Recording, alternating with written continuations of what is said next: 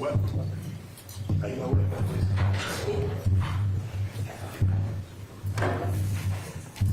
All right, ladies and gentlemen, please be seated.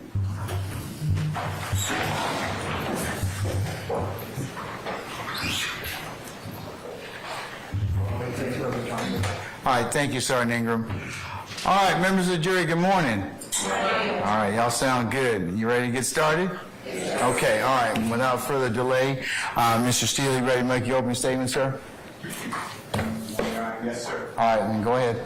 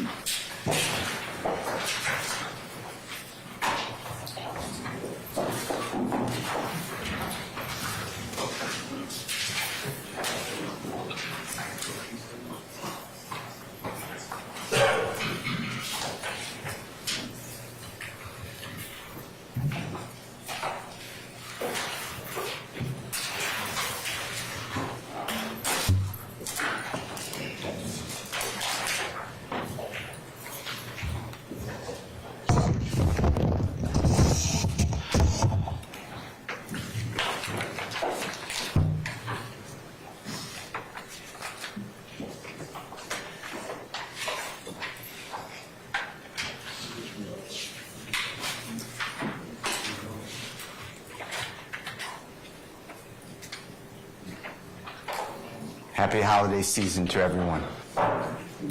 Thank you. Jeffrey Williams was born into an environment, a community, a society that was filled with depression, despair, hopelessness, and helplessness. He was born and raised in the Jonesboro South housing projects. That's here in Southeast Atlanta.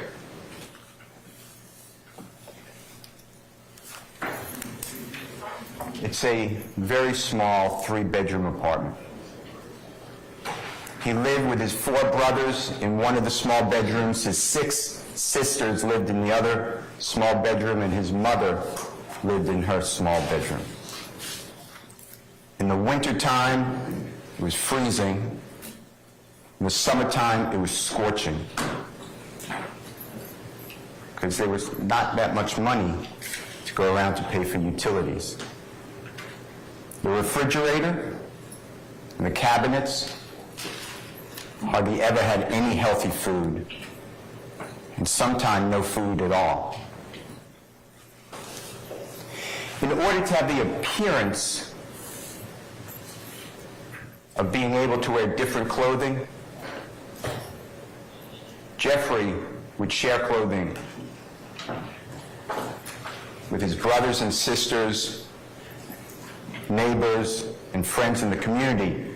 And although the clothing was oftentimes dirty, at least it gave the appearance that he can have a different look from the day before. When Jeffrey would exit into the community, most homes' windows were boarded up. There were burglar bars on every entrance. Litter. It was not uncommon to find shell casings and human blood remains from the shootings that occurred.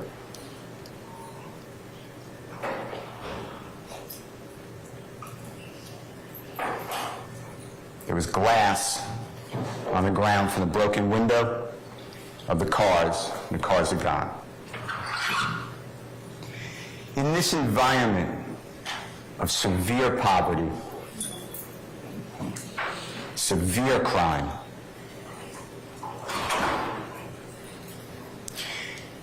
Jeffrey developed 2 deep, embedded beliefs about our criminal justice system.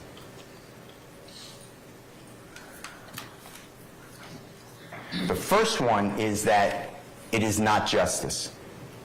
our criminal justice system was not just, at least for people that he saw. Jeffrey would see over and over again people in the neighborhood who were known to be the liars. These are the people that would lie to their kids, lie to their mothers, lie to their brothers and sisters, and then somehow those people would be used by prosecutors, allowed to come before judges. And they would have reduced charges, reduced prison sentences, reduced probationary sentences, no charges at all, on their oath that they come in the courtroom to tell the God's honest truth. Your Honor, You have an objection, ma'am? I have an objection. What's your basis? Your Honor, I'd rather approach and not speak it out loud in front of the jury. It will take 1 second. All right. Thank you. If I put your listening device on, please.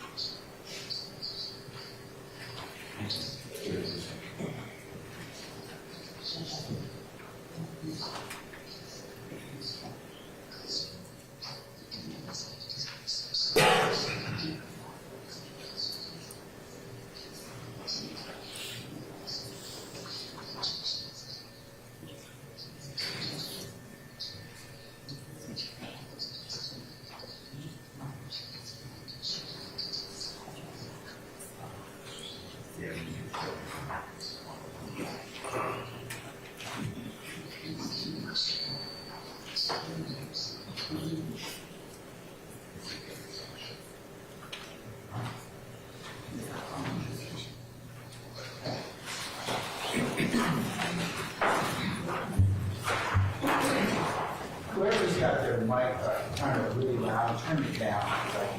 Okay?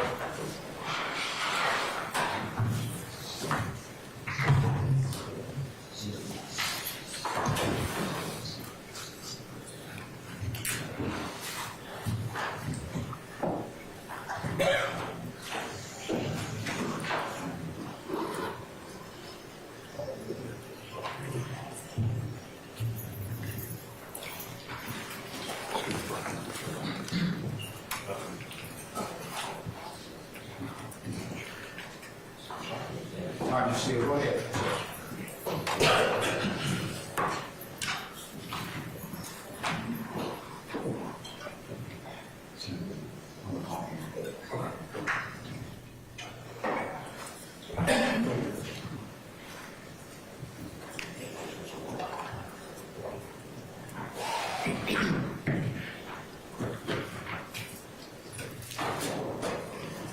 Jeffrey learned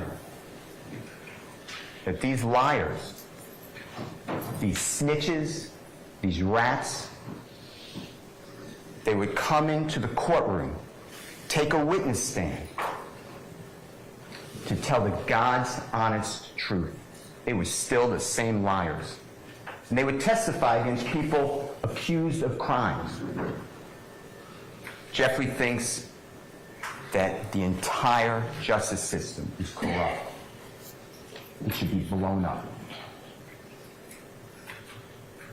And everybody who feeds into that are awful people, stealing lives away from others. The next abiding belief that Jeffrey had growing up is his despise for the police.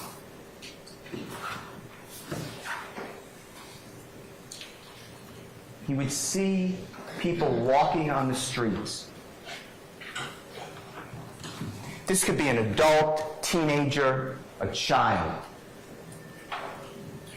Wearing their backpacks, holding a football, bouncing a basketball, and the police just swarm in. They're aggressive.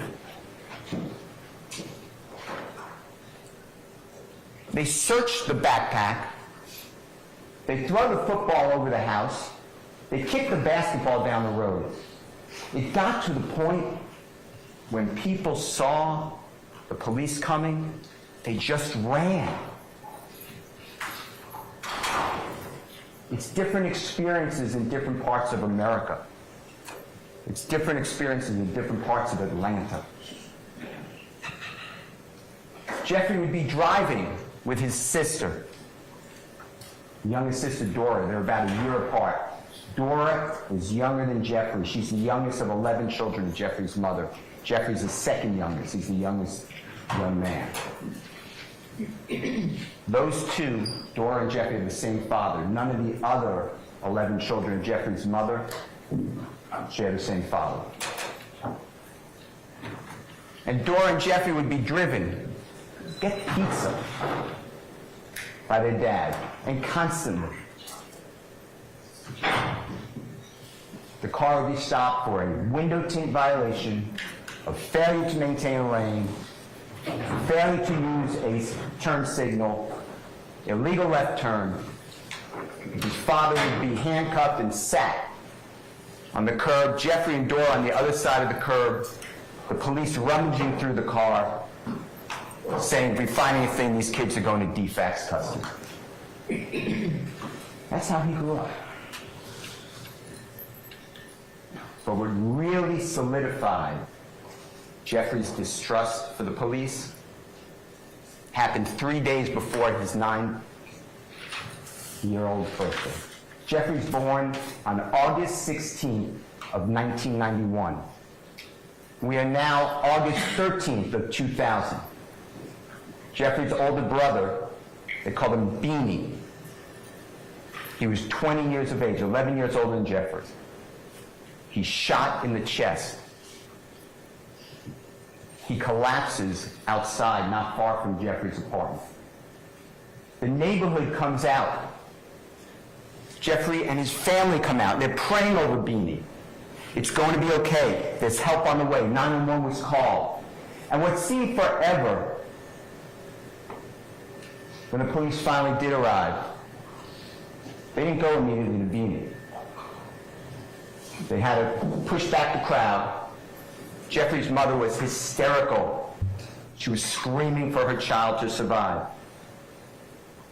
The police handcuffed Jeffrey's mother, put her on the ground. And when they finally went to Beanie, put a sheet over his face,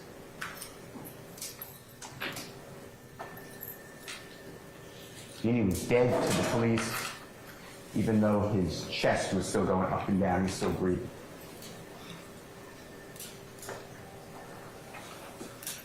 The Jonesboro South housing projects were closed by the city of Atlanta in the year 2007. Jeffrey's now 16 years of age. His family was displaced. They were scattered. Most of them, not all of them, reunited and were now living in the Cleveland Avenue area.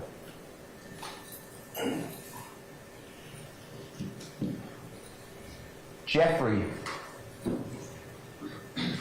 was not educated in his home about go to university, work as a flight attendant for Delta.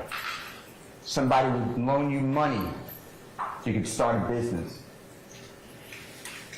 Jeffrey believed that the only two ways he can break the generational hopelessness and despair for his family, himself, and he wanted to break it for as many people as he could who were in this struggle, was to be a professional athlete or an accomplished musical artist.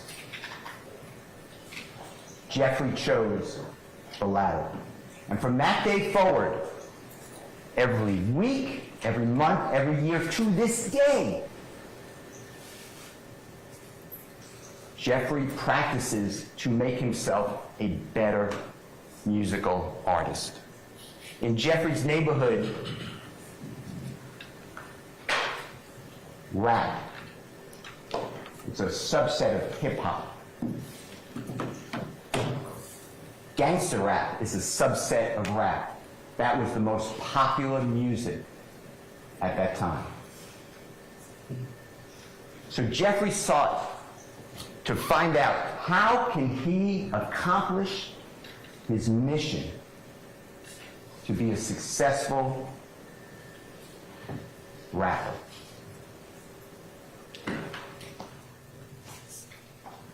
So he had the internet. They were poor, but they had phones with the internet.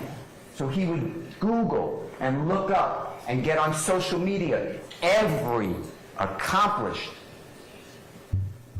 rap artist and see what made them special. And Jeffrey would listen to beat after beat after beat. These are billions of musical chords that he listened to. And he tried and he forced himself to be able to speak fast within the beat and rhyme words. Jeffrey can't sit there and write out the words. He doesn't spell well. But he can listen and learn and look up what words mean, or just make up words to put them into the beat. And Jeffrey studied two rap artists particularly. He idolized a gentleman named Dwayne Carter.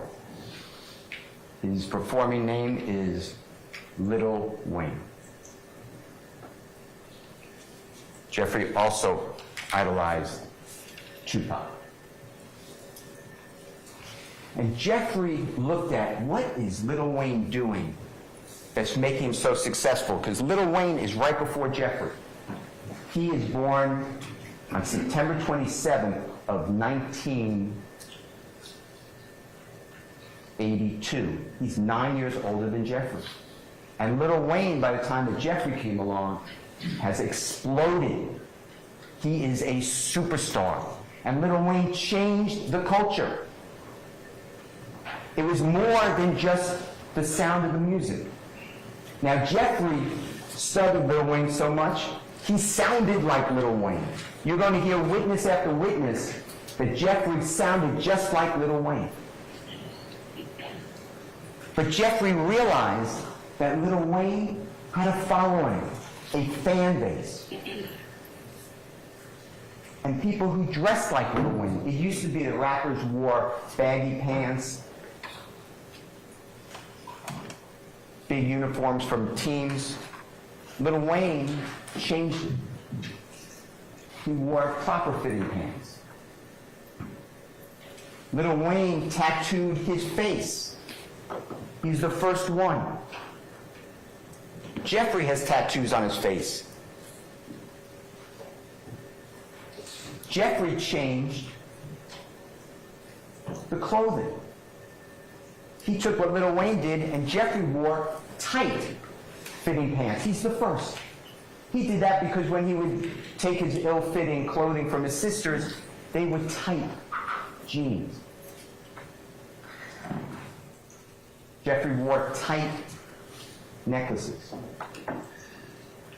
He wore dresses. He realized in order to become successful and to accomplish his mission of breaking those bonds, he had to capture people's experiences and make it interesting, both musically and creating a brand. He's advertising.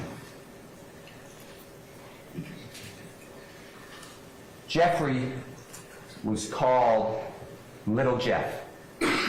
His father is Jeffrey Williams Sr.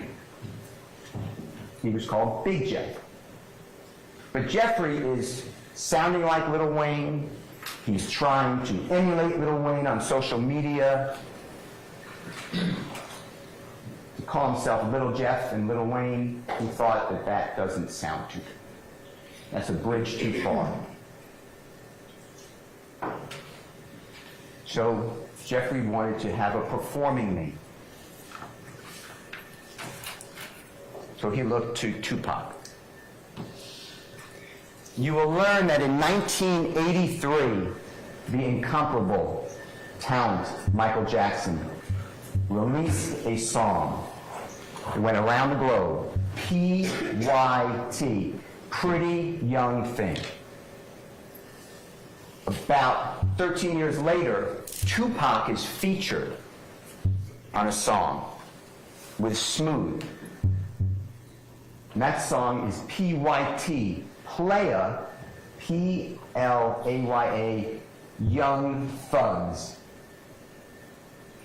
And on that song, there's a repeat of words. And this really connected with Jeffrey. It's a black man that not too many understand. That's what Jeffrey felt about people with nice color skin.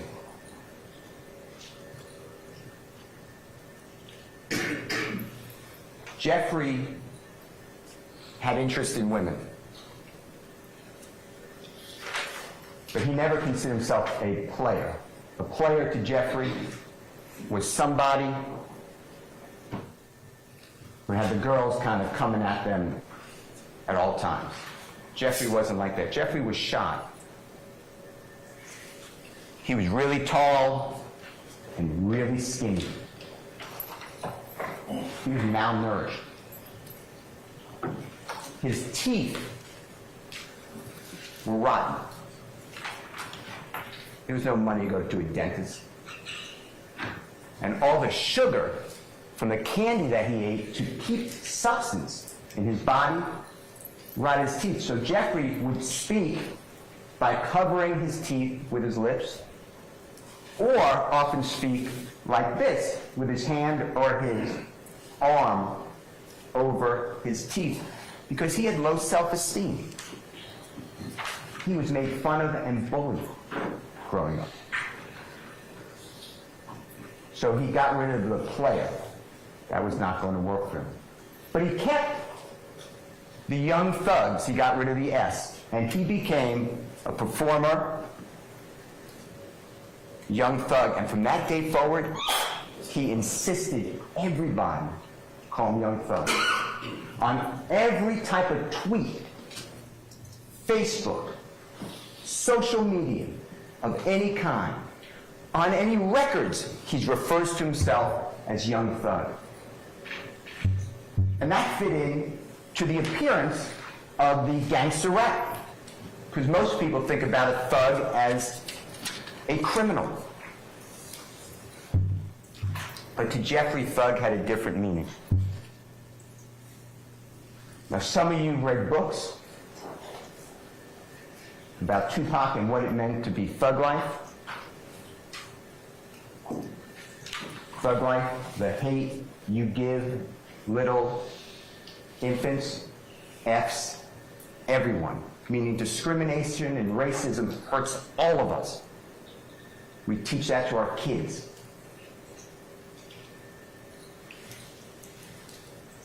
That was not what thug meant to Jeffrey.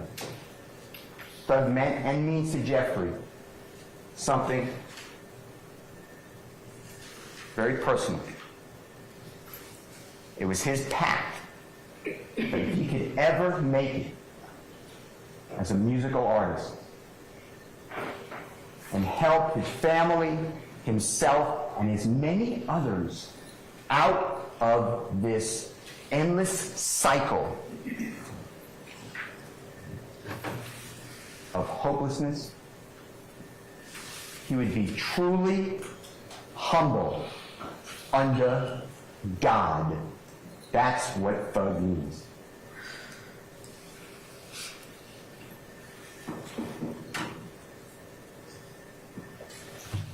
Jeffrey is talented.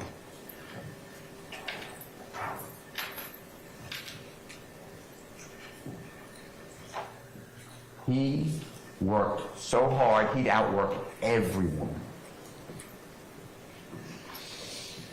He would stay up all night after night trying to rhyme words, put him to beats. When he had time and the opportunity to go into the studio, he wouldn't leave. He is a prolific creator of music. The neighborhood realized his talent. He was the best rapper in the neighborhood. So Jeffrey was invited to the underage clubs to perform. And he would be the introductory entertainer. He would be able to perform 5 or 10 minutes, $50, get paid $100 sometimes. He's about 17 years old, 2008, 2009. When Jeffrey would leave the establishment, he'd get robbed. And the money was gone. And that money may not be a lot of money for some of you in 2008 or 9, but to Jeffrey, it was food. It was meals for him and his family. The next time Jeffrey went for an event, he did not get armed robbed. There's a man in the community who's a man of influence in the community. He was allegedly the leader of Raised on Cleveland, the supposed gang, rock crew. He was supposedly the leader of the Bloods in that area, in Cleveland Avenue. His name is Quentin Porter. Goes by Boo or Big Boo. And when Jeffrey comes to make the performance, he's no longer there for 5 or 10 minutes. He is the lead performer. He's going to go last. As the time went on, the neighborhood got behind Jeffrey. The rock crew, the Bloods, the whole neighborhood, they would put up signs on the post, come out tomorrow night. Watch our own young thug perform at this establishment. The place is sold out now. This is no longer 25, 35 people. There are hundreds of people in the club. There are hundreds of people in the parking lot trying to get into the club. There are hundreds of people backing up in the streets, all to see Young Thug. The people who own these establishments are making money. They are attracting customers. Word gets out. Jeffrey's no longer just performing in the area that he grew up in the poverty-stricken area. He's now in Atlanta, South Georgia, Alabama, Florida, South Carolina, North Carolina, Tennessee. He is performing all of the time. By 2011, Jeffrey released his first album. It's entitled, I Came From Nothing. And yes, he speaks about killing 12 and people being shot and drugs and drive-by shootings.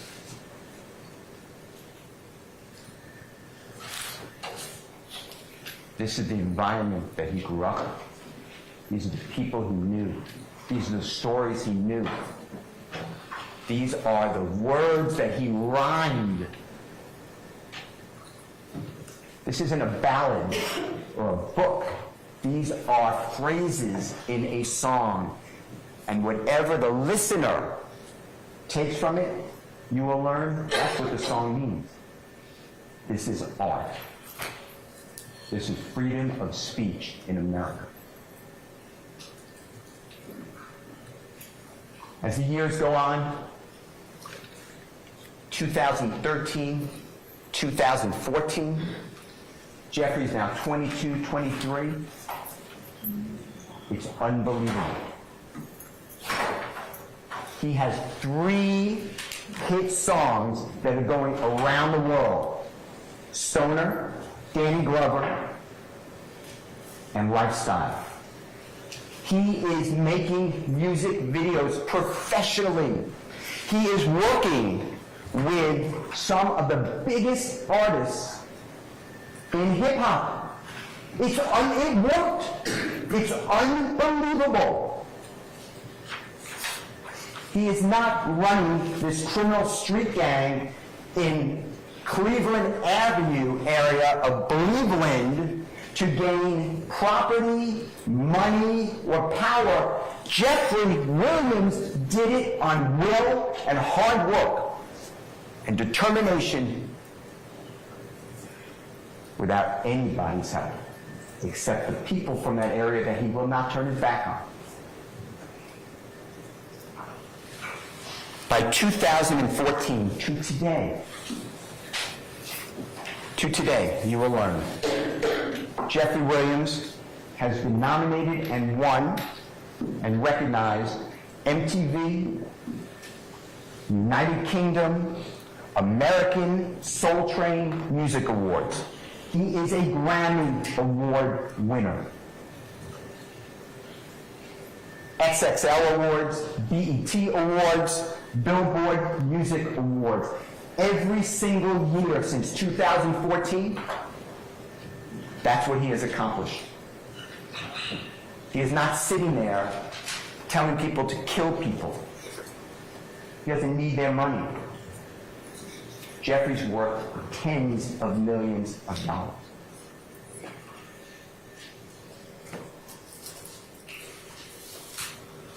Jeffrey has been a sponsor for Puma, Calvin Klein.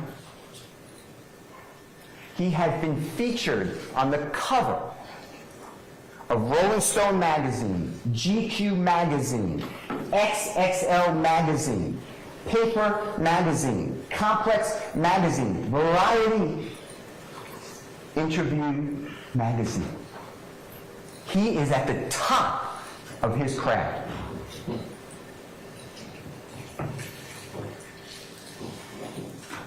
Jeffrey is so talented in music, he doesn't only do gangster rap. He does rap, gangster rap. He has hits in country music, popular music or pop music, Latin music, Afro, beats. He's been featured on NPR, Tiny Desk. He's played numerous times on Saturday Night Live, Jimmy Fallon Show. Jeffrey has performed in almost every continent on the earth. He's performed in front of more than 300,000 people that come for him. His social media feed has more than 10 million followers. He's not the creator.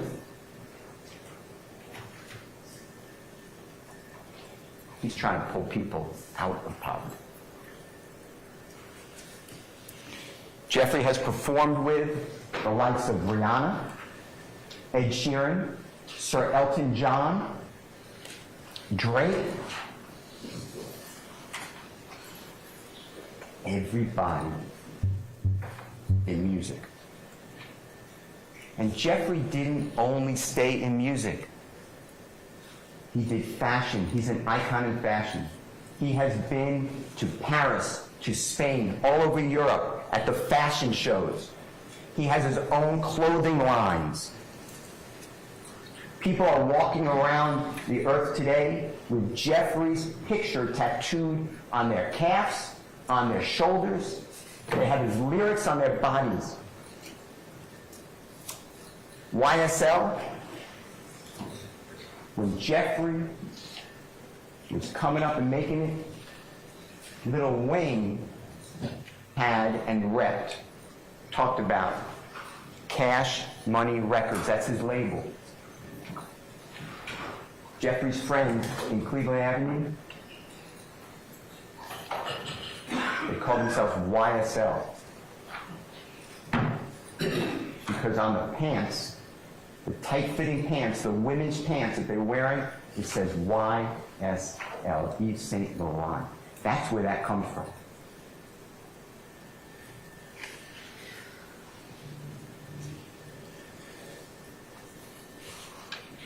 Ladies and gentlemen,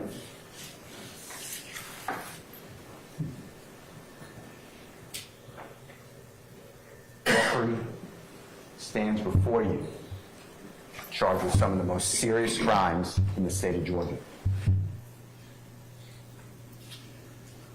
I'd like to go through with you each and every crime that he's charged with in the indictment. The indictment's thick. You're going to have it. At the end of the case, the Honorable Judge Glanville will give it to you. You should read it. It's the charging document. It is critical in the case. There are many counts. Most of them Jeffrey's not charged with. But everybody, there were 28 people who the prosecution, through the grand jury, indicted together. They're all in count one. That's why this is a joint trial,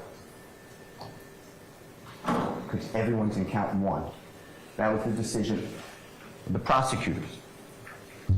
You will learn that Jeffrey doesn't even know most of the people in this indictment. He doesn't know them. They all know him because everybody in that area knows Jeffrey Williams. He is known as the Michael Jordan of that area.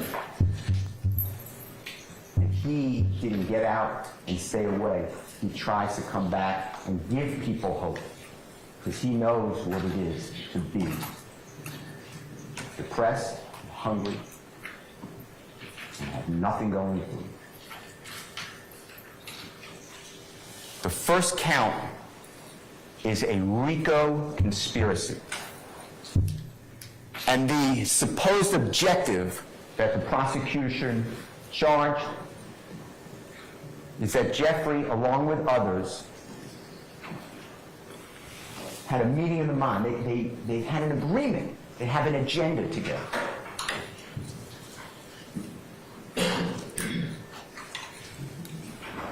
And that they wanted to preserve and protect and enhance the reputation, the power, the territory of YSL. That's the allegation.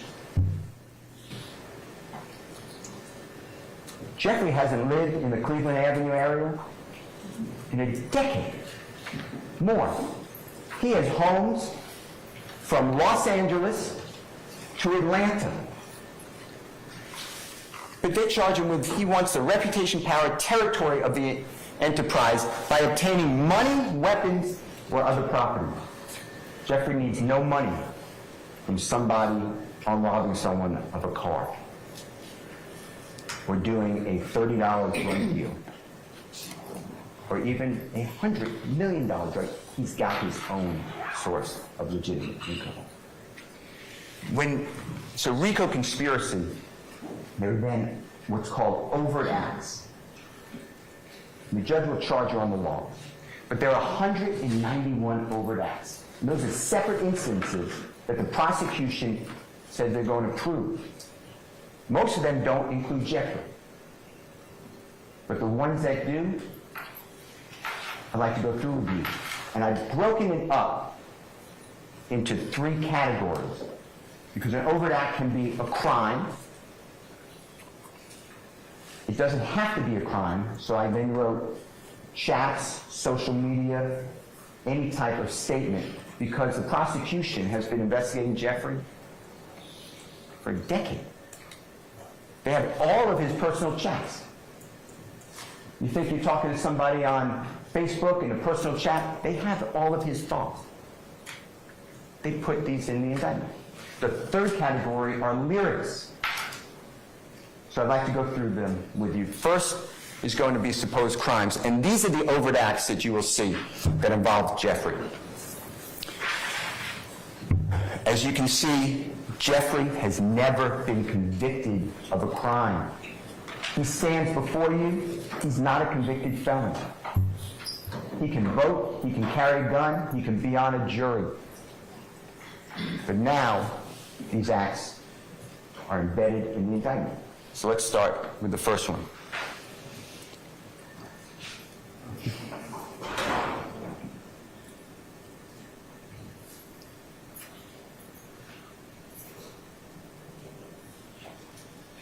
So this is September 9th of 2013.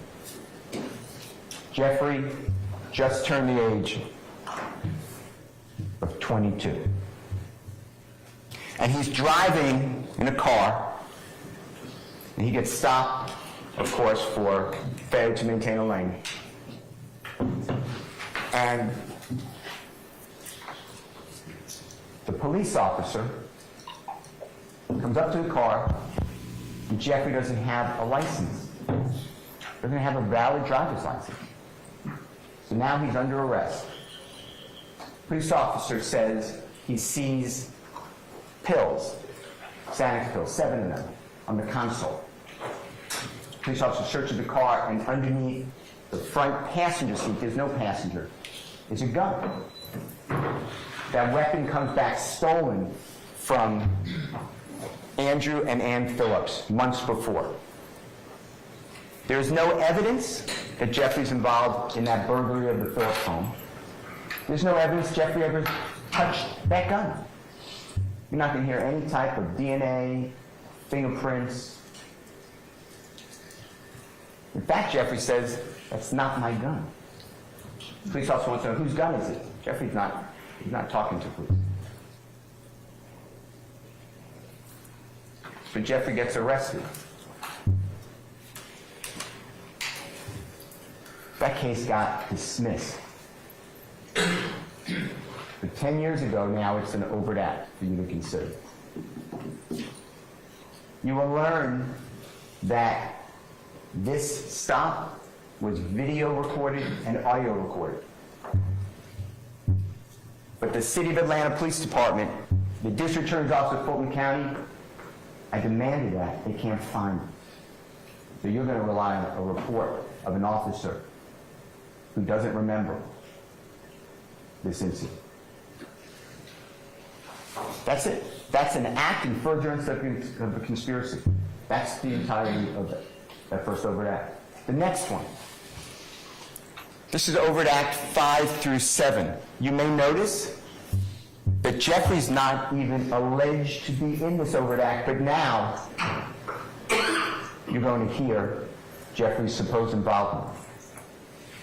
This is 2 days later. It's September 11th, an infamous day in America. It's 2013. Jeffrey was arrested, if you remember, for the last overt act, September 9th, 2013. He made bond. He just got out. Walter Murphy, he grew up with Jeffrey. He's one of the people that would exchange dirty clothing with Jeffrey. You will learn that they would have no money between them. One of them would come across $1. They would split the food that they could buy with that $1 together. Walter Murphy is with a person named Adrian Bean and Fred Plethora. And there is an armed robbery of Mr. Dotson. Gunfire went out. police are always in this area. So when the gunfire was heard, police respond immediately. Adrian Bean is driving the car. This is a car that he borrowed from a friend. This has nothing to do with Jeffrey. So he commits a crime in someone else's car. Adrian Bean almost kills a police officer, almost runs him over, driving so recklessly, high rate of speed, goes across a neighbor's lawn, over an embankment. The car is now airborne. It goes over, you'll see pictures, goes over a parked police car in a parking lot and slams into the side of a laundromat. The car crashes. Mr. Plethro is shot. Police are firing at the car. Mr. Murphy is shot. Mr. Bean runs away. He's captured. Mr. Bean, you will learn, is told, hey, we believe there was a fourth person in that car. If you make that young thug, we'll go lenient on him. Adrian Bean is in the Fulton County Jail talking with his wife. He said, I should have ran the way Thug ran. He got away. That's recorded anytime an inmate, a person is incarcerated, in a jail. Most of the time, if they're speaking with a pastor, a lawyer, their calls are being recorded. You will learn that Mr. Bean also stated on a recorded call, they gave us a story to tell. Mr. Bean is interviewed 4 days later, September 17, 2013, by Detective Quinn, City of Atlanta Police Department. Detective Quinn is a big case because police officers are discharging their weapon. People are getting shot. Detective Quinn interviews Adrian Bean. And Adrian Bean tells him, they talk about this recording. Adrian Bean tells him, I lied to my wife. Everything on those recordings are not true. Jeffrey was never arrested for this. He was never charged for this. He was never prosecuted for this. He's not even in our indictment on Overt Act 5, 6, or 7. But now, we're going to hear from Mr. Bean. That's it for the next one. Somehow that furthered this conspiracy. Jeffrey was not even charged. Next overt act is January 7th of 2015. Now, this is a larger part of our case probably. God forbid Donovan Thomas is going to be killed 3 days later. It's going to be January 10th of 2015. And in order to understand this rental car, and there's nothing clearly wrong with renting a car, but in order to understand this rental car and then the 3 days later the killing of Donovan Thomas, you have to understand some background. So we're shortly before New Year's of 2015. And there's a man named Kenneth Copeland. He goes by Rudy. And Kenneth Copeland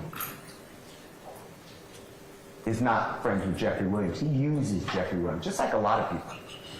Because Kenneth Copeland wants to be famous and have money.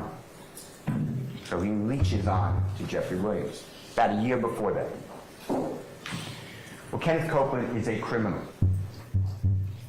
He is a notorious criminal. In fact, you will learn that he was ranked one of the 10 most violent people in Georgia by the federal prosecutor here in Atlanta. That is Kenneth Copeland. Kenneth Copeland breaks into cars. He steals the property they're in. Donovan Thomas is the head of a gang called IF, Inglewood Family. Donovan Thomas and Jeffrey are friends. Jeffrey's friends with everybody. It promotes him. And Jeffrey tries to help other people at the same time. Kenneth Copeland breaks into Donovan Thomas's car. And he takes his expensive chain, Donovan Thomas's wallet, his driver's license, and Donovan Thomas's cellular telephone. Donovan Thomas calls his cellular telephone. Kenneth Copeland answers the call on Donovan Thomas's phone. Kenneth Copeland changes his voice, tries to disguise his voice, but Donovan Thomas knows it's Kenneth Copeland. Donovan Thomas has people on the street. And he tells Kenneth Copeland, "You have my stuff. I'm coming to get it back." And Kenneth Copeland says, "Yeah, I'm glad you called me. Because one of my partners had your stuff. I realized it was yours, so I got it for you for safekeeping. No problem." When Donovan Thomas meets with Kenneth Copeland, he doesn't come alone. He comes with 2 other people, and they display guns. Kenneth Copeland's not alone. He's with his brother. They're really not related, but they call themselves brothers. His name is Demekian Garlington. Demekian Garlington and Kenneth Copeland are like this. They are inseparable. Demekian Garlington and Kenneth Copeland are together. When Donovan Thomas comes, he makes it known that Kenneth Copeland is on the menu. Meaning Kenneth Copeland is going to be hurt. He just stole Donovan Thomas's property. It is now January 6th. It's really January 5th. It's a Monday night going into Tuesday morning, January 6th of 2010. It's going to be the day before this Hertz rental car. And Kenneth Copeland is with a lot of people. Jeffrey's there. Jeffrey was performing on stage at Club Crucial. Monday night was Club Crucial night. That's where they all went. And Kenneth Copeland goes in the back, in the kitchen area, and he's met there by a man named Kelvin Watts. He goes by Shell Kel, and who's a half-brother of Donovan Thomas, and other people who are affiliated with Donovan Thomas, and Kenneth Copeland gets beat. He has bumps on his head, his eye is injured, he's being kicked. No one does that to Kenneth Copeland. Kenneth Copeland's the person who puts the bumps on the head, injures the person, kicks him. Kenneth Copeland's mad. And you will learn that Kenneth Copeland then went on a mission. He went to every place that he knew that Donovan Thomas or one of his brothers or friends were, or family members, and he would shoot at them with his weapon.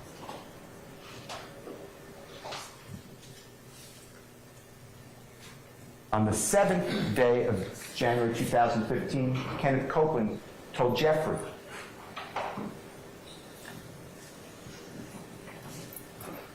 I'm going to be with my child just born. The mother of my child, her name is Miss Quarterman. And I don't want to be driving around in the typical car I drive around in, Dodge Charger. Can I use one of your rental cars? Jeffrey does this for everybody. People need to take someone to a doctor. People want to go out of the state. They don't have transportation. He rents cars all the time. Jeffrey says, yeah, there's a rental car here. It's a Corvette. Kenneth Copeland says, that's a two-seater. My child has a baby seat. That's too small. Jeffrey rents a car at the Atlanta airport on the evening of January 7, 2015, along with Kenneth Copeland. After they drop off the Corvette, the same location. This rental car is in Jeffrey's name. When they leave the rental car location, Kenneth Copeland wants to pick up his brother, D'Amica in Garlington. And after Jeffrey is dropped off, Jeffrey does not see that Infiniti vehicle until after the killing of Donovan Thomas. That Infiniti vehicle, that rental car, is in the possession, the control of Kenneth Copeland that whole time.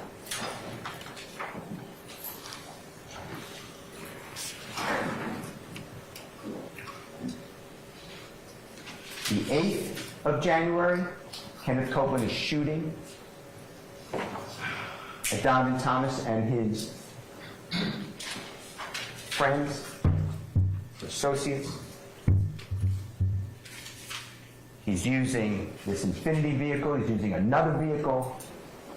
He is on a spree. It's now January 10th of 2015. There's a New England Patriot, Baltimore Raven playoff football game. It's Saturday evening. Donovan Thomas is watching the game from inside a barbershop with a lot of other people, his friends. At approximately 7:22 that evening, of Saturday, January 10th, 2015, Donovan Thomas is outside of that barbershop. His Chevrolet Tahoe is parked in that parking lot. Car drives by. You'll see a video, a surveillance video from the stores. You'll see sparks. It's gunfire. Donovan Thomas is struck fatally. The EMTs try to save him. He's taken to Grady Hospital, surgery after surgery, and he leaves us. 2 other people were shot as well, but their injuries were not fatal.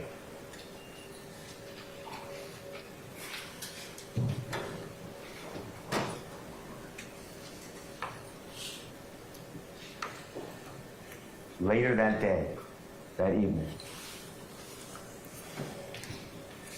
Jeffrey, you will learn, is in negotiations with his record label. They want to give Jeffrey over $800,000 up front. And the contract's worth millions to produce these records. That's what Jeffrey was working on. He was working on a music video. No one's going to say that Jeffrey was at that scene of the shooting.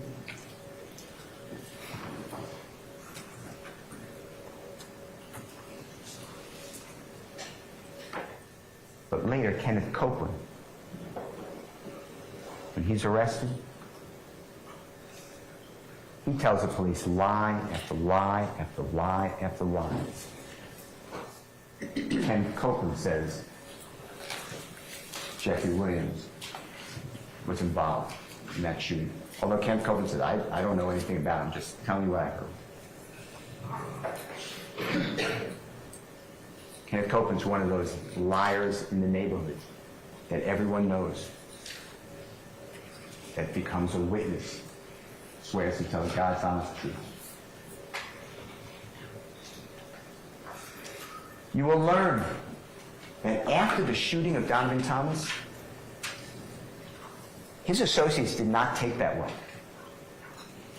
Immediately, word on the street is that Kenneth Copeland, Woody, is responsible.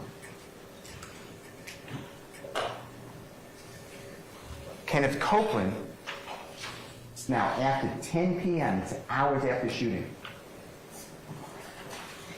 He's then at Jeffrey's home, along with a lot of people. They're all scared they're going to be killed. They're all telling, I had nothing to do with it. Jeffrey, you will learn, is friends with Donovan Thomas. Jeffrey puts Donovan Thomas in his music videos. Donovan Thomas invited Jeffrey just recently to come into his neighborhood to shoot a music video with him in it. Jeffrey's not happy. He is sad.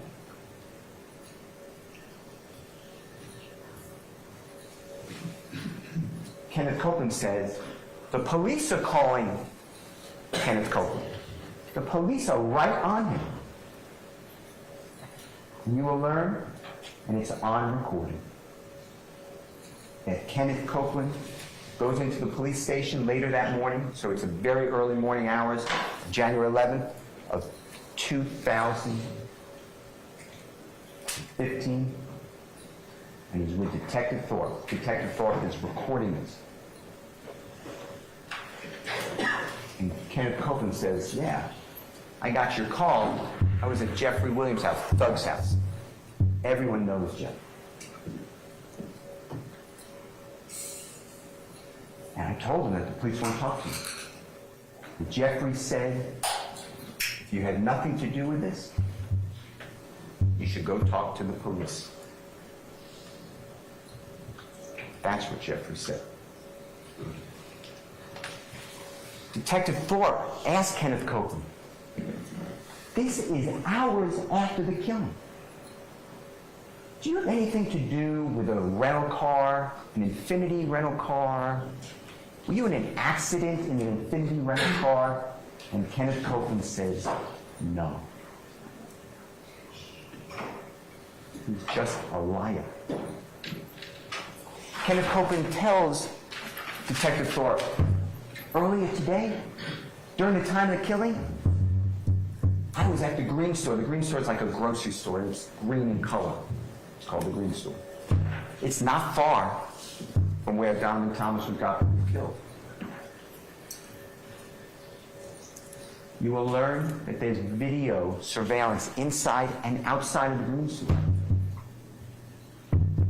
Supposedly, Detective Thorpe, who is a qualified law enforcement officer, he's been doing this forever.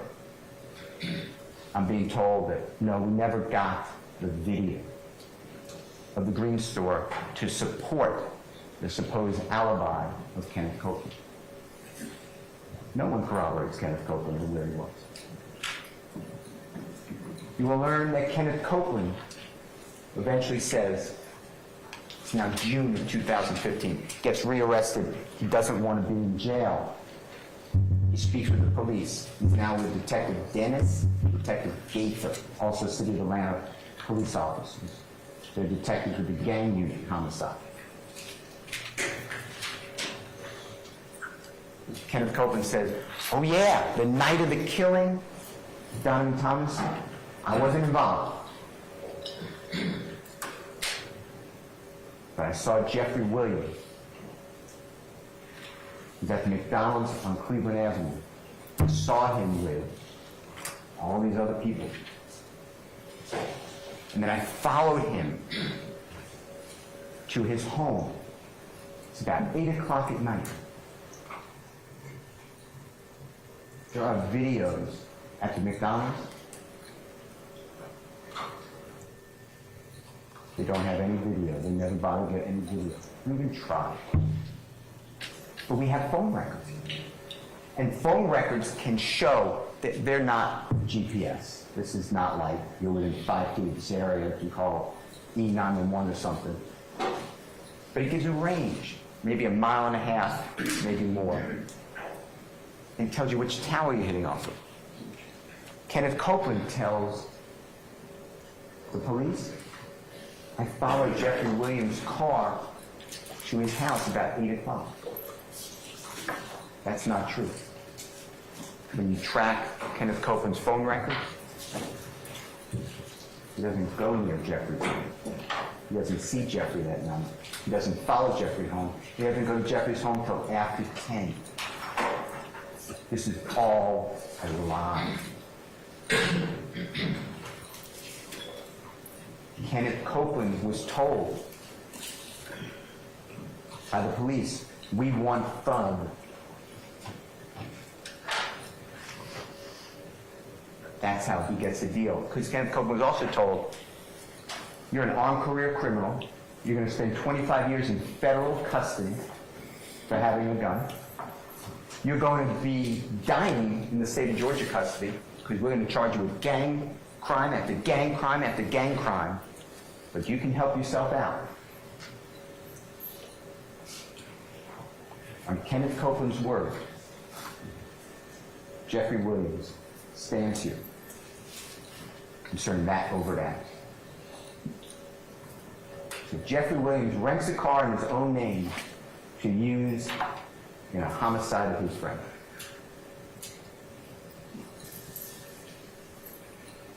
Kenneth Copeland, Antonio Sledge, they're all at Jeffrey's home, and they're all scared. They're saying, Donovan Thomas's friends are going to kill us. They think we're involved. Jeffrey gives money to Antonio Sledge so he and his family can get a hotel room and not suffer a potential drive-by shooting. Because Kenneth Copeland said they're all going to be killed. Kenneth Copeland made them all supposed targets by the IO gang. Kenneth Copeland, Shannon Jackson, Demonte Kendrick, others go down to Miami shortly after the shooting. Jeffrey was performing them. Jeffrey wanted them to be safe, not get hurt, until people calmed down. Jeffrey then sent them back to Atlanta. Jeffrey then went on tour, because you will learn by April 2015, Jeffrey did his first nationwide tour. He did with a performer known as Travis Scott. In the summer of 2015, Jeffrey then toured Europe, performing there, and going to fashion shows. Jeffrey Williams is not involved. On the next overt act, you will see these are the people. This is overt act number 17 and 18 and 19 and 20. And this is charging murder and then attempted murder for shooting the second person who was shot that night, and then the third person, Mr. Sanders, who was shot that night, and then participation in criminal street gang activity. You may notice that the overt act doesn't even include Jeffrey.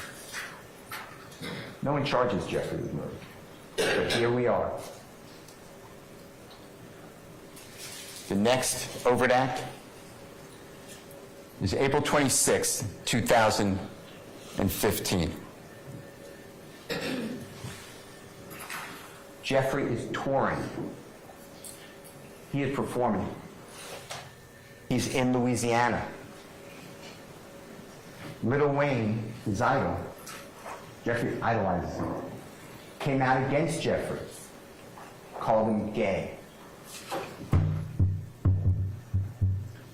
Jeffrey did a promotional social media release where there's people with guns on either side of him, and Jeffrey's saying, come to this concert, we'll see what happens, come on to the concert. Jeffrey was told to do that video and release by his management team. Because when Lil Wayne says don't listen to his music, that impacts him. Lil Wayne is bigger than Jeffrey Williams at that time. So this creates interest in fans. You will learn that this is part of being involved in hip-hop or rap. There's all these battles going across social media. It generates interest, much like the NFL have rivalries with the Saints and the Falcons, and how much they hate each other. It is generating advertising. It's branding. Jeffrey is in Louisiana. Here in Atlanta, Lil Wayne has a tour bus, and he performs a concert, and his tour bus was fired upon and struck. There's zero evidence Jeffrey's involved. Zero.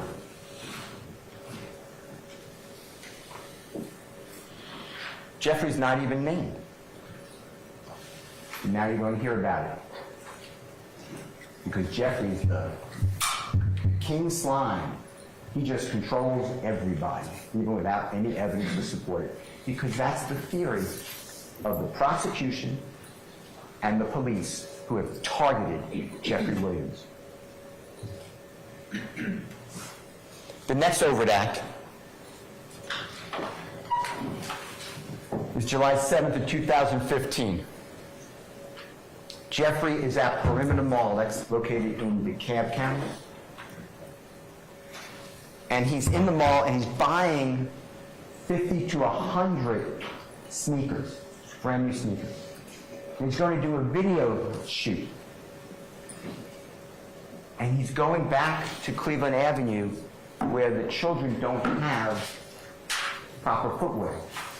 He's going to give out these sneakers and allow the children to be in a video shoot. So that's why he's at the Perimeter Mall, and he's there with friends of his.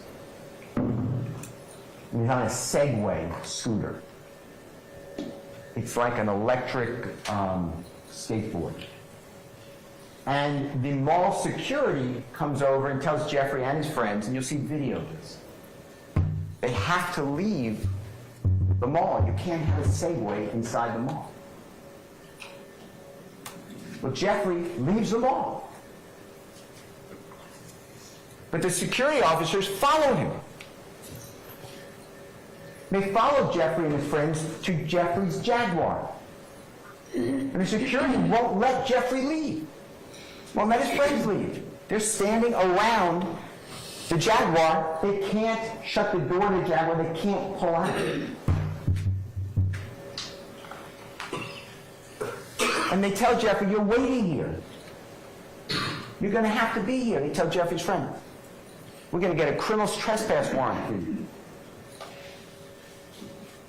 Allegedly, someone inside the car said, I'm going to go home, get a gun, and come back and shoot you in the face. That's the allegation. The security guards then supposedly step back, the car drives away.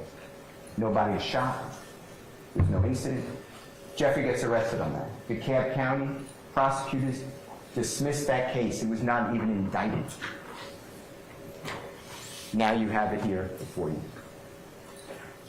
The next overt act dealing with crime is September 24th of 2017. Jeffrey's with Sergio Kitchens. Sergio Kitchens is an unbelievably well-known musical performer. His performing name is Gunna. And he and Jeffrey both are under YSL. That's Jeffrey's record label. They signed Sergio Kitchens for Gunna. There's a third person in that car. His name is Cedric Jones.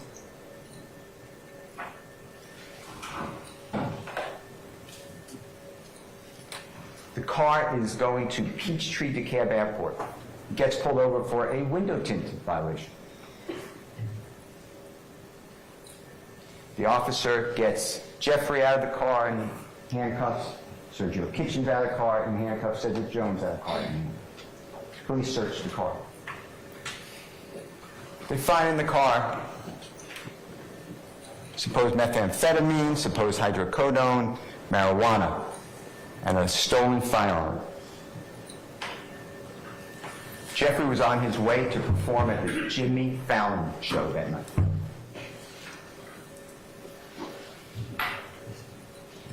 Cedric Jones said, I packed that stuff. Somehow that is now influencing and perpetuating and moving this supposed YSL conspiracy. That's the overnight. The next one. May 18, 2018. Jeffrey is driving a Porsche. Sergio Kitchens is in the front passenger seat. Supposedly Jeffrey is speeding. Supposedly there's another car that's in tandem speeding. Both cars get pulled over by police. There's videos of it. Jeffrey and Mr. Kitchens are asked to get out of the car. They're asked if there are guns in the car. They say yes. There are guns in the car. Police get them out of the car. Any drugs in the car? No. Police have Jeffrey and Mr. Kitchens on the side of the road. Go through Jeffrey's car. They run the guns. The guns are lawful. The police put the guns in the trunk of the car. Tell Jeffrey and Mr. Kitchens, you're free to go. Give Jeffrey a speeding ticket.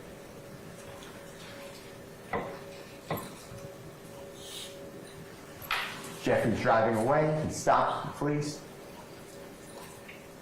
Inquires about what's going to happen with the other gentleman in the other car. Police say, no. You're going to jail. They have in the car weapons, 30-round magazines. It's not in Jeffrey's car. There's going to be zero evidence that Jeffrey put those guns in the car, knew those guns were in the car, had anything to do with them. That's your overt act.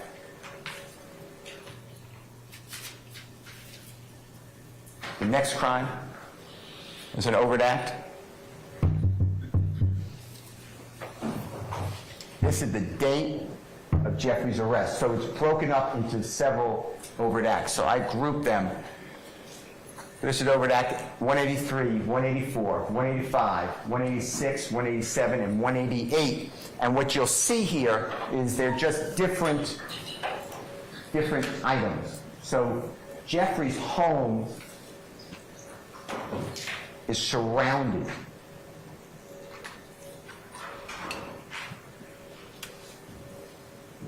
on March 9th of 2020 by law enforcement.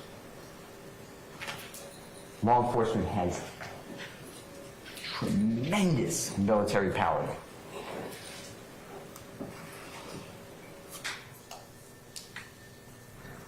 Law enforcement takes control of the scene, the area.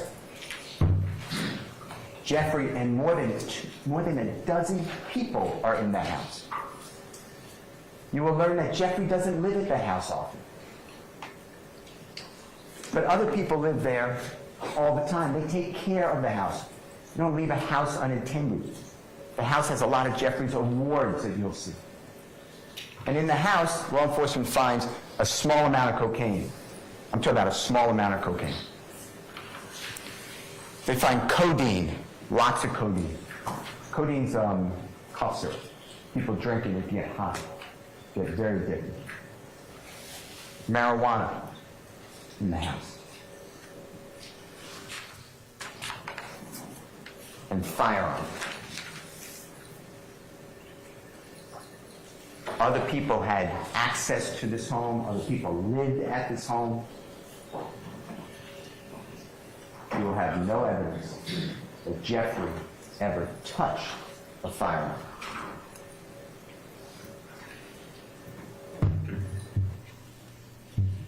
Those are the overt acts involving Jeffrey. And somehow that furthered this conspiracy to create territory and property and money and respect and reputation.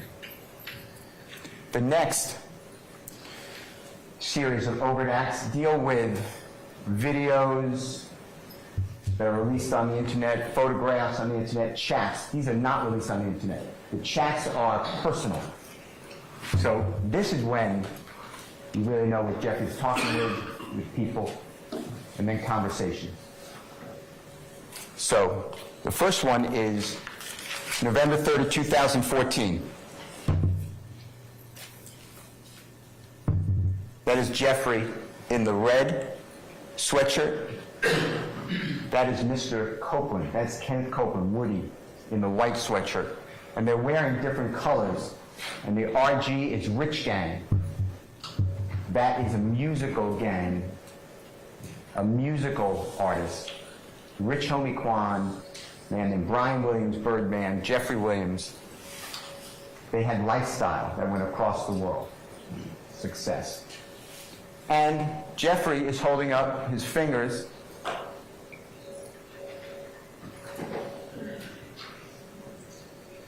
Suppose that's a YSL. That's what he's doing. He's wearing red clothing. That's the overt act. Jeffrey didn't release that. That's not his Instagram releasing it. But that's the overt act. The next one is January 3rd of 2015. That is Mr. Demekin Garlington in the red with the glasses on. That is Jeffrey, closest to us. There's money on that table. There's a double cup, styrofoam cup. And it says that Jeffrey posed for a photograph. Jeffrey's not even looking at the camera. Jeffrey didn't release that on social media. He didn't post it. That is Mr. Garlington. And that's Mr. Garlington's "We Ain't Going Back and Forth." Mr. Garlington and Mr. Copeland are brothers. They consider themselves one. What happens January 3rd, 2015? It's an important thing. Shortly before New Year's, you will remember that Kenneth Copeland stole Jonathan Thomas's chain, expensive chain, his driver's license, his wallet, and his cell phone. That's Mr. Garlington saying, "We ain't going back and forth." That's the overt act. Dealing with Jeffrey Williams. Jeffrey didn't even post it. Next one is January 26, 2015. Again, this is Mr. Garlington. Now, what I'm showing you, by the way, are the overt acts from the indictment. You'll have the indictment. These are language of the indictment. And this goes to a video you will see. And it's Jeffrey. By this time, his teeth, his rotten teeth are covered with gold. He's trying to fix himself, make himself a better image. It is 16 days after Donovan Thomas is killed. And it says, Jeffrey saying, so an A lies to their kids, lies to their mamas, lied to their brothers and sisters, then get right in the courtroom and tell the God's honest truth. Don't get it. Y'all ends need to be effing killed, bro, from me and YSL. It's exactly what Jeffrey's been thinking all the time. The criminal justice system is out of control. But what do you learn here? First of all, Mr. Garlington released that on his Instagram, not Jeffrey. Second of all, when was the video made by Jeffrey? Was it made, as the state told you, 16 days after Donovan Thomas's killing, and therefore somehow it's relevant to this murder. You will learn that that video was in existence before Donovan Thomas was ever killed. That is a repost. That is a repost by Mr. Garlington. The prosecutors, the police, are misrepresenting the evidence. What does happen on January 26, 2015, though, is Donovan Thomas's close associate. He's also a very well-known musical performer. His name's Mr. Bennett. He goes by YFN Lucci. His mother's house. He's shot at. His mother, Mr. Bennett's mother, YFN Lucci's mother, is shot, as well as her boyfriend. That's what happens on January 26, 2015. This is released by Mr. Garlington. Because everybody wants to associate with Jeffrey. He's the only one who got out of that area. Everyone talks about him. You're going to see in the chats. They don't even know him. Hey, if I do this, how much will Jeffrey pay me? Hey, if I do this, will Jeffrey take me on tour? Hey, if I do this, will Jeffrey do this? Can I get Jeffrey's number? Can I come to his house? Will he buy me jewelry? They use Jeffrey.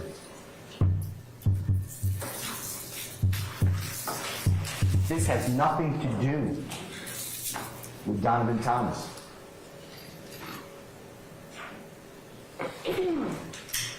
But that's what you're being told. The next one is February 9th, 2015. Jeffrey is in a car. You'll see the video. He's singing. He's singing. And he's making signs with his hands that the prosecuting police say are gang signs. I can make gang signs. This is America. I can speak favorably to the Bloods, to the Crips, to Donald Trump, to anybody.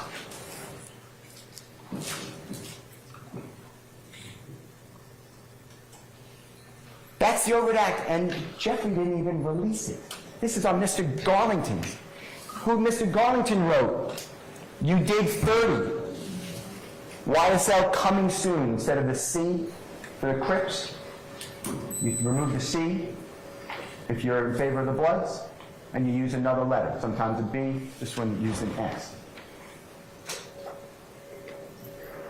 You will learn that in the YSL gang, it's now called a hybrid gang, because there's not only Bloods, there's Crips, there's anybody who wants to come, no rules. But now the experts in the Atlanta Police Department, that's the only experts, they're all the same, the Atlanta Police Department. Now it's a hybrid gang. That is the overt act. It's not written by Jeffrey, it's not released by Jeffrey, but they want you to fear music that talks about killing, drugs. It is art. If you don't like it, you don't have to listen to it. But this is America. It is art. And you will learn that rap is the most listened to music in the world. It's the number one. It is a multi-billion-dollar industry. You don't fear this. We encourage it. It generates money. It puts people to work. It's not meant for brainwashing. It's whatever the consumer chooses. It's art. It's like reading a book, looking at a painting, watching a movie, reading poetry. It's what you believe it to be. That's what we do, as opposed to Russia. They stop all communications. They censor.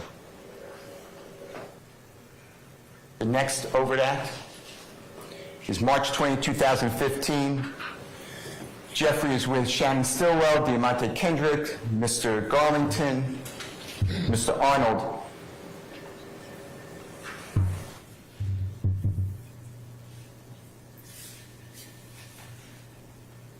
And they are using their hands to make signs. That's the overt act that furthers, that drives this conspiracy. That's it. Jeffrey didn't even release that photograph. Who releases it? Mr. Garland. Next. It's almost New Year's 2017. Antonio Sumlin also comes from the impossible life that Jeffrey was born into. He's with Jeffrey.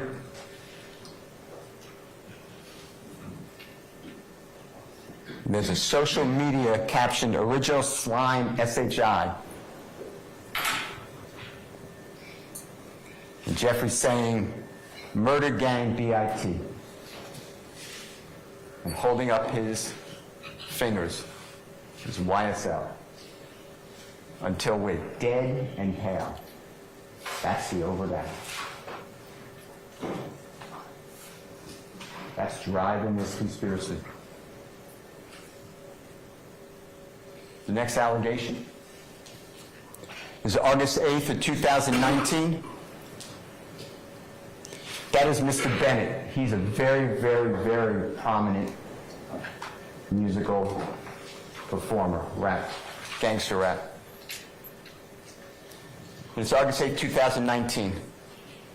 And this is Jeffrey's post. Jeffrey did post this.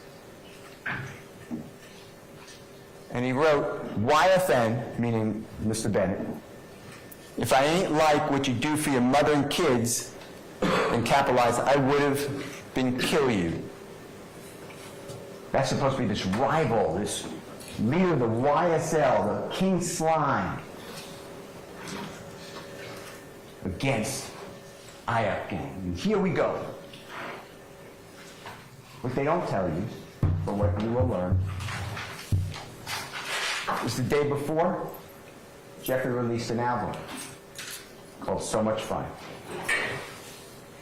And YFN Lucy criticized that album in social media. That it's awful. And what you also will learn is that in 2016, years before, YFN Lucy, he's not as high as Jeffrey. He does not have as much fan base or interest. He doesn't make the money that Jeffrey does. So YFN Lucy does what all these rappers do. They attach to somebody bigger to promote themselves. Jeffrey did that too. He did it with Lil Wayne. He did it with others. In 2016, Mr. Bennett, or YFN Lucy, he released on social media that he has been having sex with Jeffrey's fiancée. So King Slime, all these years, this man saying that he sleeps with Jeffrey's fiancée goes unharmed. Nothing done. This is the post that Jeffrey says, and it's a real threat. If I didn't like what you do for your mother and your kids, I would have been killed you. It doesn't sound like too much of a threat. That's the overt act. The next one is March 12th of 2020. Mr. Huey and Mr. Williams. Now, this is not social media. These are actually conversations that the prosecution subpoenaed from Google, or from Instagram, or from Twitter, or from Facebook. You get all of Jeffrey's statements. This is very invasive. And what happened right before this, and if you look at the date, this is right before COVID hit in 2020 in America. Sergio Kitchens has a dear friend co-worker. He is a producer, an engineer, musical engineer. So Sergio Kitchen performs, this other person turns the music, the beats, makes it right, changes lyrics, does whatever they do. This producer or engineer's name is Chandler Durham. He goes by Turbo. And Turbo's car is stolen. And in that car are beats, lyrics that cannot be reproduced. They're the only copy. They're on in a hard drive in his car. The car is stolen. And it is alleged that Mr. Huey's friends or acquaintances or people that Mr. Huey knew took that car. Not that Mr. Huey did it, but that he knew who did do it, who has that property. And Jeffrey writes to him, if you don't take it back, he's going to die. Give back your property. You will learn that no one died. You will learn that the property was never given back. That is the real leader of this feared criminal street gang. He's ignored. That's it. That's March 12, 2020. The next one is February 4, 2021. Now this again is the personal chat. Trintavia Stevens, he grew up with Jeffrey. They exchanged clothing, dirty clothing. They went hungry together. And Woonie Lee is also a up-and-coming musical artist that Jeffrey wanted to sign, but Woonie Lee went to another record label. Jeffrey supports him to encourage his career. And this is February 4th of 2021. And what the indictment did by the prosecution through the grand jury is they put this together, and this is bad. I understand when you read Objection to it. your argument. Abstain, objection. Thank you. This reads, YSL rule the world, kid. 24M on an N head. Y'all just start bringing me the money. Man, y'all and stop playing with me. So when you read that, it sounds like there's a contract on someone's head. Kill him, start bringing me the money.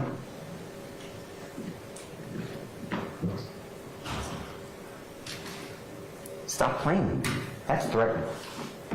What you will learn is what the prosecutor did was they took these checks from various days. This is over a 3-day period. This is February 4th, 2021, all the way up to February 7th of 2021. And they cut out all of the context. And what you will learn is that on February 4th of 2021, Jeffrey wrote, YSL rule the world, kid, 24M on an N's head. What happened on February 4th, 2021, that was released on social media and went around the world, is one of Jeffrey's artists that he signed, who developed, he encouraged, and who made it. This person had a supposed, maybe it's real, supposed $24 million pink diamond and had it surgically implanted into his forehead. There is a photograph next to YSL Rule the World Kid, 24M on an N's head. There's a photograph. If you click on it, it is the rapper with the surgically implanted pink diamond in his forehead. The police bury this. The prosecution buries this. I will show it to you. Now, the evidence will show, they may say, oh, it's on. We made a mistake. There's no mistakes here. This is a big deal. This is a bill of indictment in Fulton County, Georgia in 2023. Your Honor, argument. Abstain, objection. That is misrepresenting. You will learn. You will see it. It has nothing to do with put a contract on someone's life. That's the evidence that's coming at you. you'll start bring me the money. Y'all, and stop playing with me. When you read, this is a long chat. These people are struggling. Trantavia Stevens is struggling. He's sharing a home with other people. They're trying to pay rent. They're working jobs. These are hard jobs to work. They're trying to save money, trying to eat, trying to take care of their kids. And Trantavia Stevens is in the chat saying, I paid the rent last month. Jeffrey doesn't live with these people. He's just included in the chat. He's hardly on these chats. And Trantavia Stevens is complaining. And he's saying, give me the money for the rent. We got to pay the rent. I paid it last month. Everyone's supposed to put the money on the stove, in the kitchen. No, I'm doing what you said you do. We live together. And Jeffrey said, y'all start just bringing me the money. I'll pay the rent.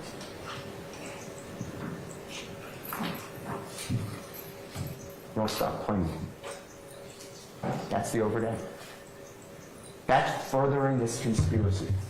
That's what they did to that man. The next overt act is May 13th of 2021.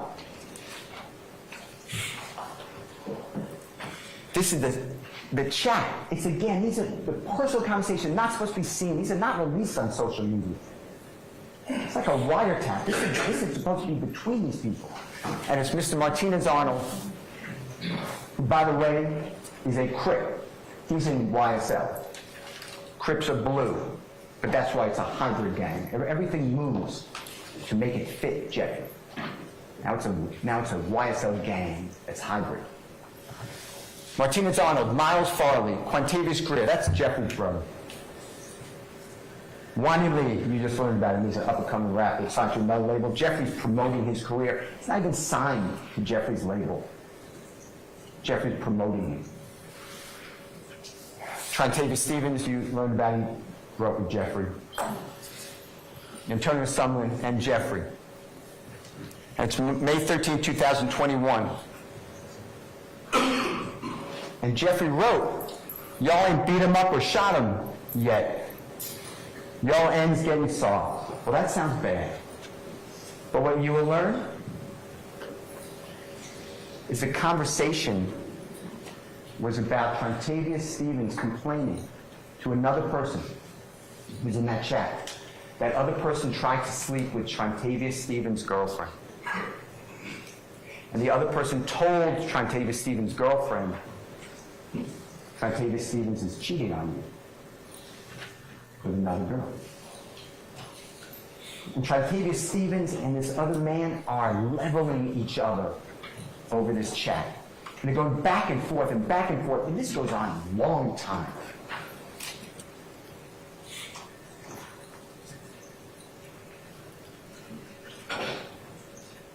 And Jeffrey, they're acting like kids. And Jeffrey wrote, y'all ain't beat him up or shot him yet. Y'all getting soft. He's talking to people that he tries to help and that he's known all his life. That is the overt act. He is totally taken to mislead you. I will present the evidence. And there's no apology accepted. When they say, oh yeah, we were out of context, we made a mistake. There's no mistake here. They built a theory. They have an agenda. This is wrong. Objection, argument. Next one. September 1, 2021.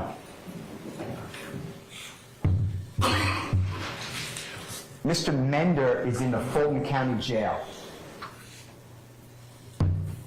When you're in the Fulton County Jail, not only are your jail calls, like a telephone call, recorded, but you can do things with loved ones where you can actually see them, like a FaceTime.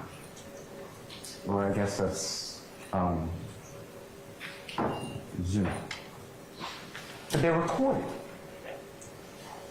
So it's about a 16-minute call and then it breaks off. You can't talk longer than that on the jail call. You got to call back and pay more money. And Mr. Mender is speaking with Mr. Huey. And the conversation starts with Mr. Huey driving in a car. You'll see this. And Mr. Mender is on his iPad or whatever, Mac Pro, whatever device he has. And Mr. Huey meets Jeffrey Williams at a jewelry store. Jeffrey has an image. He's very, very visible. He wants to be visible. He promotes his brand. He wears gigantic jewelry all the time. His face tattoos, his tattoos on his body of the bloods, of 5 stars, of his kids' names. He has 6 children. Of his brothers and sisters' names. Of the struggles he's been through.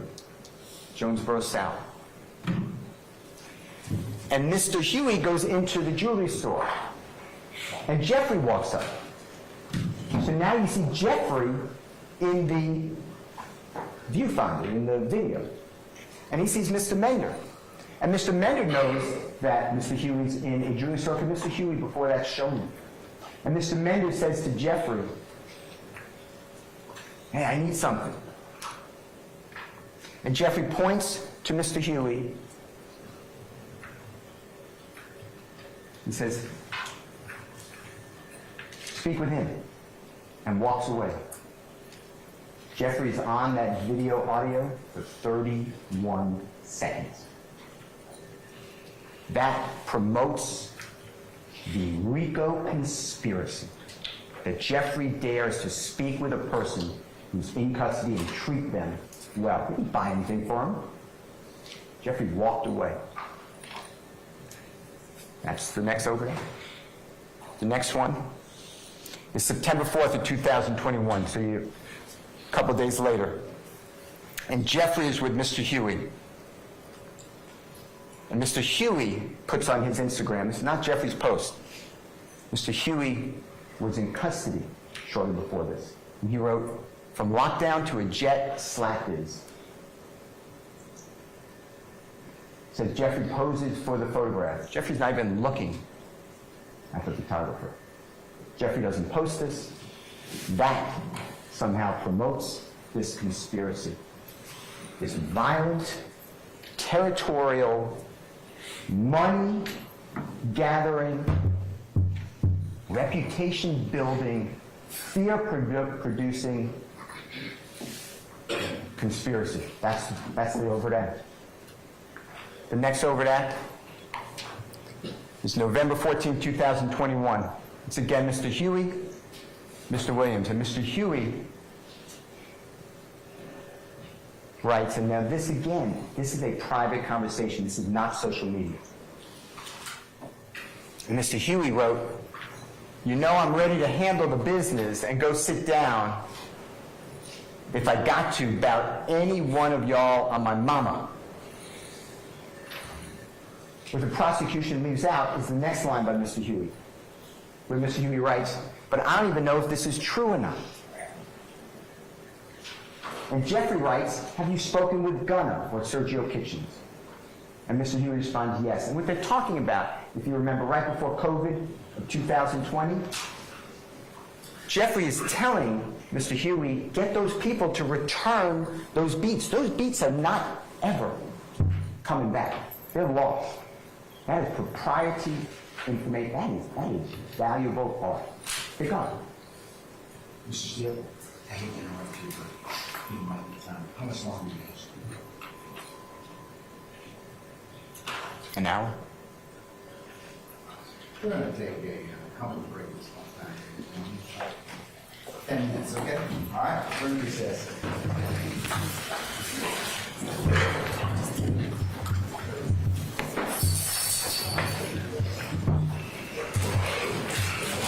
All right, Coach.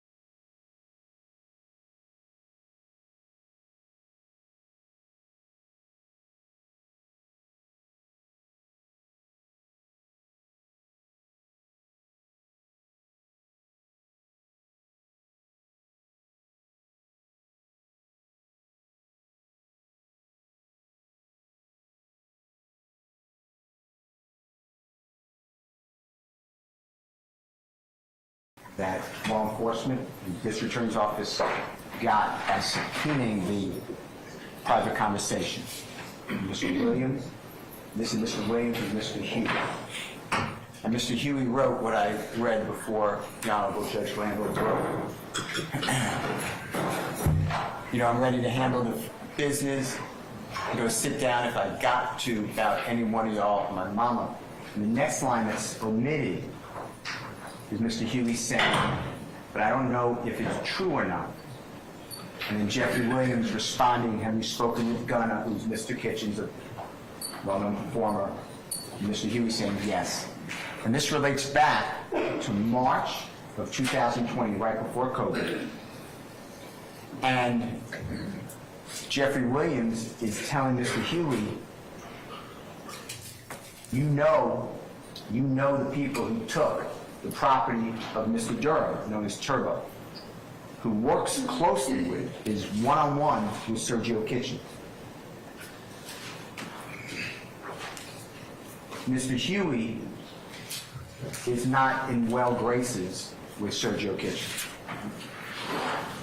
Sergio Kitchens holds a grudge against Mr. Huey at this time. And Mr. Huey is writing here before this, I need money to support my family. I want to work for the business. This is a big business that Jeffrey has. There are people who make the flight arrangements, book the buses, carry the bags, pack all the equipment, get the restaurants, the hotels, work in the studios, work on promotion. These are a lot of people that he employs. And the record label that he works with. He works with a publicly traded record label.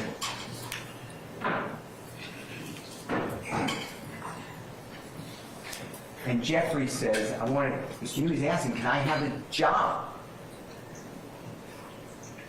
And Jeffrey says, Mr. Huey's like, I'll sit down for any one of y'all. On my mama, I don't know if this is true or not. I mean, he's saying, I don't have the information that Mr. Kitchen wants. And Jeffrey's response is what I told him. If you speak with Gunnar or Sergio Kitchens, yes. That's the conversation. That's the overnight. And this is already November 2021. That's their overnight. The next one. This is something that Jeffrey posted on his Instagram. This is New Year's. It's December 31, day before New Year's, 2021. And Jeffrey made this very popular. He didn't create it, but his fans love this. And it's wipe your fingers across the nose. Wiping N's nose. And to the prosecution, the police, the district attorney's office, that is a rally cry for violence. That's what they're going to tell you. You will learn, people do this all across the globe. You will see images of NFL football players catching a touchdown, take off their helmet, going like this. Baseball players hitting a home run in the playoff game, going like this. This is nothing of criminal activity, but it is to the district attorney's office of Fulton County. Jeffrey's also wearing across his chest, you'll see YSL. It's a very expensive pendant. And that is it. The next one is January 16, 2022, and Jeffrey releases this. It's on Jeffrey's Instagram account, and the prosecution is targeting, that's Jeffrey taking a selfie in the mirror, and he has his hand up, and the indictment that the prosecution had the grand jury return says he's holding up a blood sign, and that furthers this conspiracy. There's nothing wrong with holding up a blood sign, but that's not a blood sign. A blood sign is like this. It looks like a B. That is a P. Jeffrey's fingers are down. And what you'll learn is that Jeffrey just released, with Sergio Kitchens, performer known as Gunna, a song that is wildly popular. It's around the globe. It's called Pushing P. And it's positivity. It means any circumstance you're in, if you think positively about something, you can make it through. You're pushing positivity. You're pushing P. Jeffrey is showing the P. It's not a B. But that became, from the district attorney's office in Fulton County, from the City of Atlanta Police Department, a reason that furthers this supposed conspiracy. That's the evidence that they're showing you. The next one. This is Jeffrey. It's February 12, 2022.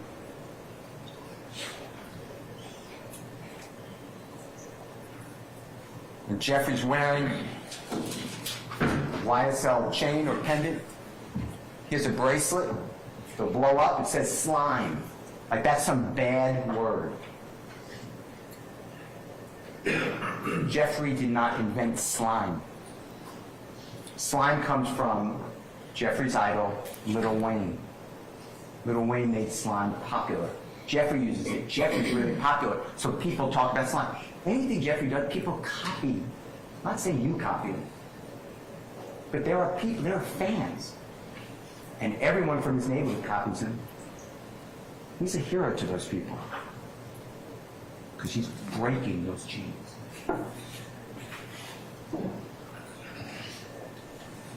He has a tattoo. We'll blow it up for you during the trial, but it's on his right chest area, and it's a B, and it's colored red. Jeffrey doesn't run away from the fact that he knows people who are in gangs from all sorts of gangs. He promotes himself through these people. He talks with these people. Just like Jeffrey, you will find out, talks to heads of industries. He talks with everybody. He doesn't believe he's above anybody. It doesn't mean the fact that he talks with, or I talk with, or you talk with, or the prosecutor talks with, a person who's in and represents the Bloods, or the Crips, or the fashion show, or the Atlanta Hawks. We don't criminalize association.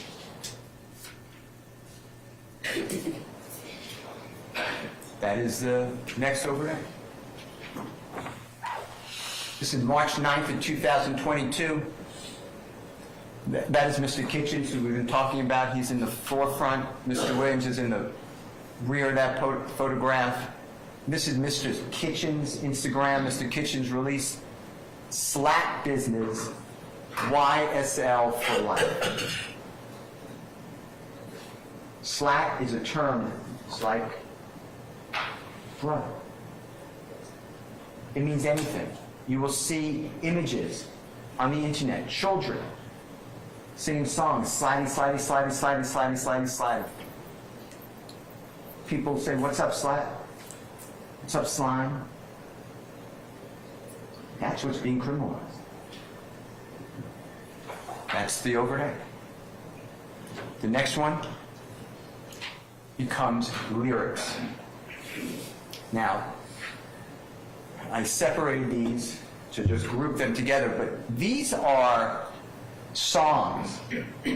Some of them Jeffrey performed, some of them he didn't perform these lyrics. Some of them, the lyrics got changed because he doesn't write them down. The prosecution did not have the lyric find them. They went out and they did a database. And they searched all of Jeffrey's Instagram, all of his Facebook, all of his lyrics, to try to find any mention of Bloods, the color red, drive-by shooting, a Tahoe, killings, 12, drugs. They searched for it. These are not confessions. These are not admissions. This is art. You will hear from the most prominent expert in hip-hop and rap. He will tell you that these words, the lyrics, they're common. These are not unique and say, oh, that's the Donovan Thomas killing that Tahoe. Jeffrey sings about cars all the time. He names all different cars. They just pulled out the Tahoe. Drive-by shootings. These are common themes. This is, you will learn, studio gangsters. They're in the studio. They are creating music for us to listen to. If you go to the first one, that's April 20th, 2014. It's a song released on social media, a song called Ooh. Red just like Elmo, but I never effing give go. YSL won't fold, pick his A off a balcony, off the balcony. There's no evidence anyone got picked off a balcony. YSL, wife at ends, nose, which I showed you. I'm an F for the cash. Then she's getting robbed by Tick. Tick is another name for Trontavious C. He will tell you he had a rough life. He's been in custody.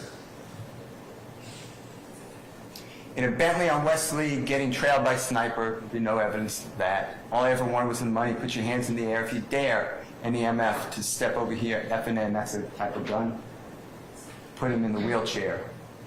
These are lyrics that rhyme. Those are taken out of context in that song, but they're lyrics. If we're going to criminalize lyrics, you will learn. We all should watch what we say.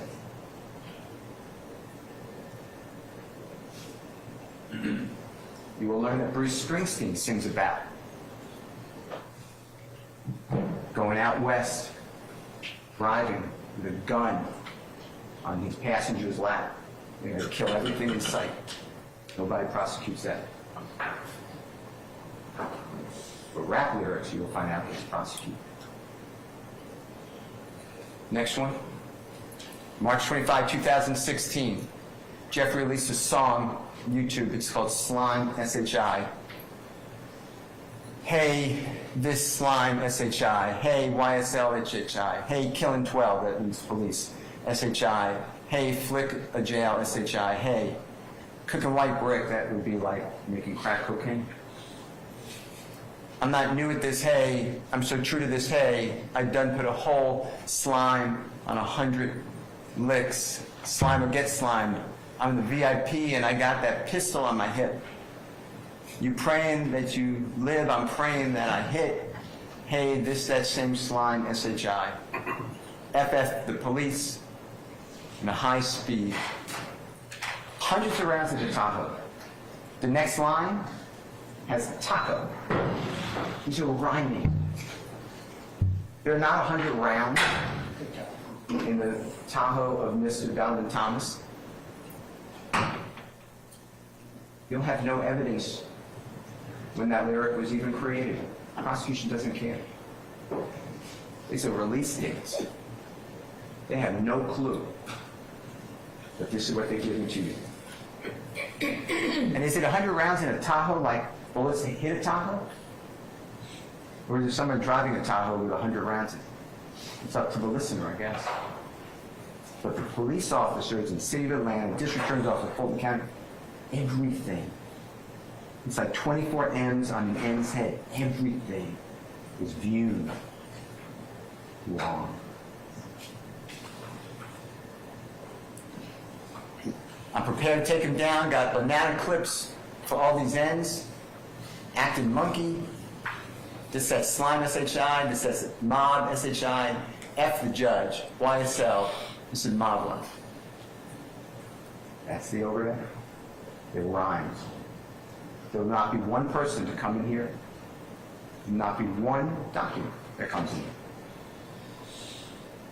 To say the intent of that song was to brag about something that happened to Donovan Thomas or anyone else. Jeffrey's being targeted. The next one, April 12, 2018, Jeffrey released a song on YouTube. It's entitled Anybody. And Jeffrey said, I never killed anybody, but I got something to do with that body. I got the streets on my back, carry it like I'm moving a body. I told him to shoot 100 rounds, like he's trying to move the body. Ready for war like Russia. I got all types of cash. I'm a general. You will hear that other artists use the same type of lyrics. Before Jeffrey, after Jeffrey, these are typical. You also learn that this is a song that Jeffrey did with Nicki Minaj. This song is a gigantic success. Now it's become a confession. It's not true. The next one, January 15, 2019, Jeffrey on YouTube, a song called Bad Boy. I shot his mommy, so now he no longer mentioned me. I had, and those are shoes, when I shot the sea, act like you want war, they're gonna smoke you like a blunt. He shot at his mommy, now no longer mentions me. So the police are going to tell you, the prosecutor is going to tell you, huh? Mr. Bennett, YSL Lucy, her mother was shot in drive-by shooting. That was done by Mr. Cope. It's not Jeff. It's also January 15, 2019. That shooting happened on January 26, 2015. There's no connection. Plus, YSL Lucy, he still mentions Jeffrey. That's how bad his album is. He says in 2016 how he slept with Jeffrey's fiance. These are just lyrics. These are art. Criminalized books, movies, maybe other forms of music. How come other forms of music don't get criminalized? Next. September 16, 2019. Mr. Arnold, Jeffrey Williams,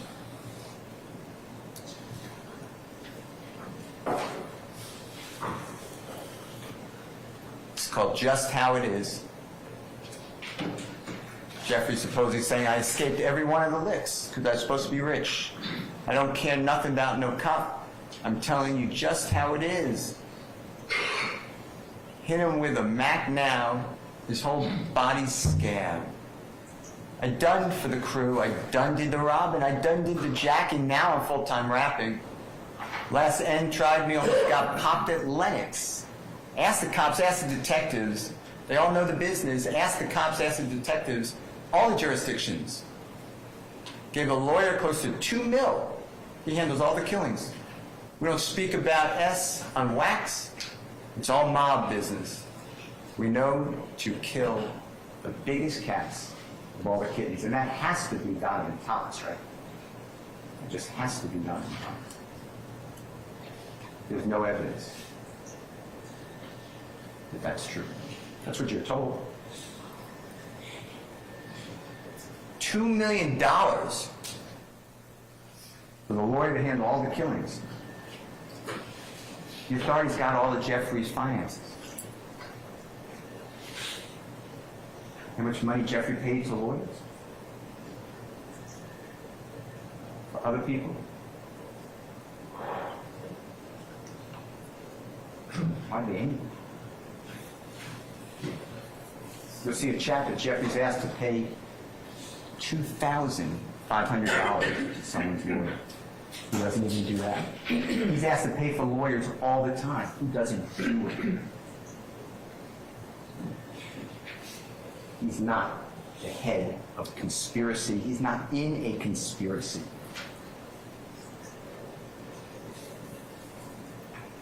They are lyrics. The next one. It's December 18, 2020. This is Mr. Kendrick, Mr. Kitchens, Jeffrey. And they released a music video, Take It to Trial. This is a very popular song. This song was based on another song called Take It to Trial. they changed the lyrics. So that was the inspiration. Take this MF trial. I rep for my life for real. For slimes you know I kill. Trial. I done beat it twice. State. I'm undefeated like feds. Came and snatched me. I don't know. No point in asking. I was on Believer, and that would be like Cleveland, except the C was dropped for the B. Stuck like a magnet, B-I-T-A-S-S. And I shot at your mom. You need to stand down. I up my stamina, take it to trial, get an appeal, take it to trial. Yeah, you're gonna whack them, pay for the casket. It's just if we whack them. My young ends pulling up Bentleys, Aston Martins, those Teslas strapped with an FN, choppers, carbons. YSL, slimy and shady. Watch me whack that B, pop 'em like a cyst, Glock with the assist. And that is your confession.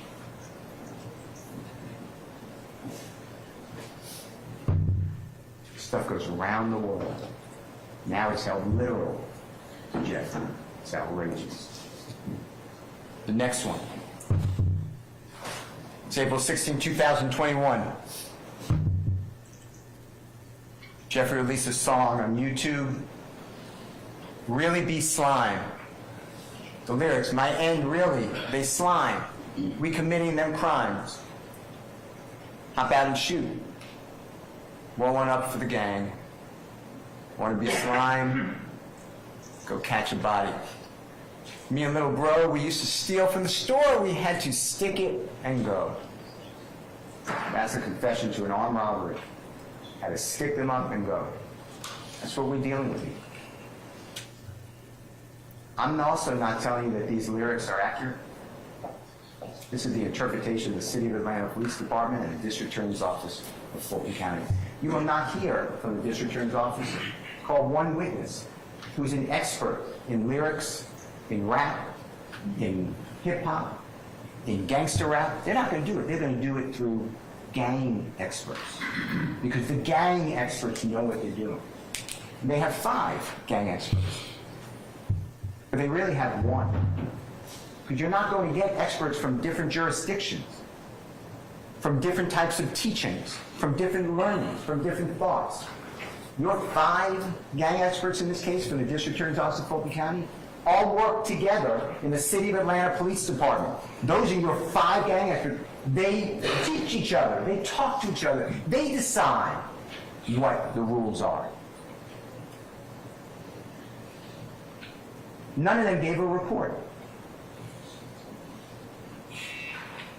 It's just they know it because they are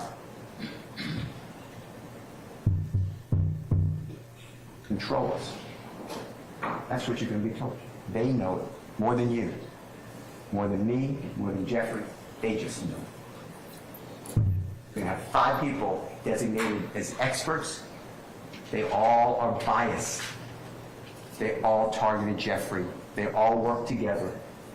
They have an agenda with the District Attorney's Office, Fulton County. That's our crime. The next one. This is April 16, 2021. Mr. Kendrick, Jeffrey. It's called Slatty. I killed this man in front of his mama, F little bro, sister, and his cousin. I shoot out, kill him, not leaving a trace. I had to break the safe. Yeah, I didn't leave even a trace. Dissect your body like science class N. Gangster cause, you got a body, little n. Magazine clips, so you might get your issue. You think you gangster because you got a pistol. Look at my trigger starts to issue. YSL, we going overboard. Oh yeah, the lyrics found the prosecution. They searched for this stuff.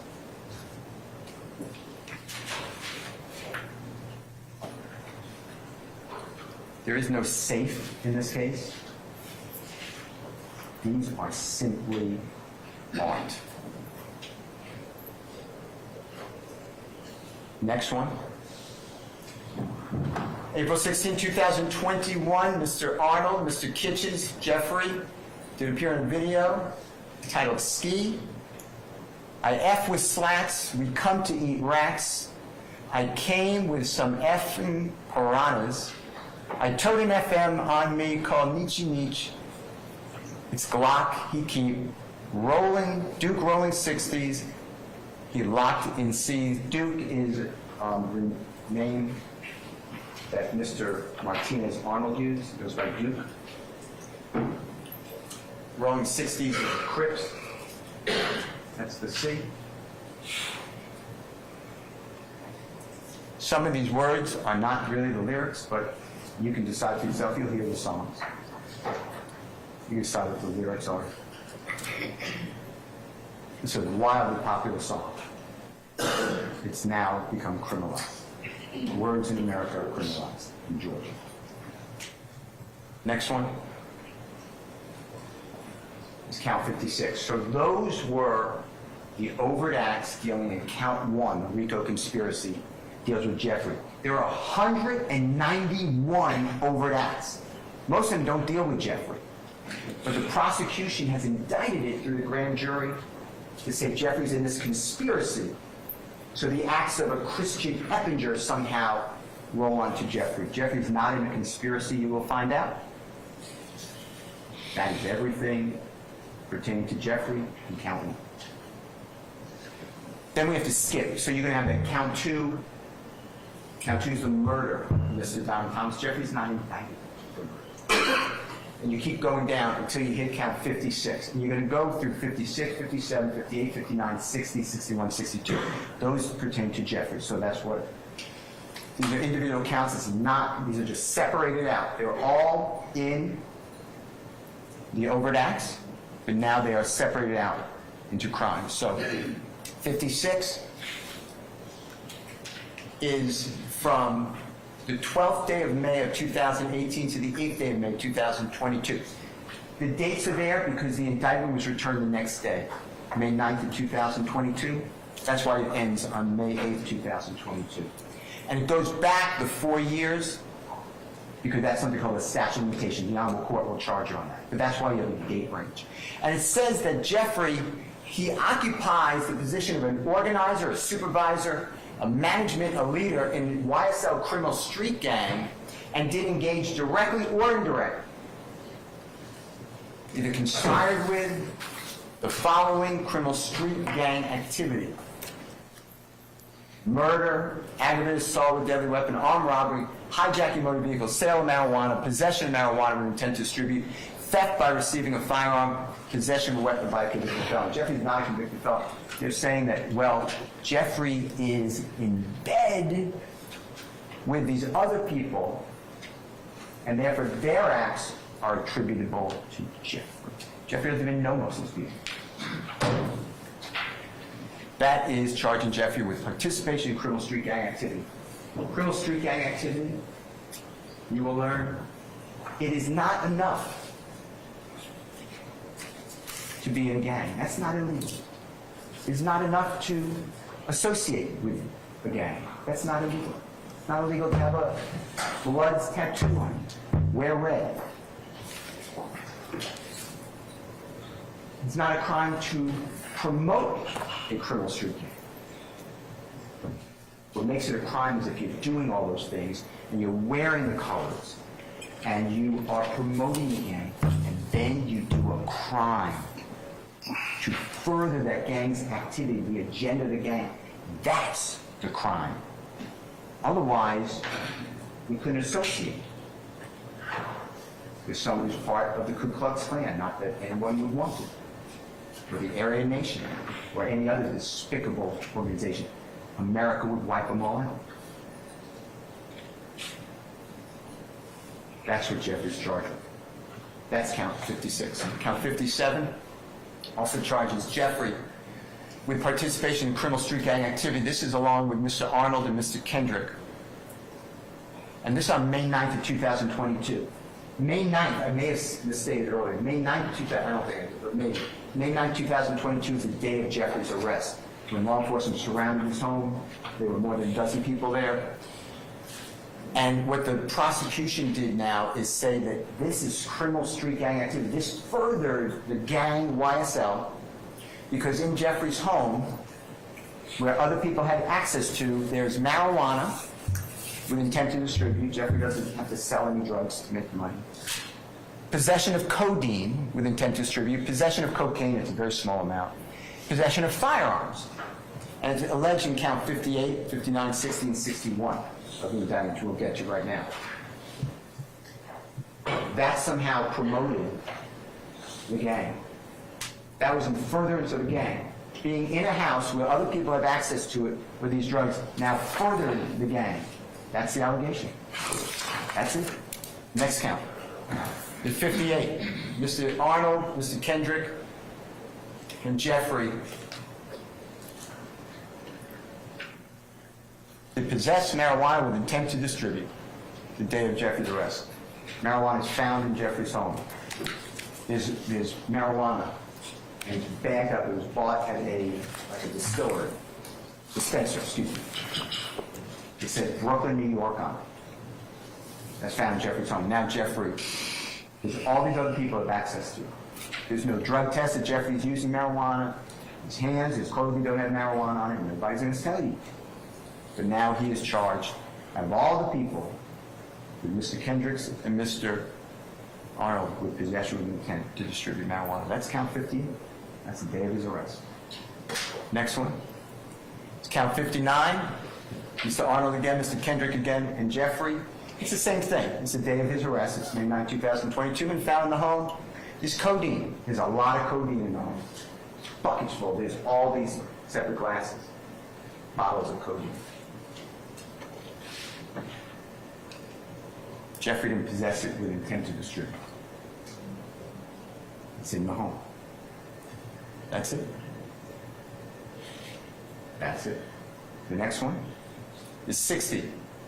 Mr. Arnold, Mr. Kendrick, and Jeffrey possessed cocaine. It's the same day of the arrest. This is a small amount of cocaine. I'm not pro-cocaine. This is a small amount of cocaine. Now he's charged with it. Out of all the people in the house, they just picked these.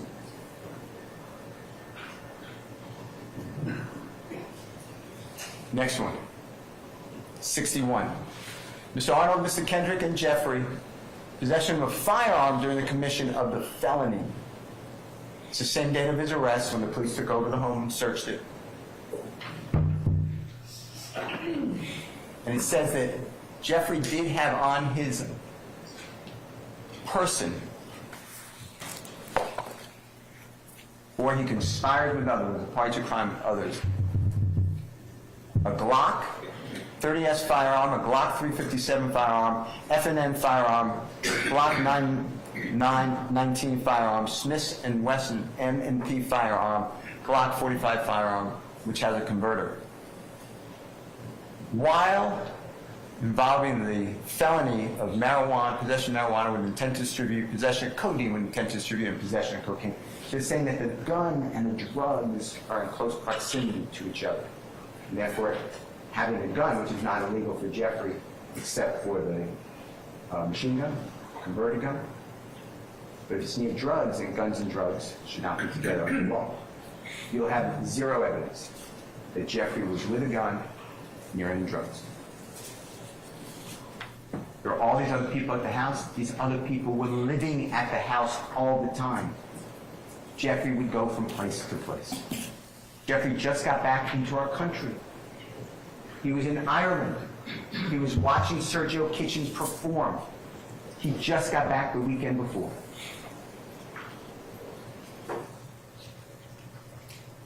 The next count is count 62.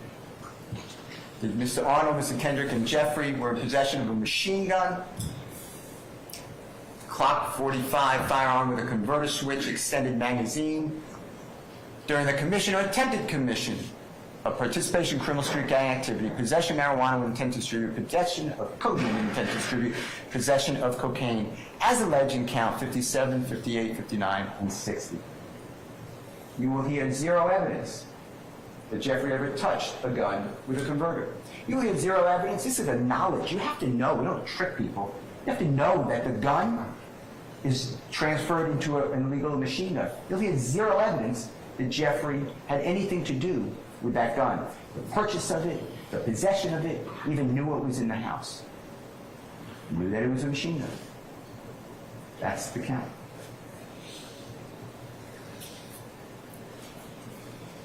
Ladies and gentlemen, that was the indictment against Jeffrey Lewin.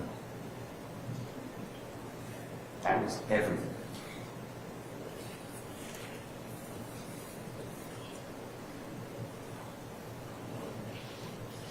Jeffrey has been targeted. Jeffrey does not trust the criminal justice system. Spent 10 months to choose you to decide his fate. Jeffrey trusts you.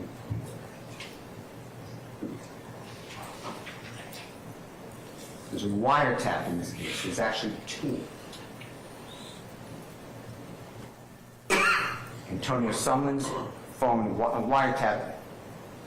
Wiretap just means that it's called wiretap because we used to have phones with wires, and the law enforcement would get into the phone system, the AT&T system, and be able to connect to the wire for that phone. And they can listen to all incoming and outgoing calls. Today, you don't, our phones are cellular, but it's the same exact thought.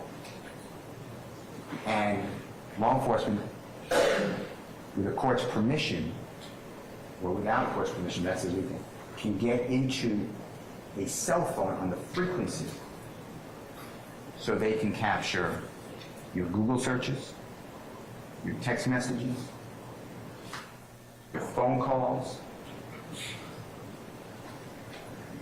everything you do with that phone, your GPS. And Mr. Garlington's phone was wiretapped. Mr. Sumlin's phone was wiretapped. And you will learn that these people who are so embedded with Jeffrey in crime, Jeffrey's the king slime, the leader of this organization. You know how many conversations in any way they have with Jeffrey? 0. He is not on a wiretap. 0. But others speak about Jeffrey. Hey, we did this for King Slime. He should pay for our lawyers. Jeffrey doesn't pay for anybody's lawyers. Hey, how much will King Slime, the biggest, pay us to kill YFM Lucci, Mr. Bennett, who's in the Fulton County Jail and we have access to him? How much will he pay?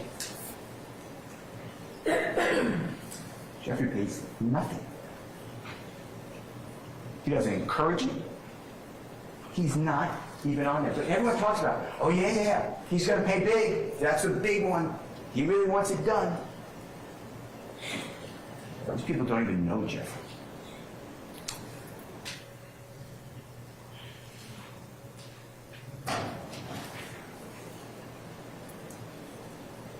Jeffrey treats whoever he is with the same. Whether he's with some giant president of a company,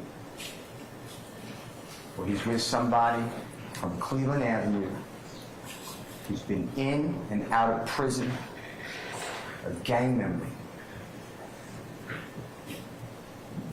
He knows where he came from. He came from nothing. Now he stands before you. We trust you. Jeffrey's not guilty.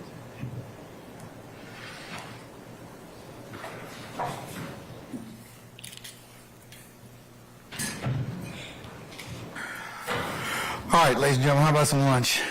Yes. Good? Okay, all right. What we're going to do at this point in time, ladies and gentlemen, it's almost the hour is 1:45. Let's come back at 2:45 and we'll see where the day leads us at that point in time. Remember the admonitions that I gave you earlier. They apply to you unless you have any other inquiry of me. Remember I told you if you leave your headquarters, leave your notepads in there. And remember all the other admonitions I told you about contact and otherwise discussing anything with each other. You're not permitted to do any of that, and the other admonitions I gave you. So we'll see you back at 1:45, and we'll, like I said, we'll continue with, I'm sorry, 2:40. Okay, all right, I'll give you a few minutes. All right. So, yes, come back at 2:45. All right. Unless there's anything else, ladies and gentlemen, let's enjoy your lunch. We'll see you at 2:45. All right, all rise.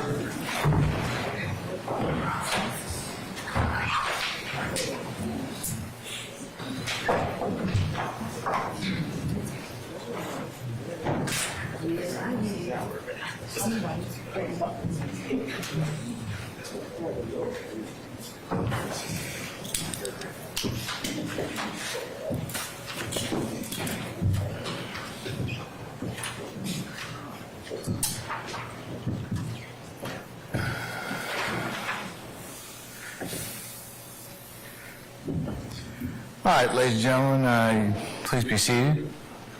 All right, unless there's any other inquiry of me, I'll see you all back at 2:45, okay? All right, we're in recess. Your Honor, before the court leaves, I just wanted to make certain that I have an opportunity to address the matter that we addressed at the bench during the state's objection. I can wait until after lunch or whatever time the court designates. It was already taken up and recorded at the bench, so. That part, not the objection, Your Honor. It was the motion in limine that the state wanted to make that goes along with that. I can wait until whatever time the court designates. Let's just do it now. What is it? Okay. Your Honor, I wanted to move the court in limine to preclude any attempt to admit self-serving hearsay if it does not come from Mr. Williams himself. Anything that Mr. Steele has represented to the jury that Mr. Williams thought or felt.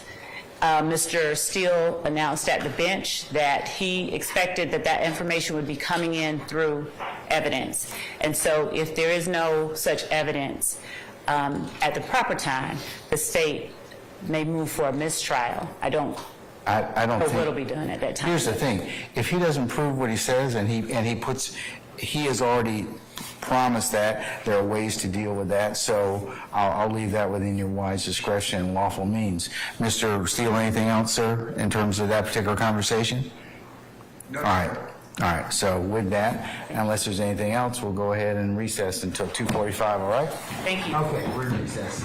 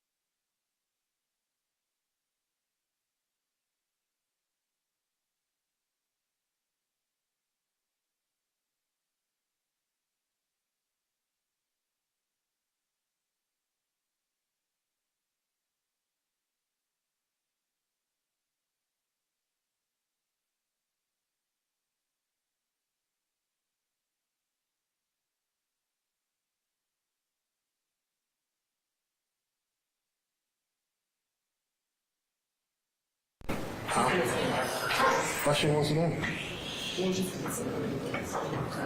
Oh, for her opening. Okay. So,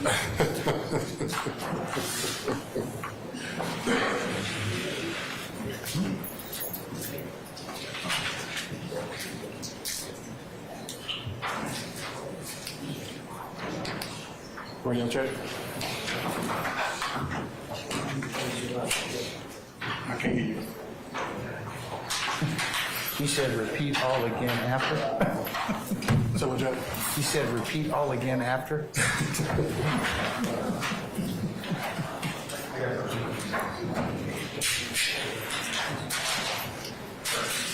Run your check.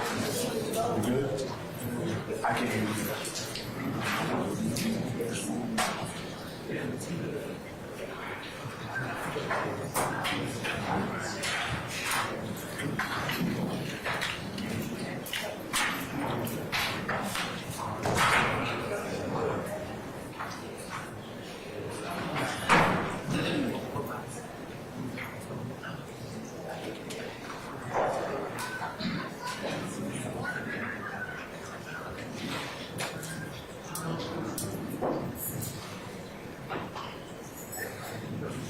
If you can hear me, hold on just a second.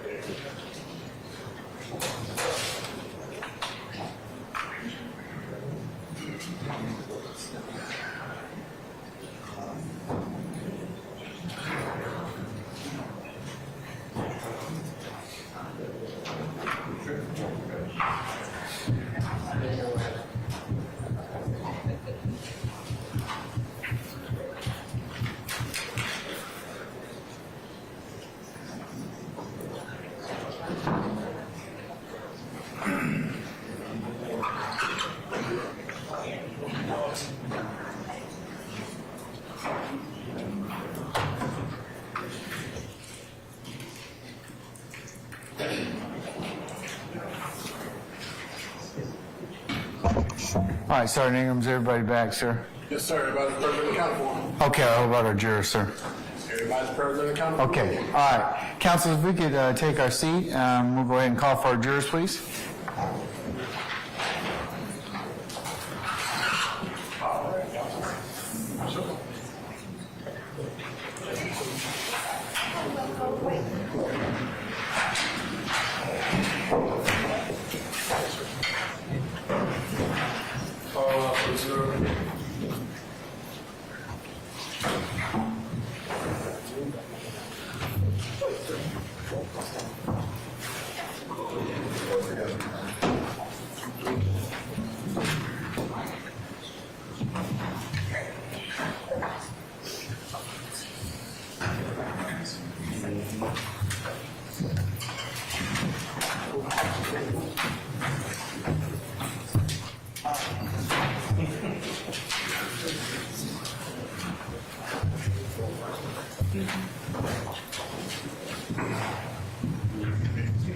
All right, ladies and gentlemen, please be seated.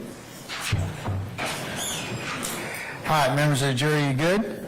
Yes. All right, that's like what I like to hear. We're going to go ahead and continue with the presentation of opening statements. At this point in time, who is the next person to give openings? Or? Williams. All right, Ms. D. Williams, you are welcome to begin whenever you like, madam. Thank you, Your Honor.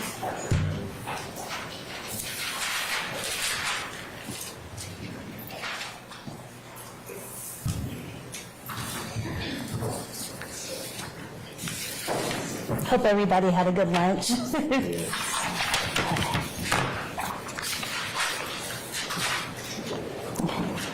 So I'm attorney Angela D. Williams, and I have the privilege of representing Rodriguez Ryan over there in the back. Poor, young, convenient. That's all it takes to become the target of the state. I'm gonna break that down for you. Poor. Rodriguez was born on a couch. Let that sink in. He was born on a couch. From day one that he was brought into this world, he has been fighting to survive.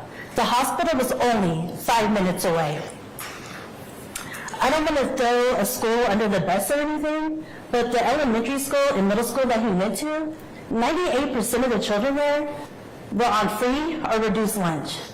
What that means is They lived at the national, or under the national poverty level. At one point, the Atlanta public school system was under scrutiny. They accused educators of cheating the students. The DA kept going around saying, we gotta think of the children, we have to think of the children. These children are victims. The only time the state cares about poor people is when they can exploit them. For the RICO trial for APS, they got a conviction of educators. And they didn't give any of those students any... I'll sustain the objection. Okay. Go ahead. And in this case, they're trying to get a teenager for RICO. Young. Growing up on Cleveland Avenue is a very dangerous, destitute place. Rodalius learned early that he needed to adapt. And he did what most teenagers and preteens do. They mimic. I remember when I was younger, growing up on social media, I used to hold up a C symbol all the time because I used to love this group called Cold Rain. It was my favorite group. I used to hashtag everything, cold rain, cold rain, cold rain. After every post, it would be cold rain. It would be rain emojis. Fortunately for me, I didn't grow up poor, so the state didn't care what I was doing. Unlike Rodalius, if I had grown up on Cleveland Avenue with all these rain emojis and C, I would have been accused of being a Crip. I would have been a gang member. I sustain Mr. They would have said that I was... I'll overrule that. You can go ahead and continue, madam. Thank you. They would have said my raining emoji said some murder that happened. Convenient. Rodalius is here because when he was 15 years old, the state told this incredible tale of murder, and when you're young and you don't have the means, it's hard to refute those claims.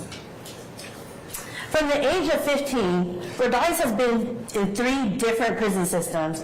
He's been to juvenile detention because they were holding him for the murder. He went to Fulton County waiting for the murder, and once he finally turned 18, they sent him to the Department of Correction. And I don't know about you, but a lot of people in here haven't been to prison. But if you've ever gone to prison, you would know it's overcrowded, it's underfunded, it's violent, and you have predators everywhere. And unlike maybe college or a new job, you don't get an orientation when you first go to prison to figure out how you need to do anything. Rodalius had to do what he's had to do since day one, survive in prison. And if you look at Rodalius, you can see he's maybe 100 pounds soaking wet. So he posts things. He posts things on Instagram. And I wouldn't even call them Instagram posts. I would call it a survival post. He has to boast, he has to be boastful. He has to show people, this is what I have. Because he has to protect himself. It's prison. So you put poor, young, and convenient together, and what do you have? You have the perfect scapegoat for the state. This indictment has 28 co-defendants. And the prosecutors keep saying, we're trying to clean up the streets of Atlanta. We're cleaning up Fulton County. We're trying to drive crime down. You just heard me say Rodalius is in prison. The jurors got it wrong in that murder case, and they convicted him. He's going to be there for life. They're not cleaning up the streets of Atlanta. They're cleaning up the prisons. And I promise you, the people in the prison, the wardens, they know how to handle their inmates. They don't need the DA's help. They have it. I sustain the objection. Out of 65 counts in this indictment that you guys had to listen to, Rodalius is only in 1 count. He's only in RICO, that's it. Out of 190 overt acts, Rodalius has 8 of those acts.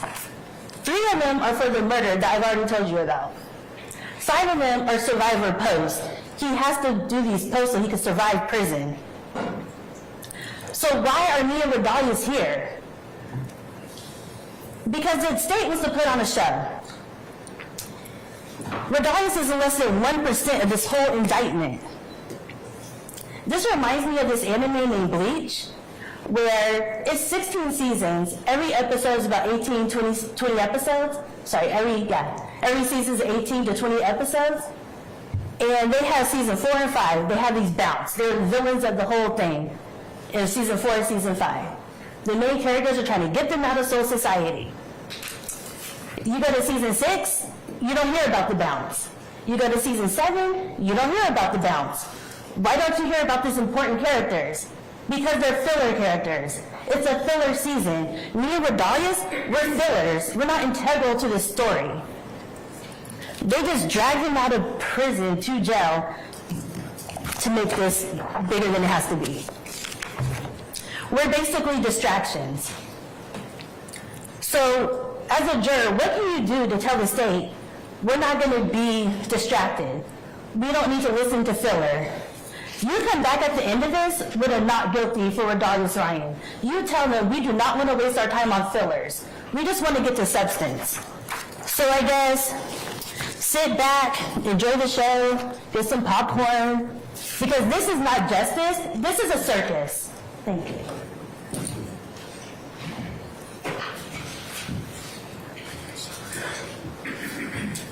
All right, who else wishes to make an open statement? Mr. Apt? All right, go right ahead, sir. Thank you so much.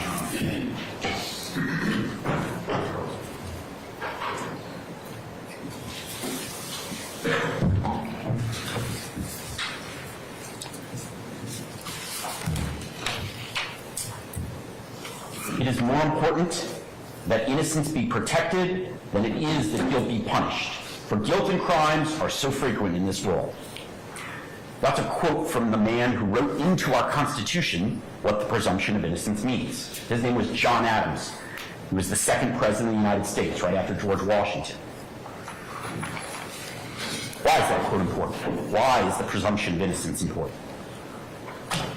Why did that get included in our great Constitution? Because we want to make sure that we don't accidentally send innocent people to prison. Innocent people don't get punished. I have the great honor of representing Diamante Kendrick, who's sitting in the gray vest at council table with me, along with my co-counsel, Doug Weinstein. Doug, stand up so everyone can see you. Also, you'll meet or hear from, at times, Katie Hingerty. She was here yesterday. She was the tall woman with blonde hair. And the three of us have the great honor and privilege of defending Mr. Kendrick. I've been practicing law here in Atlanta for almost 30 years, exclusively representing innocent people like Mr. Kendrick. He is not guilty. He is not guilty of every accusation and every count in the indictment that the state alleges. Let me say it a third time, just so you're clear. He is not guilty of every single charge against him.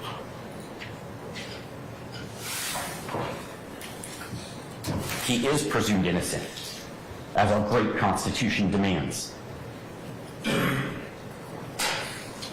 And we won't have to prove anything to you, as the judge told you. The burden will always lie on the state, and boy, is it a high burden, beyond reasonable doubt. Now, it's not a mathematical certainty.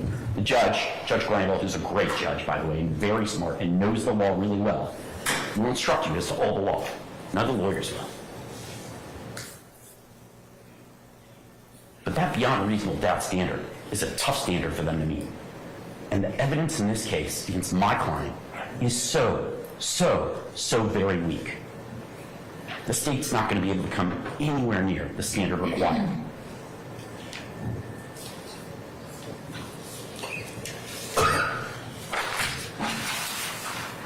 My client, Mr. Kendrick, grew up here in Atlanta in a tough neighborhood. He did not come from money. He was poor, hungry, deprived, socioeconomically disadvantaged. But he had a loving mother, a mother who's been with him the entire time of this case and will be every day. And she made sure that he had the best upbringing that he could. You heard Mr. Steele earlier talk about the disadvantage of how Mr. Williams was brought up, and my client had a similar upbringing. It was tough. Food, clothing were sparse. But he dreamt of a better life for himself and for his family. And through hard work, through creativity, maybe a little luck and fortitude, he became a very successful musical artist, a rapper. Now, despite Mr. Kendrick's mom's best efforts, he did get into some trouble. And we acknowledge that. We don't hide from it. We don't skirt it. Mr. Kendrick, you'll find out, went to prison between 2015 and 2020. So, the state is actually limited because during those years, he's locked up. He can't possibly be committing any crimes they've alleged. You'll also hear that he pled guilty to a crime right here in Fulton County in 2017 while he was locked up. And he admits that wrongdoing. He owns it. He paid his debt to society.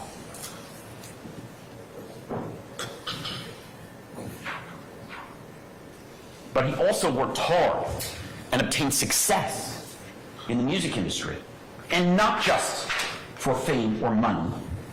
Mr. Kendrick did it because he wanted to give back to his community, a community that was disadvantaged. And that's exactly what he did when he got successful. He did tremendous civic duty. You'll hear evidence that he volunteered, he helped coach a youth football team, and he gave back to his community. He gave back because he knew it was the right thing to do. Now the state, and the evidence will show, the state, the police, and the prosecution want to use Mr. Kendrick's past. They put it in the indictment. Despite having paid his debt to society, the state is going to use his prior conviction to try to bootstrap these old crimes that he's already paid his debt for to get you, to convince you that he's guilty of these new offenses.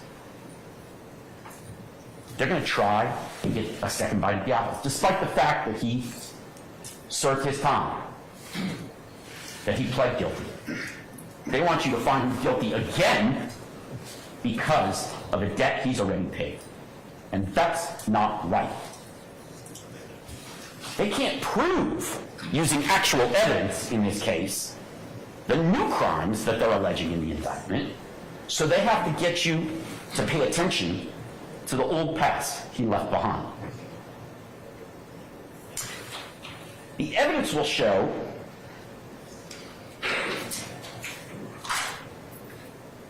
that he is not guilty of the charges in the indictment, and that the police and the prosecution's case is so incredibly weak. But they have to distract you with the old Mr. Kendrick, the Mr. Kendrick that paid his debt and pled guilty and served his time. It's like a bad magic trick. You ever see a bad magician who's like, look over here, while they're picking your pocket? That's the evidence the state wants you to pay attention to.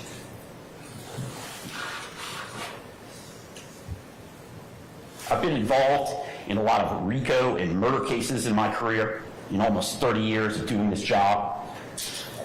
But the judge told you, and the prosecution told you, this case is unique, different.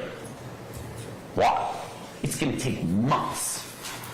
There are going to be hundreds of witnesses. It is massive. It's definitely the biggest case that any of us have ever been in. Maybe the biggest case in the history of the state of Georgia. Why is that? Lots of murder cases, gang cases, RICO cases take 1, 2, maybe 3 weeks to try at most. Why is this case going to take months? I'll tell you why. Because the evidence will show The government has got to drag in hundreds of witnesses to dance around the weak actual case that they have.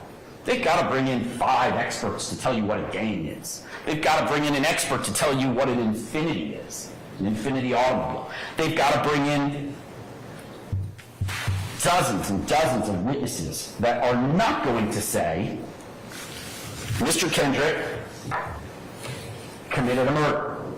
Mr. Kendrick possessed or sold drugs. Mr. Kendrick possessed illegal firearms. They're going to tell you everything under the sun that dances around the facts and hope that after hundreds and hundreds of witnesses, you're either so confused or so worn down that you'll believe the state's theory. If the case were direct and the evidence were true, it wouldn't take long to try, because they bring to court someone to say, I saw Mr. Kendrick kill Donovan Thomas. They don't have that. And we're going to talk about what else they don't have, but they don't have enough evidence to prove my client guilty of any of these charges. And so to put lipstick on a pig, they've got to try and bury you with hundreds of witnesses that won't tell you that my client's guilty beyond reasonable doubt. Why not bring in someone to say, Mr. Kendrick's fingerprints were on a firearm. Mr. Kendrick's fingerprints were on a bag of drugs. Mr. Kendrick's fingerprints were in the Infinity that was used to kill Donovan Thomas. Mr. Kendrick's DNA was present at the scene of the crime. Why not bring in one witness out of the hundreds that you're going to hear from that will just say, I saw Mr. Kendrick do it? Why not? Because it doesn't exist. And our Constitution and our set of laws and our democracy demand more. They demand that high standard. You may not like Mr. Kendrick or any of these other defendants, but we are not here for a popularity contest. We are here to decide something so much more important. And the state doesn't have the evidence to do it.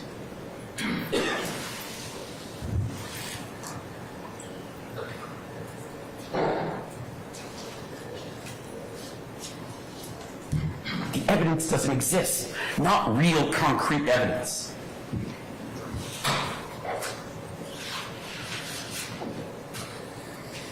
The evidence will show that the state is trying to find Mr. Kendrick guilty by association. That's what they want you to believe. Because they want you to find him guilty because who his friends are. The evidence will show that he had friends, that he knew people, that he associated with people. I thought in America we had freedom of speech, freedom of association in the First Amendment. But the state wants to present evidence to show you that those freedoms are not true, that the Constitution does not matter. They want to present evidence that Mr. Kendrick is guilty by who he hangs out with, the color of the clothes that he wears, the symbols he makes with his hands, and the beautiful lyrics that he writes and sings. Those aren't actual crimes, that's just free speech. And that is what is on trial here, the First Amendment of the Constitution. They want you to look at evidence and say, these people are guilty because they exercise their right to free speech in America. That's not just wrong, it's un-American. Now, the evidence will show you in 2020 that when my client did get out of prison, due to his hard work, his talent, he became a famous rap star. Almost like buying a lottery ticket. You know, the chances of a young person going in the music industry and making it are very, very small. But that man was successful. He used his brain and his creativity and his really hard work to make his family and his mother proud. And the government wants to punish him for that success. They told you in their opening argument to find him guilty because of overt acts.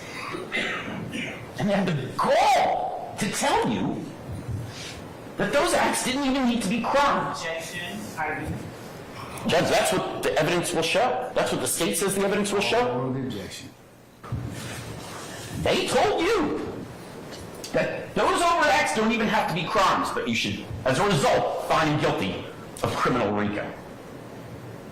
This isn't a civil trial, this is a criminal trial. And they told you he doesn't even need to commit a crime, that you should find him guilty of a crime. Does that make sense to you? Does 1 plus 1 equal 3? Objection, misstatement, argument.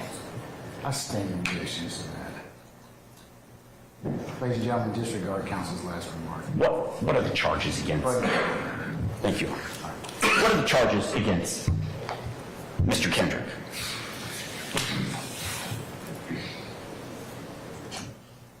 The first and the biggest is a murder. We've heard a lot about the murder of Donovan Thomas Ray.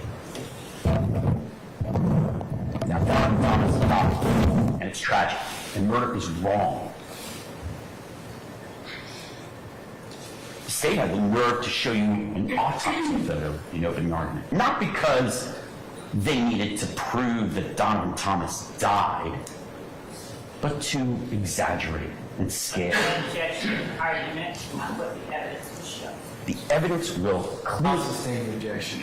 the evidence will clearly show that Donovan Thomas died. We concede that, and it's a tragic occurrence. And my client and his family grieve for the family of Mr. Thomas. We don't think it was acceptable. But my client had nothing to do with that man's death.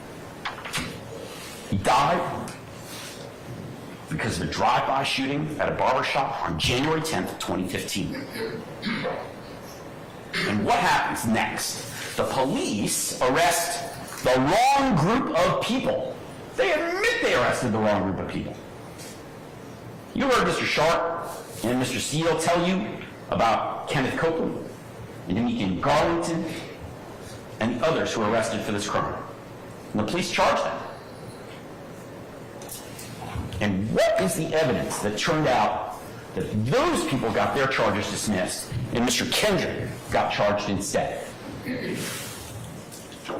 Are there fingerprints of Mr. Kendrick on anywhere at the crime scene, on the body of Mr. Donovan, in the car that was used, on a firearm that was used? Are there fingerprints anywhere that tie my client to that crime? No. What about DNA? Is my client's DNA anywhere related to the death of Donovan Thomas? No. What about ballistics? Are you going to hear evidence that there was a match between the bullets or the gun used to kill Donovan Thomas that was a gun ever possessed by Diamante Kendrick? No. Are you going to hear from a single witness out of the hundreds of witnesses that are going to be brought here by the state? One. I beg you for one witness to come to court and stand right here on this witness stand and say to you, I saw Diamante Kendrick kill Donovan Thomas. Will that occur? And the answer is resoundingly no, because my client is not guilty, ladies and gentlemen. He's an innocent man, wrongfully accused of a murder he didn't commit. And if that doesn't get you upset, I don't know what will. It makes me angry.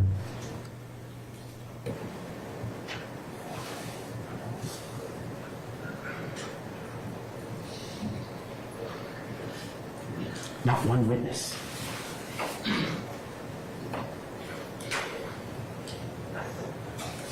There's videotape that the state will present of an Infinity automobile driving by the barber shop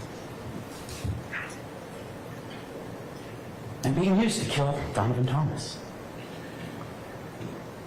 Are you going to hear witnesses that say my client owned the Infinity, rented the Infinity, leased the Infinity, was the rightful driver of the Infinity?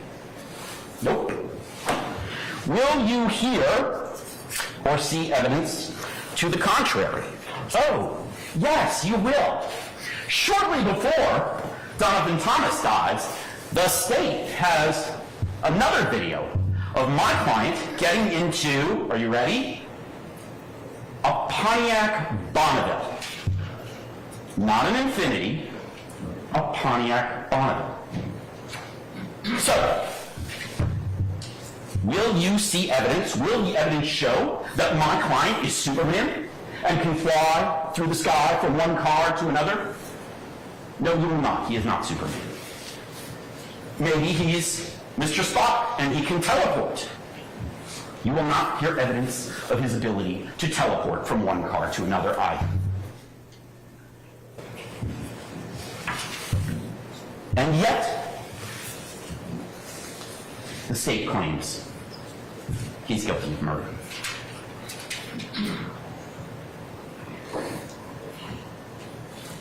Now remember, you heard previously about a man named Nicholas Robinson, whose real name is Spencer Wright. He came in and told the police, and they made arrests of Mr. Copeland, Mr. Garlington, and others. The state's key witnesses. But you've also heard evidence that Mr. Copeland is a terrible liar and a terrible person in himself. A gang member. Not to be trusted and not to be believed.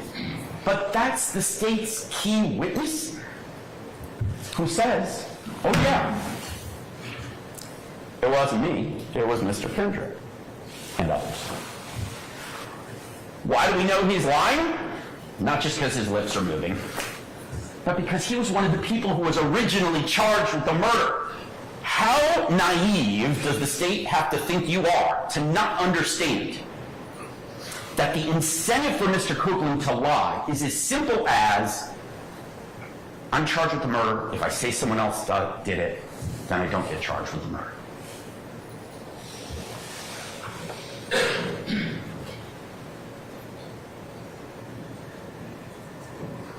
It's a ridiculous theory that they have, quite frankly. And the evidence is so super thin and super weak, it reminds me of nothing more than a Krispy Kreme donut. Thin air.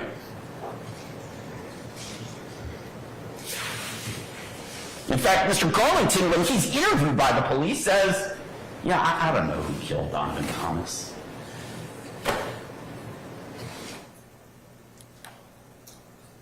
They have no way to corroborate it. They have no actual evidence. The state wants you to buy into this theory of murder, and our Constitution demands you don't.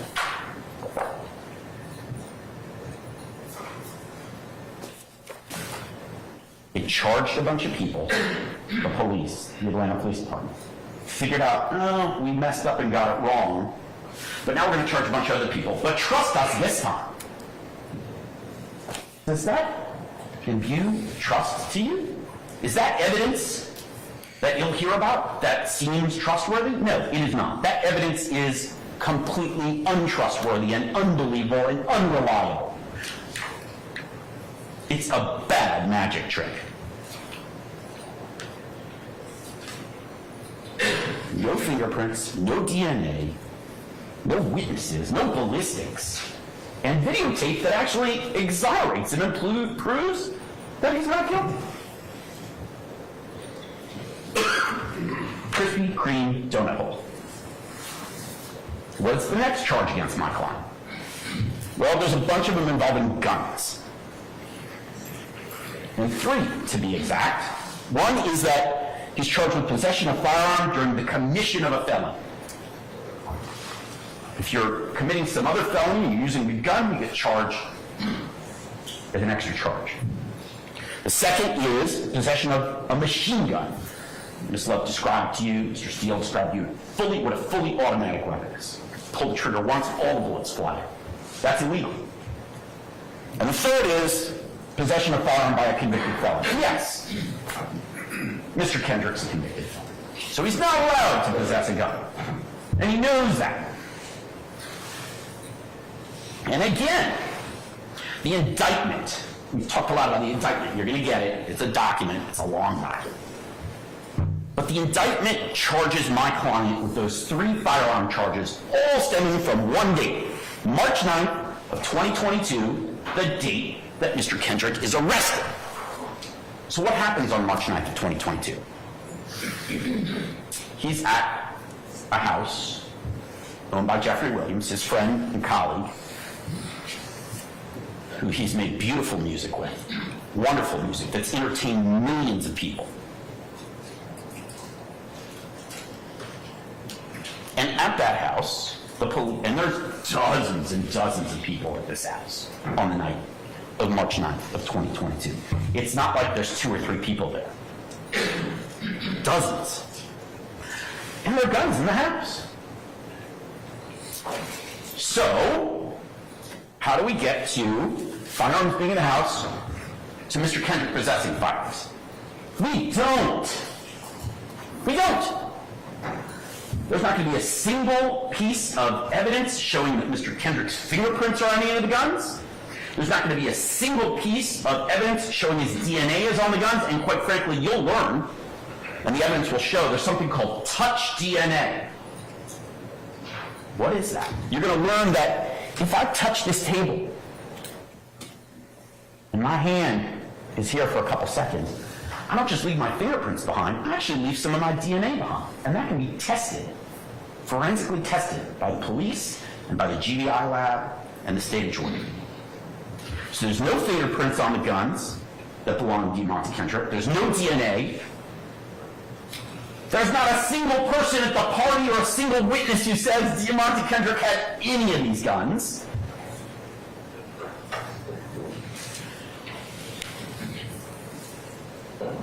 No one is going to say he bought any of the guns. No one's going to say he sold any of the guns. No one is going to say he possessed any of the guns.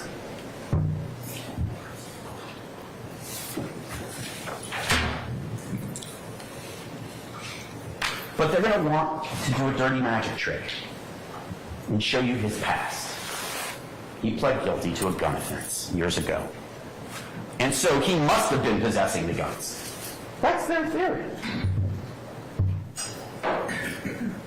Assume and speculate to find him guilty. That's not what we do in this country.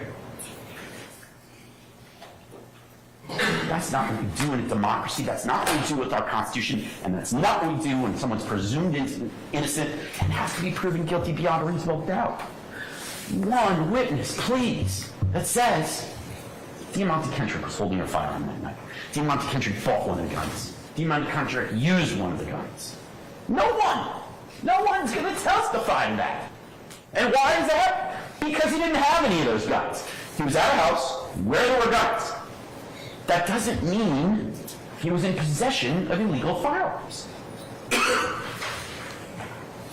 You could go to a party where there are 50 people, somebody has guns, you don't know about it, maybe you do, but it doesn't mean you're possessing the guns. That's what the evidence is going to show. He was there.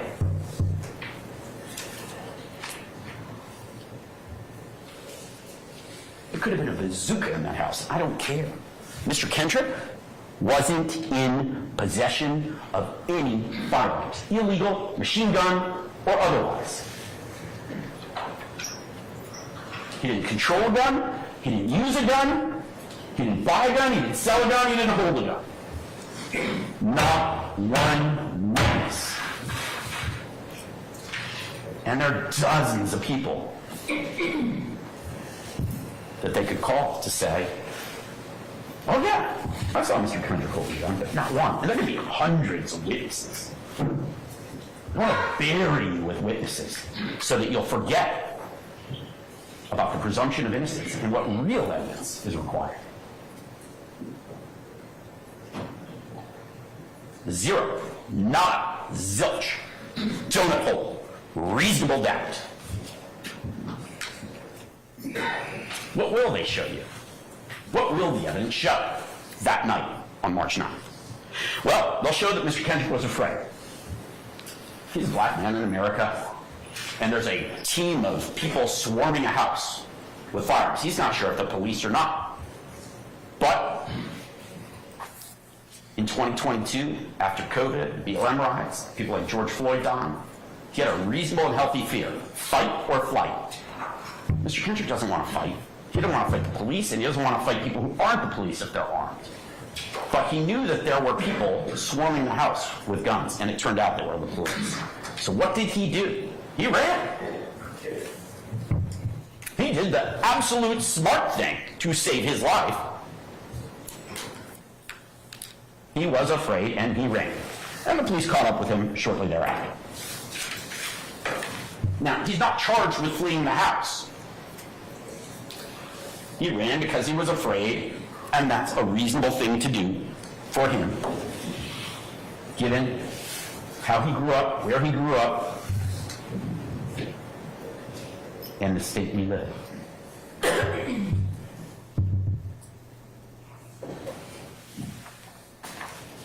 And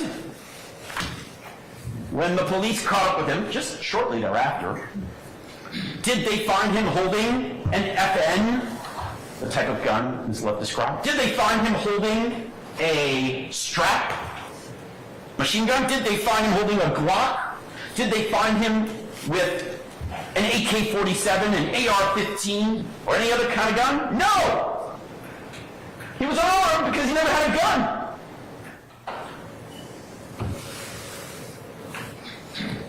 There's not a scintilla of evidence that you should believe that Mr. Kendrick is guilty of any of those 3 firearm charges. Not a scintilla.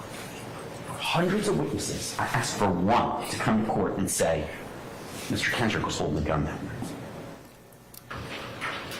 What about the next set of charges? They're drug charges against my client. But all the drug charges against him, possession of cocaine, possession of codeine, all the drug charges alleged against Mr. Kendrick are again from March 9th of that year. From the date he was arrested, the party at Mr. Williams' house. And apparently the police find drugs in the house, where there are dozens and dozens of people. So again, I ask you, listen to the evidence. What will the evidence show? Will the evidence show my client's fingerprints on a bag of drugs? No. Will the evidence show my client's DNA on a bag of drugs? No. Will a witness come to court and tell you he was using drugs that night at the house? No. Is there videotape of my client snorting a line of cocaine? No. Is there going to be a witness who tells you that my client sold him drugs? No. Is there a witness that's going to tell you that my client bought drugs? No. Is there going to be any evidence that my client possessed, used, bought, sold, controlled drugs on the night in question? Absolutely not.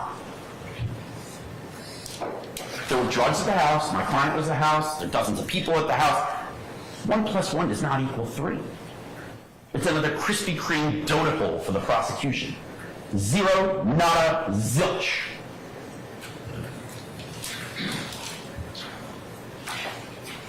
You're not going to hear evidence that my client's blood or urine was tested and that in his bloodstream there was cocaine or other drugs. And the indictment says that the drugs that they're charging him with are from that date, March 9th, 2022, the day he was arrested, not any other day in his life. So the question you have to ask, the evidence you have to look at is he possessing drugs while he's at the party at that house? And there is no evidence of that, just like the guns.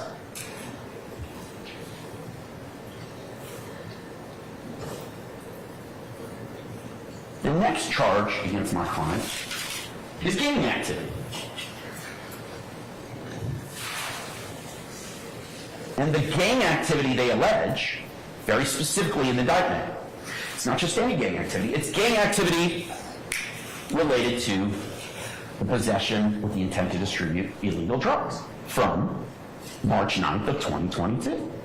And again, where is the evidence? Not one witness. They also allege that he committed gang activity based on the guns. Same thing. There's just no evidence of it.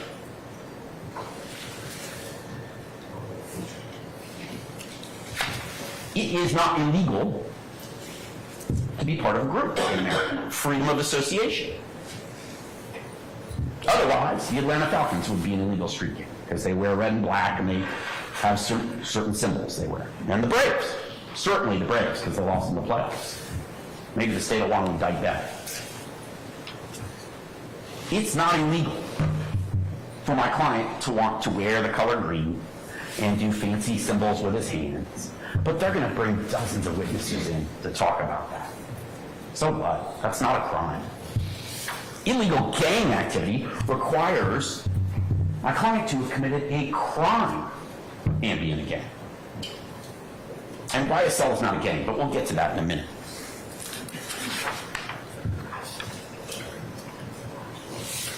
They want to attack free speech and freedom of association. They're guaranteed to us in the Constitution. And if they want to do that, then they should go out and arrest the Falcons and the Braves too.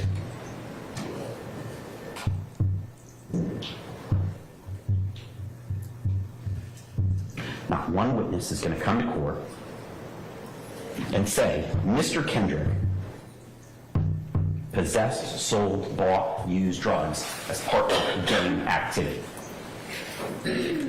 Or possessed, sold, used a firearm as part of gang activity. I want you to tally, keep count, take notes. How many witnesses the state brings in this case? Hundreds. And I want you to remember this conversation I'm having. It's a one-sided conversation I'm having with you all. About how many witnesses say, my client possessed a firearm because he was a YSL gang member. My client possessed drugs because he was a YSL gang member. What is YSL? It's a successful, massively, worldwide, internationally successful record label. And my client was a part of that record label and a successful rapper. And blessed with the ability to make that music. And last I checked, those lyrics, which the state is going to try and use, are just part of free speech.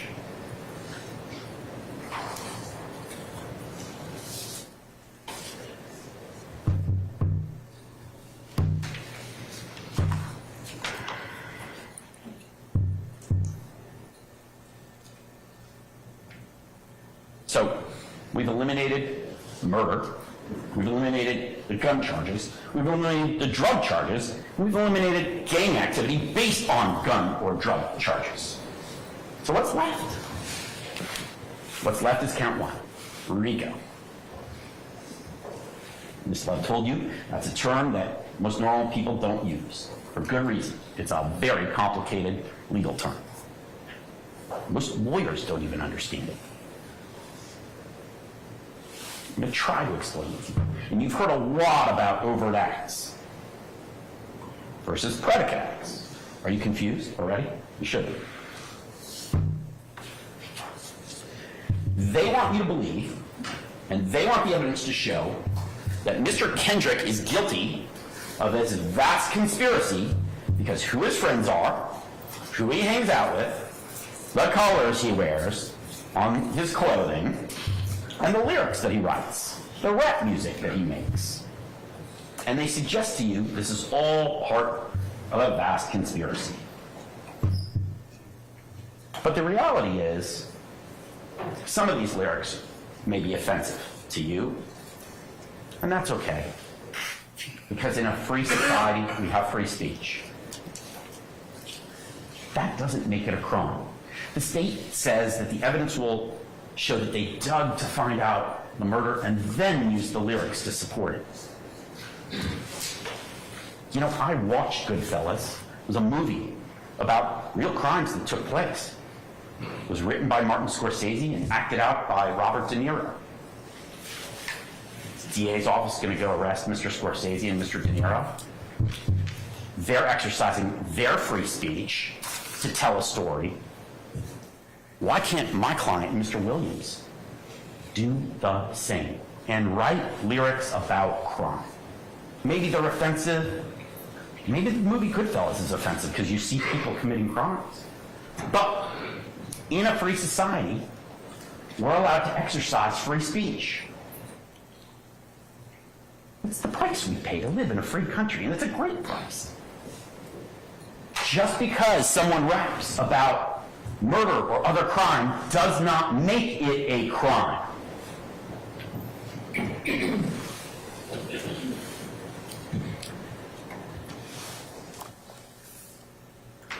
Why do they rap about that stuff?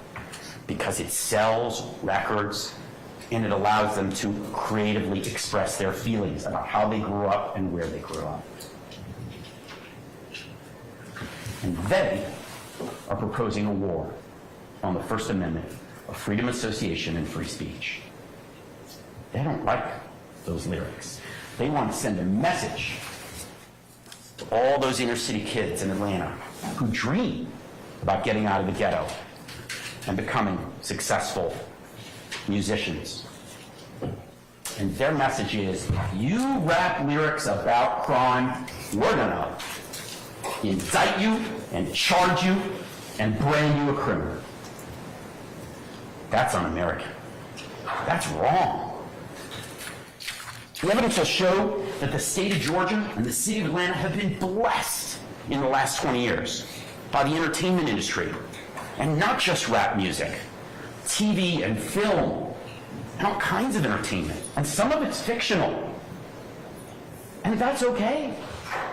It's okay to rap about crime or life or your experiences, even if it's not true, even if it didn't really happen.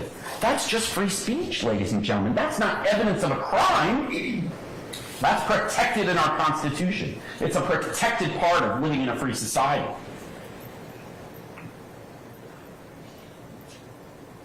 YSL was a very successful record label, and there's going to be evidence of that. It made millions and millions of dollars. That's not a criminal street gang. But it's not just a successful record label. It gave my client the opportunity to give back, to volunteer his time and some of his money. He coached an inner city youth football team. Does coaching that inner city youth football team support their RICO accusation? Because they told you the overt acts don't have to be a crime. Maybe now we should criminalize civic volunteer work.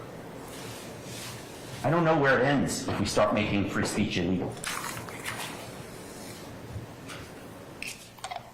They want to lump Mr. Kendrick in. They want to have you find him guilty because of other people's crimes or crimes that he already paid his debt to society for. So the state presented you some of the examples of that. Lil Wayne's tour bus got shot up. That's horrible. Whoever did that should be punished. But there's no evidence my client was there to part in it.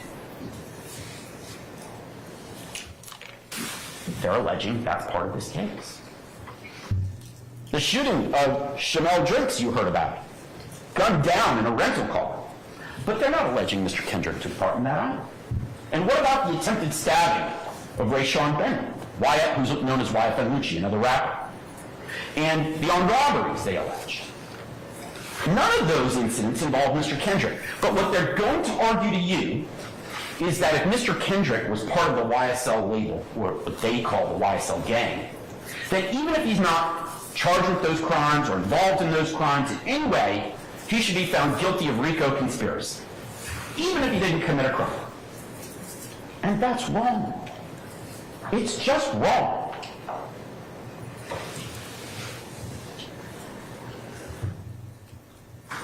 That's why they have to go to such great lengths and bring hundreds of witnesses in to establish other crimes, other acts, other incidents that my client had nothing to do with. It's a bad magic trick. Look over here at Lil Wayne's tour bus.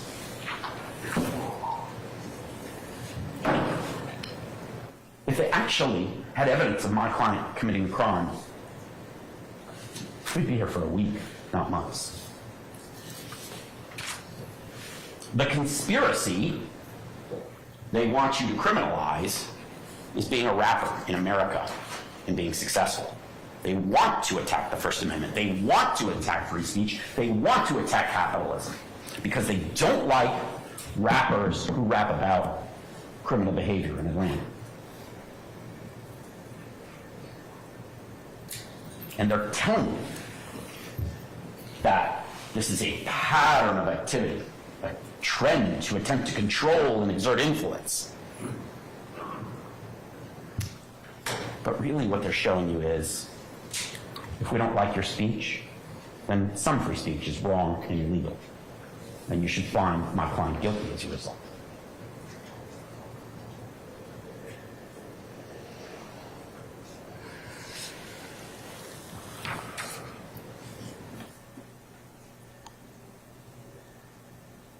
They don't want you to find Mr. Kendrick guilty based on his actual actions, just based on the words he wrote and sang. They don't want you to find Mr. Kendrick guilty of his actual actions because they don't have the evidence of it. They don't have the evidence of a murder or illegal guns or illegal drugs. They don't actually have that. So instead, they've got to play their bad magic trick. But you're smart and you can listen to the evidence and you will see it's nothing but a Krispy Kreme donut. That's what the evidence will show.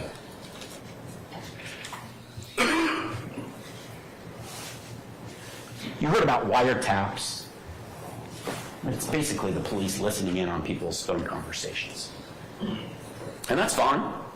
They get a judge to approve it, they're allowed to do that. And there's hundreds and hundreds of hours of wiretaps. And I dare you to listen to all that over the next few months and hear one time my client saying, I have a gun, I have some drugs, I committed a murder. It doesn't exist. Nowhere.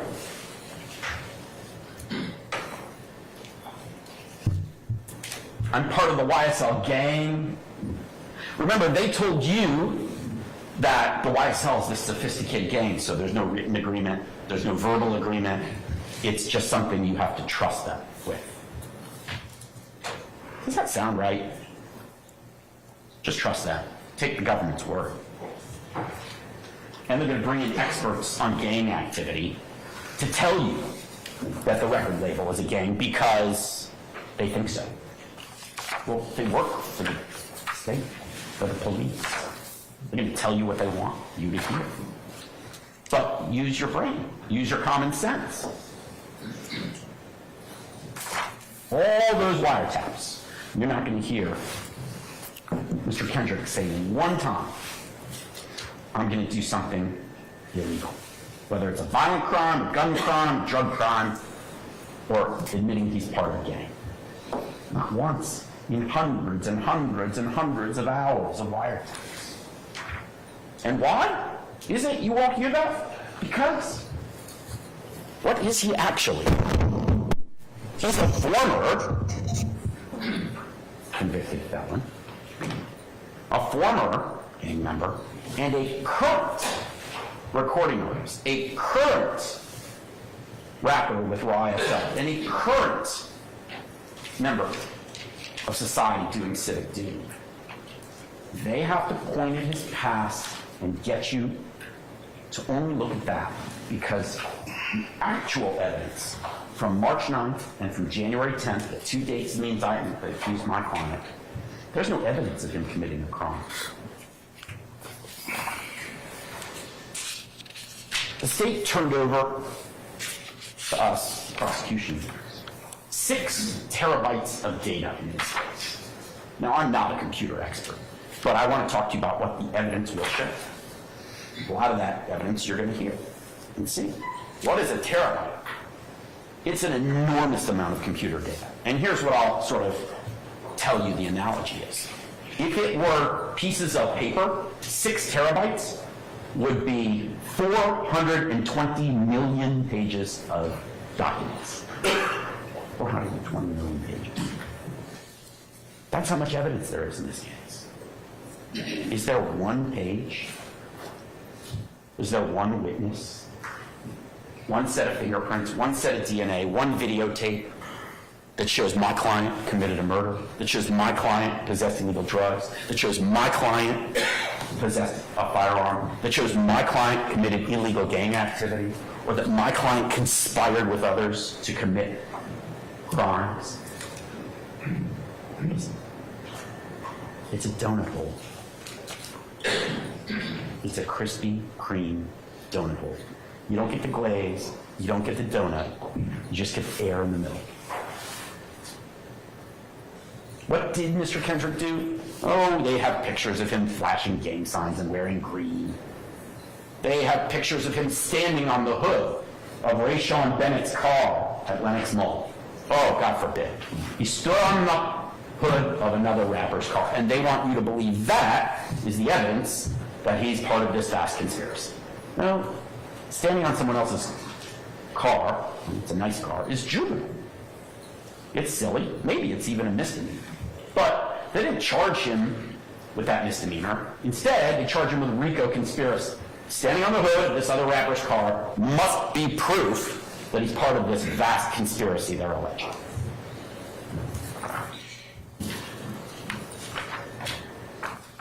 Quite frankly, the real juvenile behavior is all these hundreds and hundreds of witnesses to try and prove something that doesn't exist. There are lots of other overt acts, and I'm not going to belabor each one of them to you because you heard most of them from Mr. Steele and from the state. But you've also heard from me. If there's a witness who says Mr. Kendrick possessed a firearm or possessed illegal drugs or murdered Donovan Thomas, they saw him murder Donovan Thomas, then bring that person to court.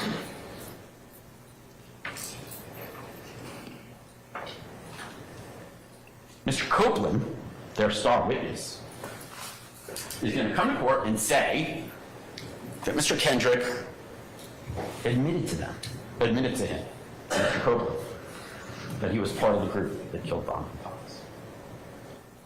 You going to believe Mr. Copeland, who has every incentive to lie? That's the evidence they want to rely on? That's what they're keeping us here for months and months for? The guy who was charged with the crime, who now says it's not him, it's my client instead? Please tell me there's something better, something else that we're here for.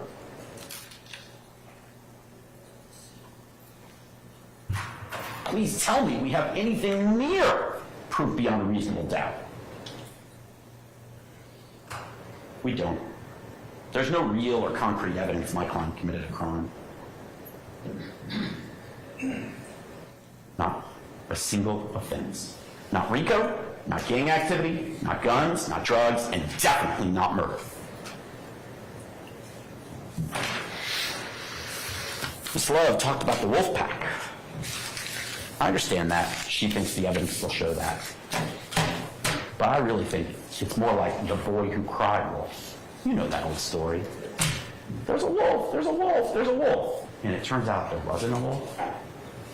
That's the state's case, ladies and gentlemen. And that is why you will come back many months from now and find my client, Mr. Diamante Kendrick, not guilty on every single count. Thank you.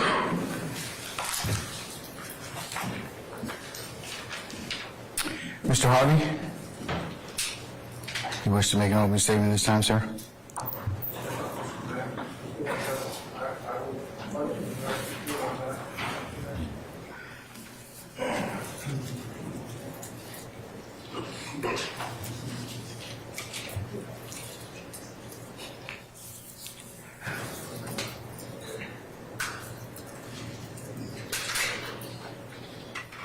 Judge, on behalf of Mr. Nichols, Ms. Westmoreland, and Mr. Gardner, we would reserve our opening statement under Uniform Superior Court Rule 10.2 until the completion of the state's case. So noted, sir. All right. Mr. Matthews. Yes, sir. All right. Thank you.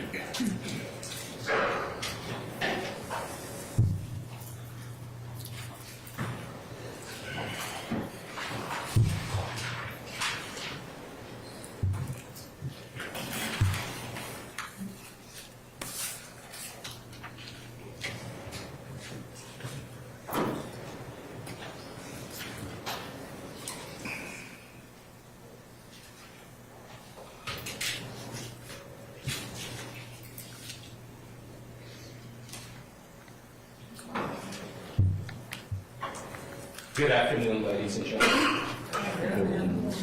You guys just need to stretch or anything. Feel free to do it. My name is Carrington Matthews, Sr. Attorney Teresa Mafood and Attorney Carrington Matthews, Jr. We have the pleasure and the honor of representing Mr. Marquavius Huey in these proceedings. Who is Marquavius Huey? Marquavius Huey is 27 years old.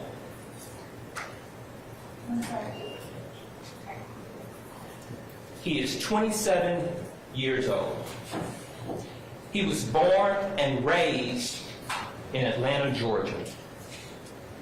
Born and raised in Jonesboro South housing projects, as you have heard about over these last several hours throughout these various opening statements.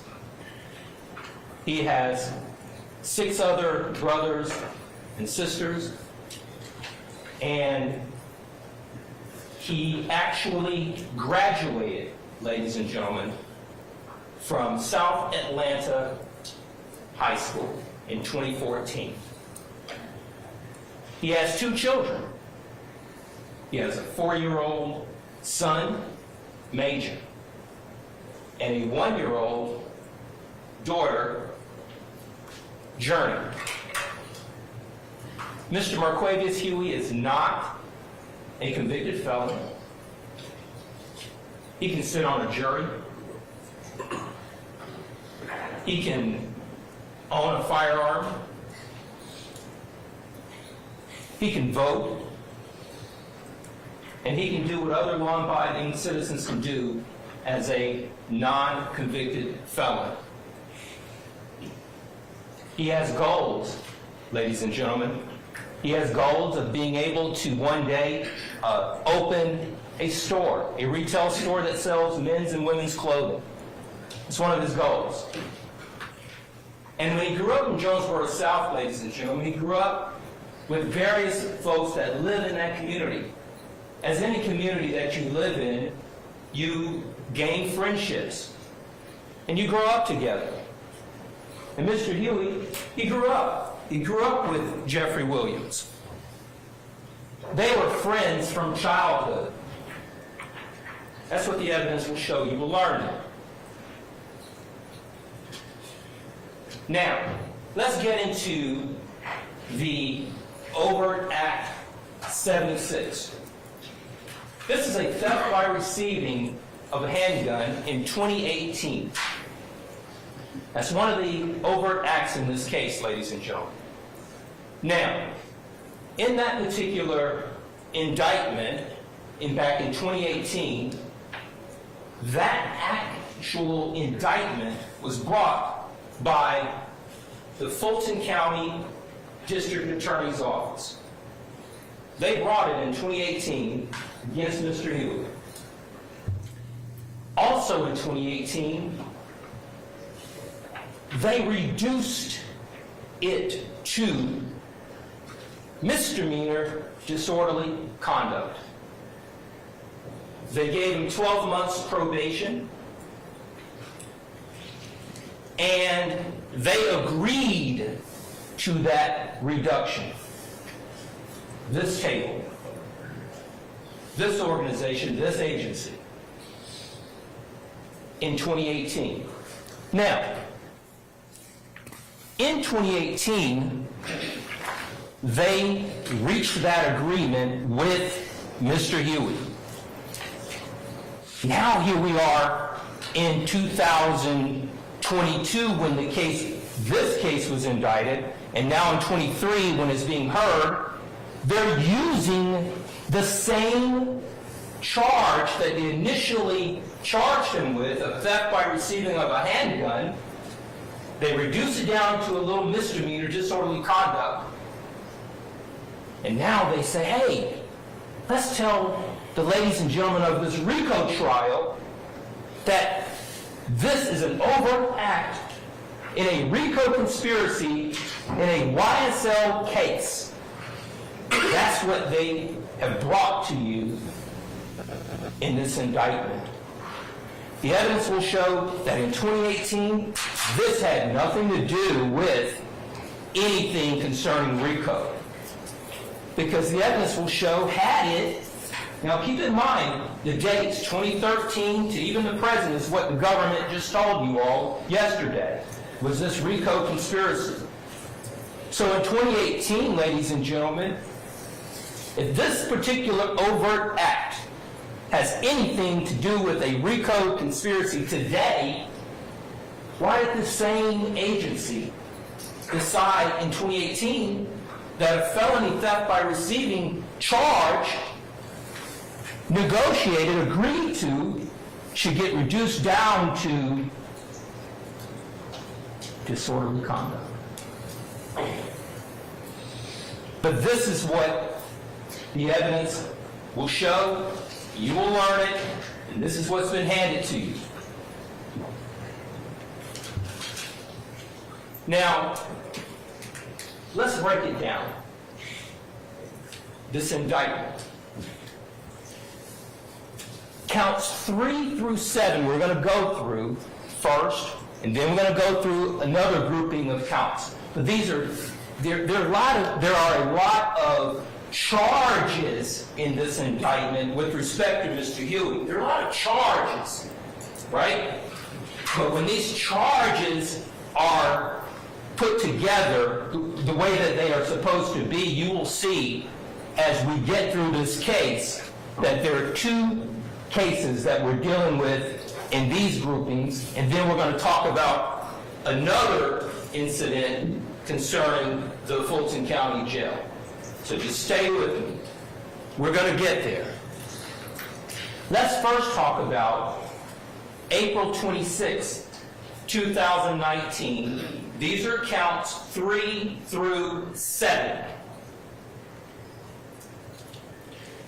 Count 3, overt act 88, Mr. Huey is charged with armed robbery. They're saying that on April 26, they're alleging that Mr. Huey, as a party to a crime, committed this armed robbery against this gentleman by the name of DeJuan Maynard.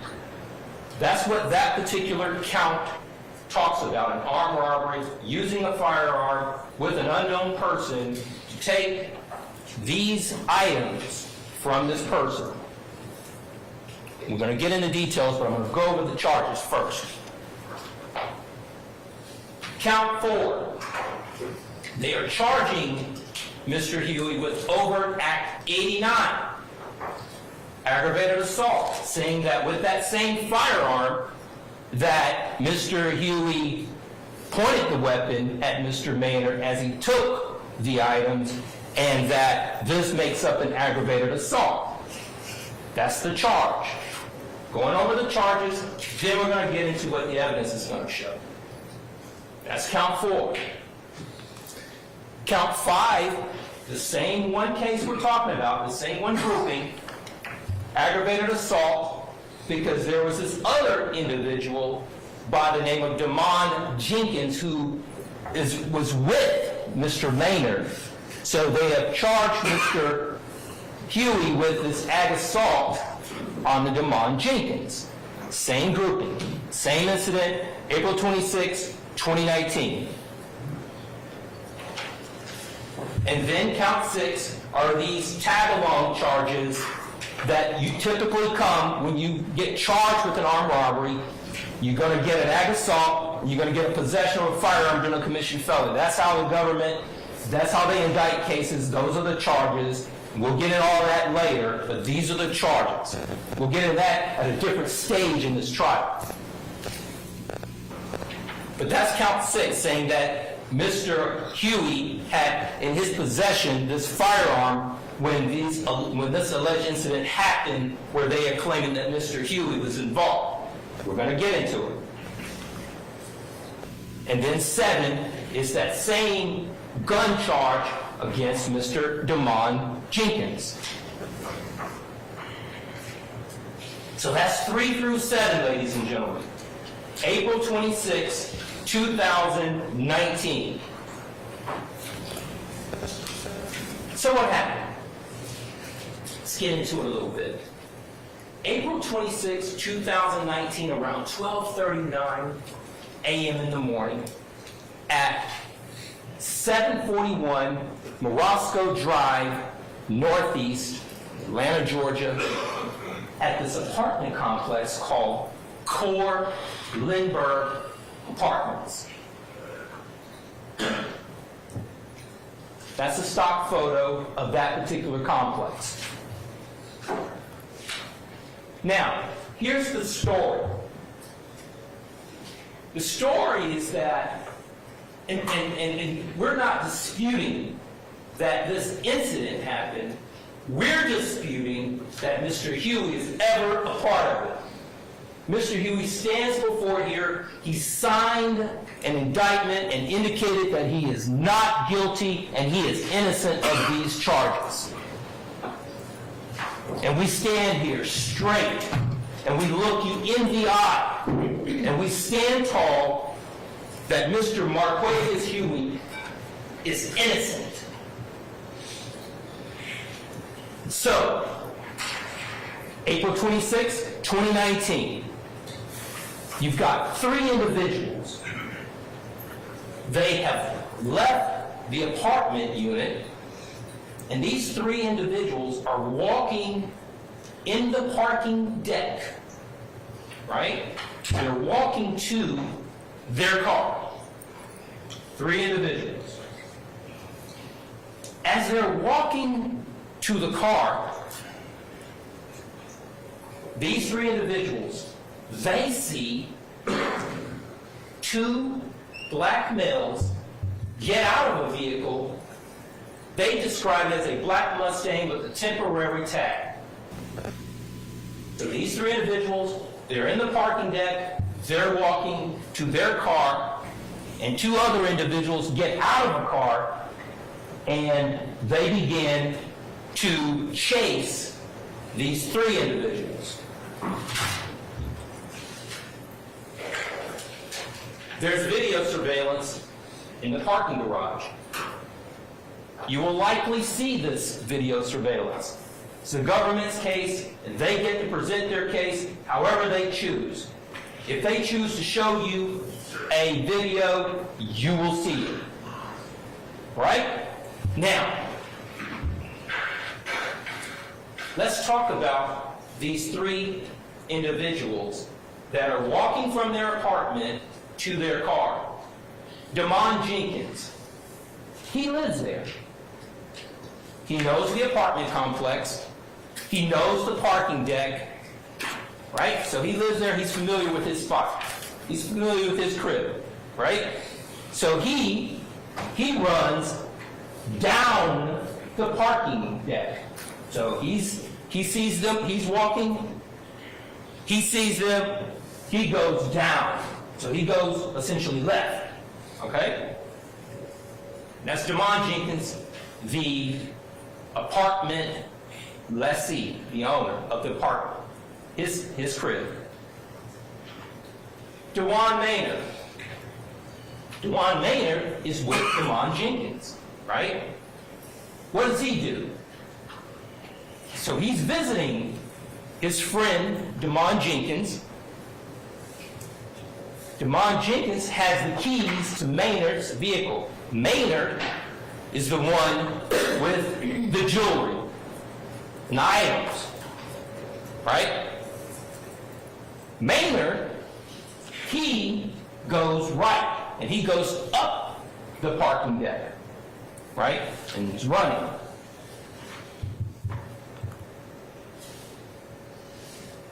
Now, you've got this armed robbery that is occurring. You've got Damon Jenkins going left, down the deck. You've got Maynard going right, up the deck. Now, pay close attention. The 2 perpetrators, they decide that they are going to go after one person. not 2, right? This is an armed robbery, right? You've got 2 perpetrators, you've got 3 victims. One of those victims goes left, Jenkins, Maynard goes right. Maynard is the one person out of those 3 that those 2 perpetrators go after.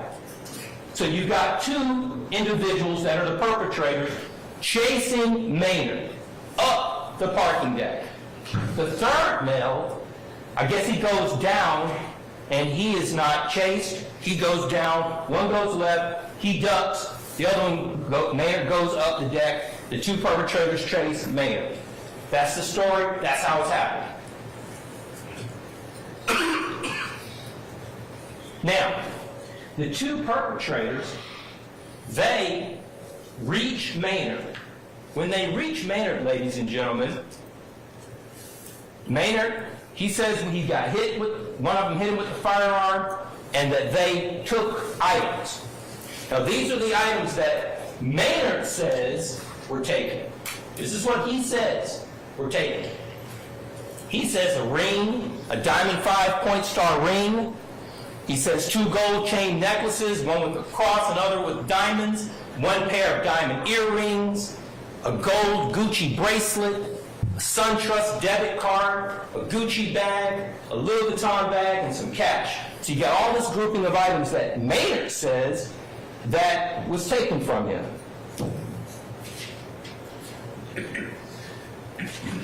You've got police officers galore that come over to the scene, right? So you've got responding officers, you've got white shirt officers, you've got sergeants, everybody responding there, trying to figure out what happened. They talked to Maynard and Jenkins, right? They talked to the security guard, Joel Hines. Joel Hines, he says that, I was patrolling the area. I saw this black vehicle that had been parked and running for about an hour or so. It had tinted windows, and I couldn't see inside. And, apartment owners, sometimes they'll come sit in their apartment, in their cars before they go inside, so I didn't think anything of it. I didn't see anybody. I didn't get a look at anyone. So the security guard, he doesn't see any individuals that are in the black vehicle. They canvass the parking deck. The officers, they get surveillance videos from the parking garage. So that's what the officers are doing. That's what they did that night, right? Now, here's where it gets interesting, ladies and gentlemen. On April 26, 2019, at 12:39 in the morning, that's when this incident happened. Demond Jenkins, when he goes left, Demond Jenkins, who's the apartment owner, when he goes left, he goes downstairs, he runs out, and he happens to see an officer, he flags him down. So that officer's right there, pretty much. All right? And then other officers start coming and converging on this incident scene to try to figure out what happened. But on that same day, later that day,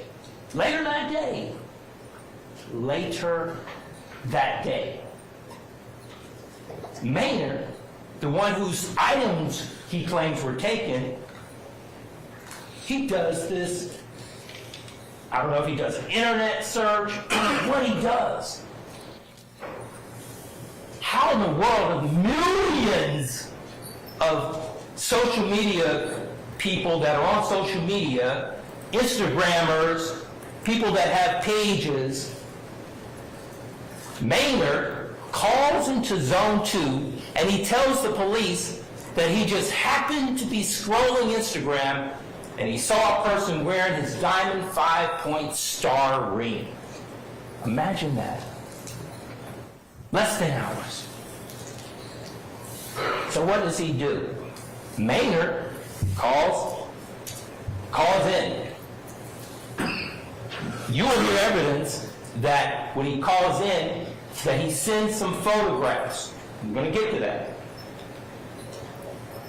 So the case is assigned to Detective Jeffrey Henderson on April 28, 2019. So the case now has a detective. A couple days later, Detective Jeffrey Henderson now has this case. What does he do when he gets the case? Well, he gets Maynard to send him these photographs.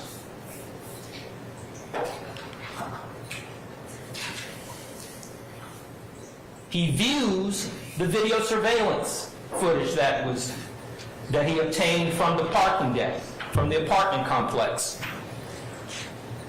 And he asks him to send some pictures of the jewelry. So send this information that you found on Instagram, send me some pictures of your jewelry, and send me some videos, and let me take a look at the video surveillances that I was able to get from the parking deck. So these are the photographs that Maynard, the victim in the case, he sends Detective Jeffrey Henderson 2 separate Instagram pictures of 2 separate people. On the left there is a picture he sends of someone else, some person in the world on social media. Maynard sends that photograph, and he sends the one on the right.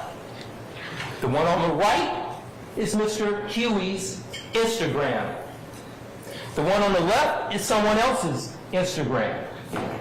He sends these to Maynard, to the Detective Henderson. 2 different people with the same ring, or the similar ring, or some ring that looks like the one that he owned the same day. So he becomes his own detective. Now, the video that was obtained from the parking garage, ladies and gentlemen, that video, it shows the 2 perpetrators running after Maynard, right? One of those perpetrators has on like a black jacket and maybe some red pants or something of that nature. The other person has on a gold puff jacket and some black slacks, pants or jeans or whatever. So that's what the video is showing from the parking garage. So, what does Detective Henderson do? So he goes on to Mr. Huey's page, and I guess starts scrolling Mr. Huey's page. Oh, Mr. Huey has a gold puff jacket. But guess what, ladies and gentlemen? In this particular, Mr. Huey's is on the right, standing in front of a black Infiniti vehicle that belongs to his lady, Justice Woodard, who is the mother of their 2 children, Major and Journey. On the left is a photograph. You heard Mr. App talk about that huge discovery that was sent to us. The evidence will show that that particular photograph is part of the discovery that came to us in this pile of evidence that is a part of this case. That on the left are 2 young men. And what's interesting here, ladies and gentlemen, is that apparently that year, the gold puff jacket from Zara was a very popular item for young people as part of their wardrobe. We know that because you're going to learn that this is what was sent to us, and that is what was going on with the dress back in 2019. 3 different people with the same gold puff jacket that was provided to us in discovery, that the government provided to us. So the gold puff jacket is relevant here. Why? Because what was Detective Jeffrey Henderson's investigation at that point? Maynard sends him these two hands with the similar jewelry. Maynard sends him a piece of jewelry of his own to say, hey, you know, this is what was one of the items that was taken from me.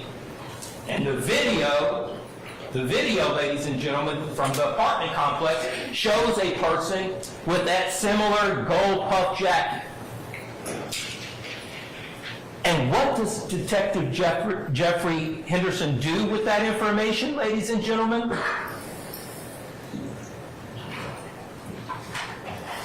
He completes it. He completes his investigation. This happened on April 26, 2019. 4 days later, he gets warrants for Mr. Huey's arrest on that investigation. That is the case. Now, there is no photographic lineup that was ever done.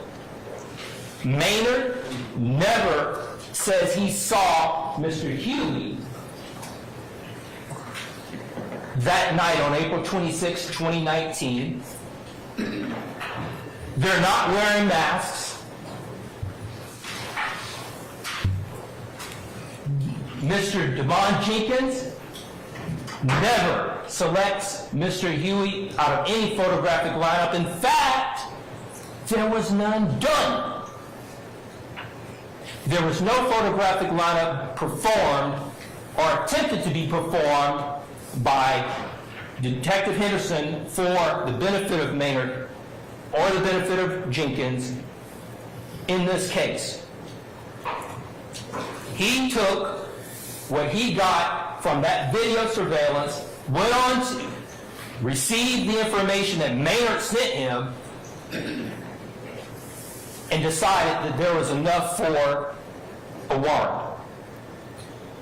No photographic identification, no fingerprints left at any of those scenes, no shell casings that are linked to any firearms belonging to Mr. Huey. None of it. That's what you're going to learn.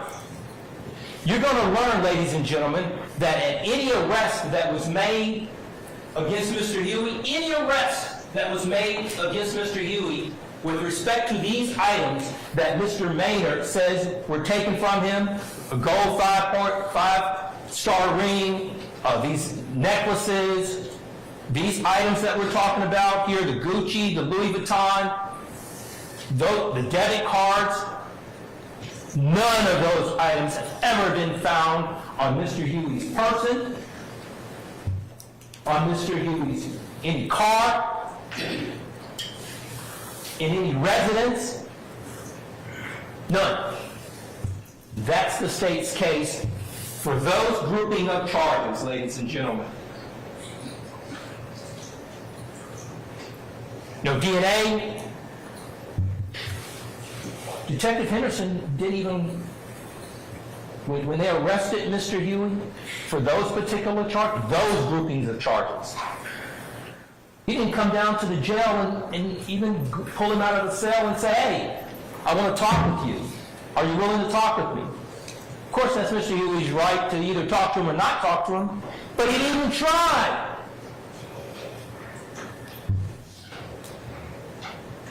No other witnesses out there at that location that are going to tell you that they ever saw Mr. Huey at that location. That's what you're going to learn about that grouping of cases.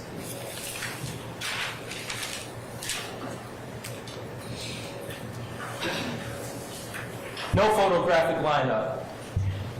Ladies and gentlemen, this is interesting. Listen to me very closely.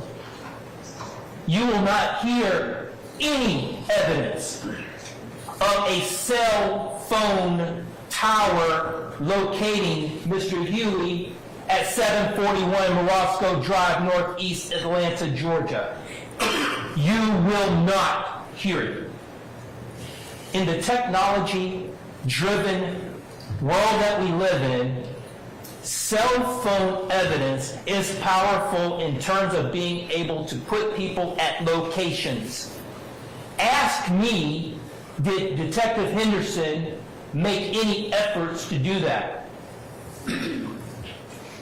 You will learn the answer is no.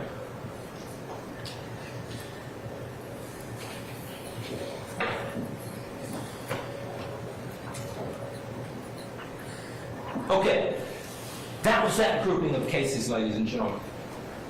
Okay?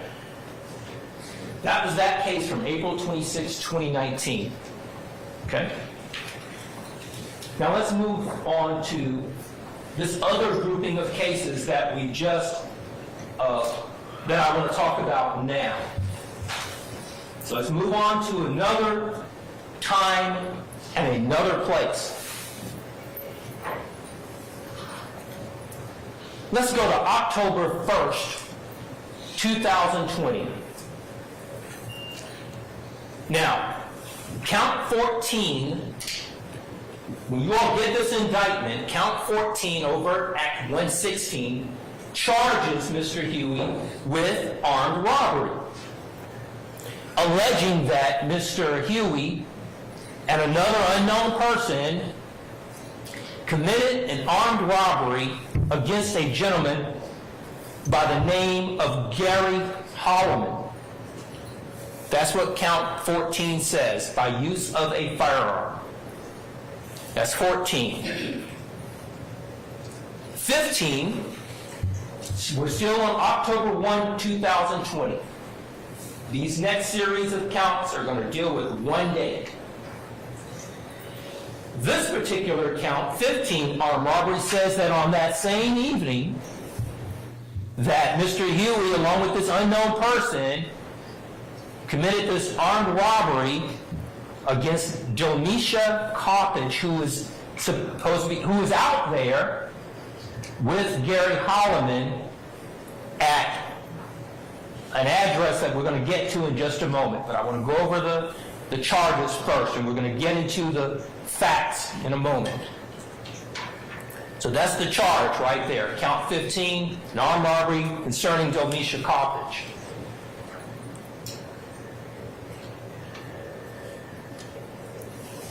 Count 16, this is a big case, ladies and gentlemen, so I'm giving you an opportunity to try to organize it as best you can. Because we definitely have been learning all year how to organize a big case. Count 16, aggravated assault with a deadly weapon. Like I said, whenever there's this armed robbery allegation, it's going to come with a host of other counts and charges tagging along with it. Because that's the way the state and government, that's how they do it. That's how they get down, and that's how they do it. That's their right, and that's how they want to bring it. But we're going to talk about it. Count 16 alleges aggravated assault.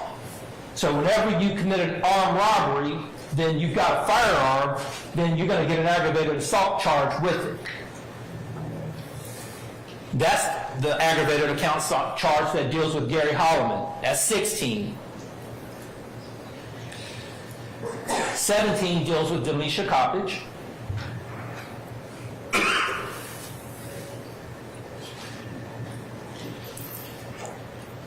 18 is another way of alleging an armed robbery. When you specifically use a firearm to take this clicker out of my hand, that's armed robbery. But if this clicker were an automobile, and I was sitting in this automobile, and you use a weapon to demand me to get out of the automobile, it's an armed robbery, but they call it, it's a separate charge that's called hijacking of a motor vehicle. Basically, it's an armed robbery of a car, or a truck, or a vehicle. That's count 18. They're saying that Mr. Huey along with this other person, took a 2016 Buick LaCrosse from Gary Holland. That's 18. 19, again, whenever there's a weapon that's involved, they're going to tag along this possession of a firearm to the commission of, in this case, the ag assault with a deadly weapon and the hijacking of a motor vehicle. So you're going to get a possession of a firearm during the commission of a felony charge. Same thing with respect to Ms. Coppage. Armed robbery and an aggravated assault to take that cell phone that she's saying was taken. You're going to get a count 20, a possession of a firearm during the commission of a felony. And then what they've done is they've said in 21 that this was gang related. So they tack on a criminal street gang charge.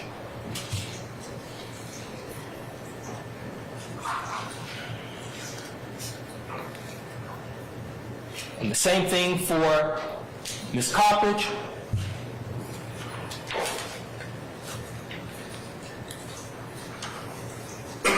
So those are the street gang charges that they've alleged. That's 23. So let's get into it now. So those are the charges, ladies and gentlemen.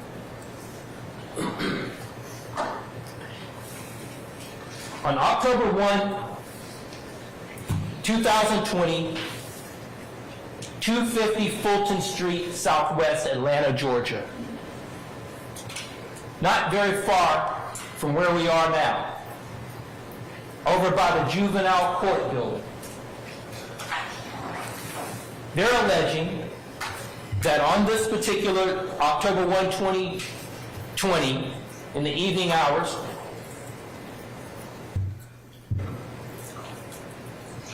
that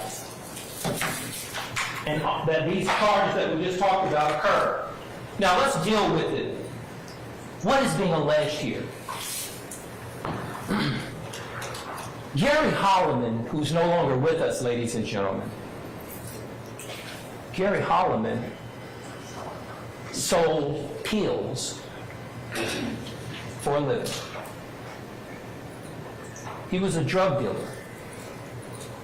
And Mr. Huey had gotten injured. And his injury was the result of a shot to his leg and being out in the public and living in the area. There was a shooting incident. He got shot. Okay? When he got shot, he ran out of the ability to get medicine the right way. So what did he do? He found that this guy Holloman that he knew through this other person, Mender, that Mr. Holloman sold Percocets. So what happens? He had been dealing with Mr. Holloman for some period of time. You're going to hear about it. And how do you know you're going to hear about it? Because when Detective Henderson comes into this courtroom and sits in this witness stand, I'm going to ask him questions about it. Now, Huey knows Gary Holloman because they had been doing business. Mr. Holloman purchased 2 or 3 pills periodically, $20 a pop, Percocets. And he dealt with Holloman various occasions. Nothing unusual. I'm going to meet you. I'm going to call you, right? He calls him. Huey calls Holloman from time to time, right? And when he calls Holloman from time to time, Holloman, in fact, you will learn through Henderson that Henderson, when they arrested Mr. Huey on these charges, they sit Mr. Huey down in an interview room. And when they sent Mr. Huey down in an interview room, Henderson reads him his rights. And Mr. Huey agrees to talk with him without an attorney, because I don't have anything to hide. I'm okay talking to you without a lawyer. He sits down, talks to him.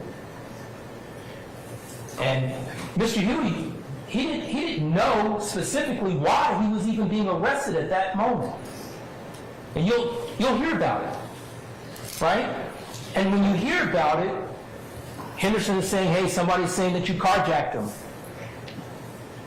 Okay, tell me about it. What are you talking about? And then Huey and Detective Henderson, Huey says, okay, so you're talking about the streets been talking. The streets been talking. They saying that I set Holloman up. They saying I set Holloman up. I didn't set Holloman up. I deal with Holloman. I didn't set this man up. Holloman chose this particular location for us to meet, and we've met before. I know this man. In fact, now here's where it gets real interesting. In fact, Huey says to to Henderson, Detective Henderson, you can look through my phone. So, Henderson looks through the phone. And what does he see, ladies and gentlemen? He sees Your Honor, we're going to object to this portion of Basis. self-serving hearsay. Yep, the evidence will show. I'll overrule the objection. The evidence will show, ladies and gentlemen, that Henderson, they have the phone out. Huey is leaning over. Henderson has the phone. They're scrolling.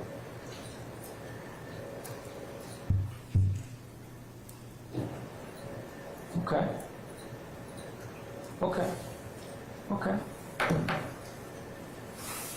But the warrants had already been written up. He was in jail. He was arrested that night. He was being arrested for it on the 24th of November, 2020. But Mr. Huey shows Mr. Henderson that he and Holloman had a relationship. You got something I want, you got something that I want to get, some Percocets, they're available. That was our relationship, right? Now, that's what Huey says to Henderson, and is corroborated in a phone that belonged to Mr. Huey that Henderson was allowed to look at on that particular morning when they arrested this man. So that's what came out from Mr. Huey. Let's talk about what came out from Mr. Holloman when he called 911. So what does Holloman basically say in the 911 call? He says that I just got robbed, and he says my nephew homeboy robbed me. My nephew's homeboy robbed me. That's what he says. And I was meeting with him because my nephew wanted me to give him some money to put on my nephew's books at the Fulton County Jail. That's what Holloman says to 911. Now, you're going to ask yourselves, ladies and gentlemen, the evidence is going to show that you don't need to give money to your nephew's homeboy to put on your nephew's books at the Fulton County Jail. The evidence will show there are many ways in which you can put money on somebody's books at the Fulton County Jail instead of giving money to your nephew homeboy. So, you are going to have to reconcile that story that my man Holloman told 911. And in the 911 call, he didn't say, that's what he said, my nephew's homeboys, I'm putting some money, giving money to giving some money to my nephew homeboy. That's what he said. So you're going to reconcile those. You're going to have to balance those two versions of events. You're going to have to ask yourself, and here's the other thing you're going to learn with this same case. You're going to learn that Mr. Holloman tells Mr. Henderson that Mr. Huey didn't have a firearm. And he's going to say, whatever he's going to say, from my understanding, is somebody just walked up out of the dark and put a stick on him and took his car, not Mr. Huey. What is Delmisha Coppage? Delmisha Coppage, you're going to learn that she actually lived at 250 Fulton Street, right? And that Mr. Holloman was there to meet her, right? And you're going to learn from Delmisha Coppage, if they decide to call her as a witness, that they interviewed Delmisha Coppage in September of 2022, shortly after they indicted this case that we're here today on. They decided to go out and, do their field interviews of their alleged victims and talk to them. In September of 2022, Delmisha Coppage tells Officer Investigator Viverito, she tells this law enforcement person that, they took BG's car, Gary Holloman, BG.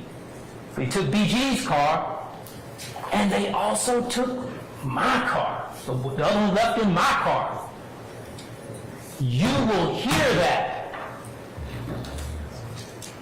And there had been no information, allegations of her car ever being taken on October 1, 2020 until September 22nd, 2022, when she told it to Investigator Viverito. Mr. Hughes not even charged with taking Delmisha Coppage's vehicle. Why would she say something like that? So you all, as the triers of fact, fancy little phrase that we use in the legal business, you all, as the deciders, will have to determine with whom you will believe. What is the credibility? So those are things and decisions that you will have to make. But her car was never, ever taken.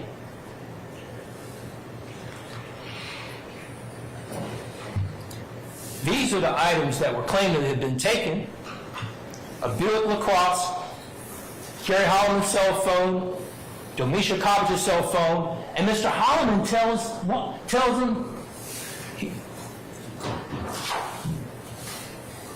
$10,000 in cash.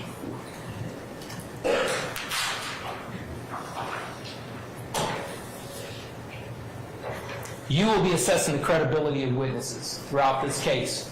For each of these wrongfully accused individuals that are seated at these tables. Now, witnesses are going to come into this courtroom, and they're going to sit right here. And you'll see me. You may see Attorney CJ. You may see some of these other lawyers. We're going to be standing right here, ladies and gentlemen. And we're going to be asking them questions on the witness stand.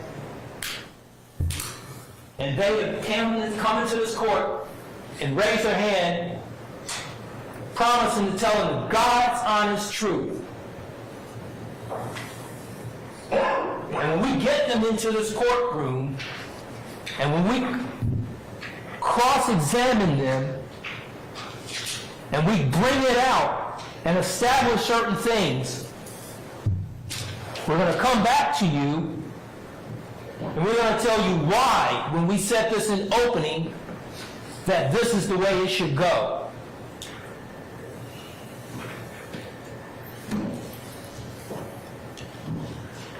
Let's change gears. One last gear, few last gears to change. I know it's a long day, we're getting there. Now, ladies and gentlemen, let's move to a different day and time. So that was that case. So we have covered counts 3 through 7 for an April 26, 2019 situation. We have covered, and by the way, before I get into this, let me back up one more step.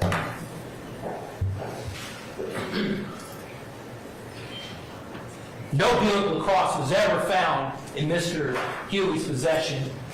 No cell phone was ever found in Mr. Huey's possession belonging to Jamisha Coppage, Gary Holliman. And in fact, there's technology out here, ladies and gentlemen, where these smartphones, these iPhones, they stay on, right? You can track these bad boys. We're going to be asking questions down the line. So when I'm upstanding and cross-examining and talking to these witnesses, pay very close attention to, that technology, these smartphones. What did Detective Henderson do to follow up? Mr. Matthews, I hate to interrupt your opening remarks.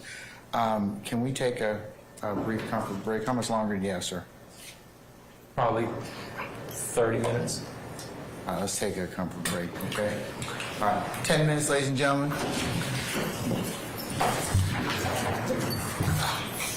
All right, for the jury.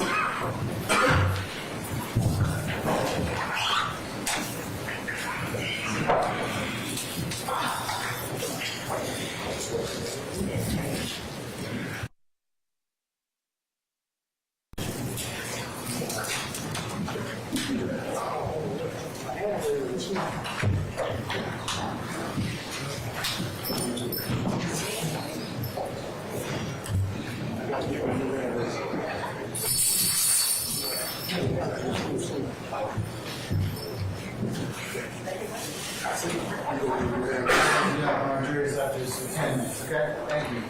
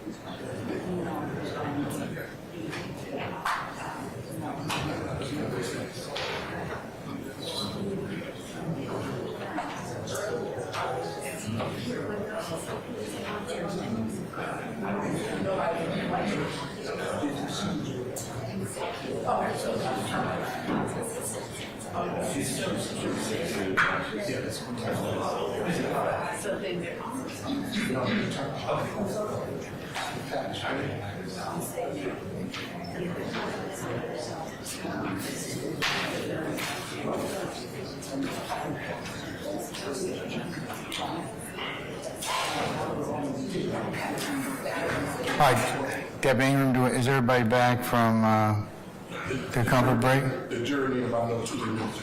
Okay, we can take up another matter, but how about our other? Everybody's present, counsel. Okay, all right. I'll ask you to check on our jurors in about 5 minutes after I take up some other issues. Mr. Matthews, after you're complete in the next 30 minutes or so, we'll probably be complete. Everybody will have made an opening statement who wants to make one, is that correct?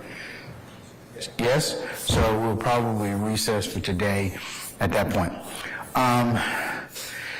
Ms. Love, are you prepared to, and Ms. Hilton, to make, or I should say, start the presentation of evidence tomorrow morning? Yes, Your Honor. Okay. Are any of your witnesses that you expect to call tomorrow any experts at all? Yes. All right.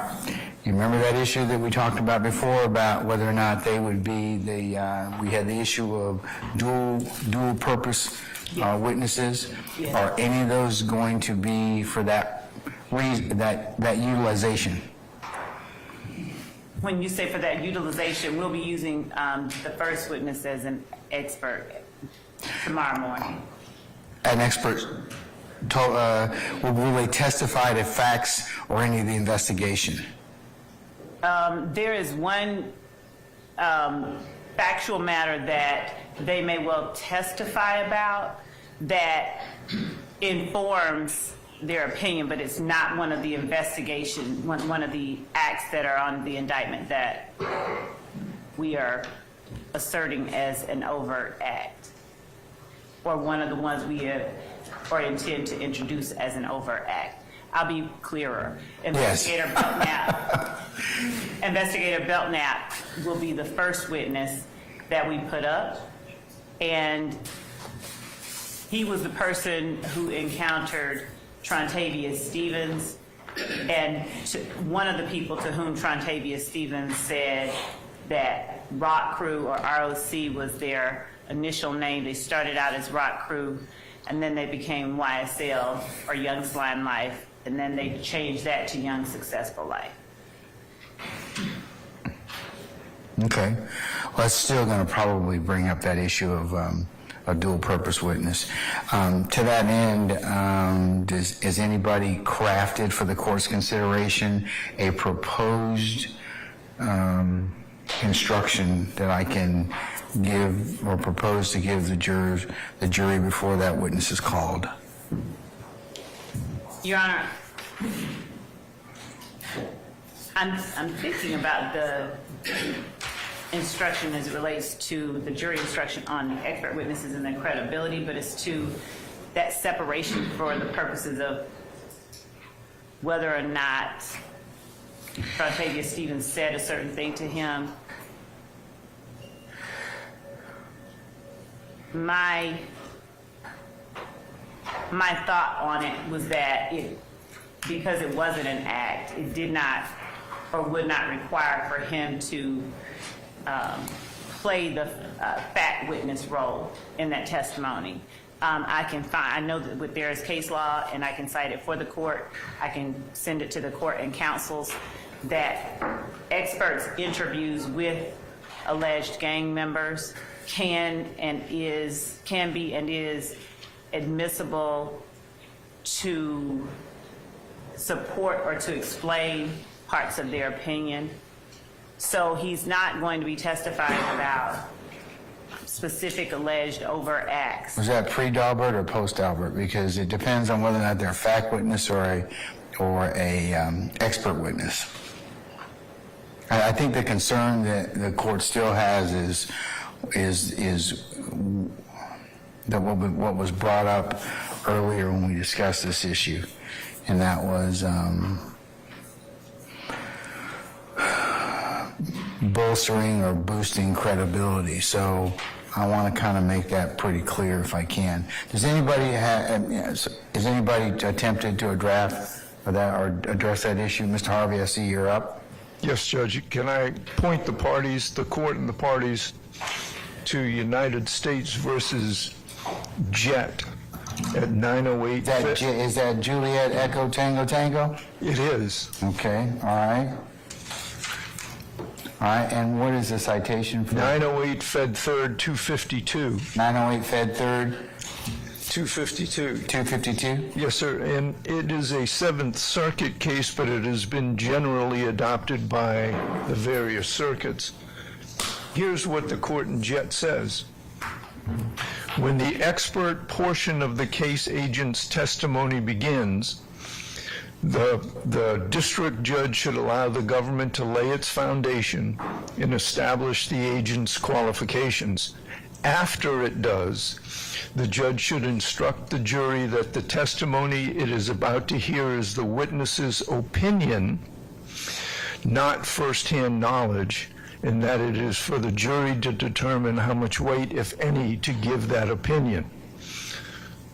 That's the general nature. And then, at the end of the case, there is a charge in Jet after that particular witness has testified as an expert, and then, as I understand it, this witness will also be called back again to testify about percipient facts.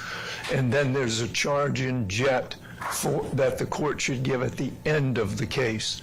So I would refer the parties to that case. And the case in the 11th Circuit, there are two cases in the 11th Circuit, United States versus Hawkins, Hawkins, and you can tell me,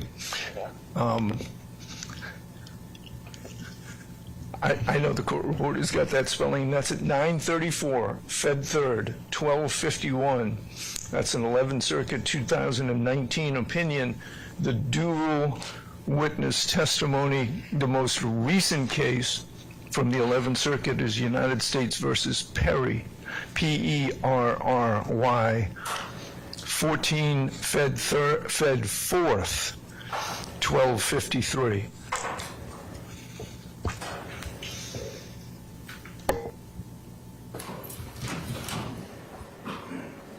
All right.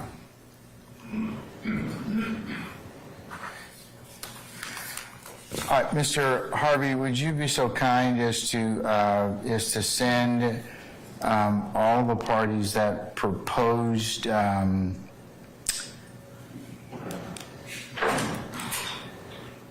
instruction or preliminary instruction for my consideration. Yes, sir. You can send that to the state, and the reason I'm taking it up now is because if we have to kind of address it and tweak it, I'm going to have you all come in a little bit earlier, and I'll tell our jurors to come in a little bit Now, that after that. should not be deemed. It shouldn't take that long, but And it should not be deemed as acquiescence to the court's ruling that these. oh, in no way, Mr. Okay, Harvey. all I right. would never assume that you acquiesce to anything that Hey, thank you. that the court rules upon. Thank you. So, And Your Honor asked the state whether or not the information that I shared was pre or post Daubert, and part of it was in federal courts, so it was, Daubert was being used during that time. But what I will do when Mr. Harvey sends out his proposed instruction is I will reply all with. yeah, I just want to make sure that that also when we're doing the court's charge at the end, that it comports with the proper tailoring of what an expert or a dual purpose expert. So Okay. I just want to make for the 25 meter assessment, I just need to make sure that I give that so that they can, it's sort of credibility. So if you're going to do that and that's what you're going to call them for to begin with, I'll give that particular type of limiting instruction at that point. Okay? All right.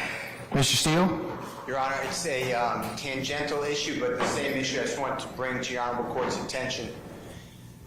Detective Belknap, I believe, if he's called as a first witness, that means he interviewed Trontavious Stevens, in this case, while Trontavious Stevens is in custody. And if Trontavious Stevens is not testifying or did not testify, the statement that I understand will be elicited involves Mr. Williams.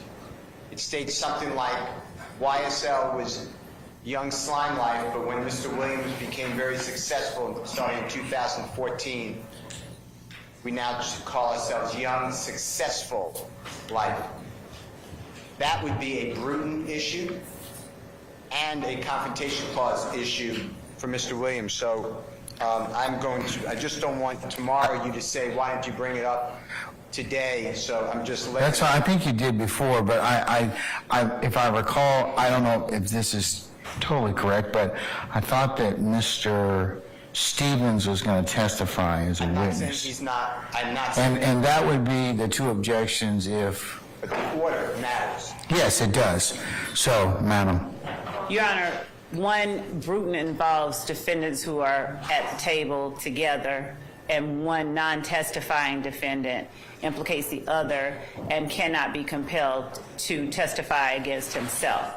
So this is not a Bruton issue. One does not arise. Mr. Stevens has already resolved his charges before this court, so there is not a Bruton issue before the court at all. Okay. Second, regarding Confrontation, are you going to call him as a witness? the state does intend to call Mr. Stevens as a witness.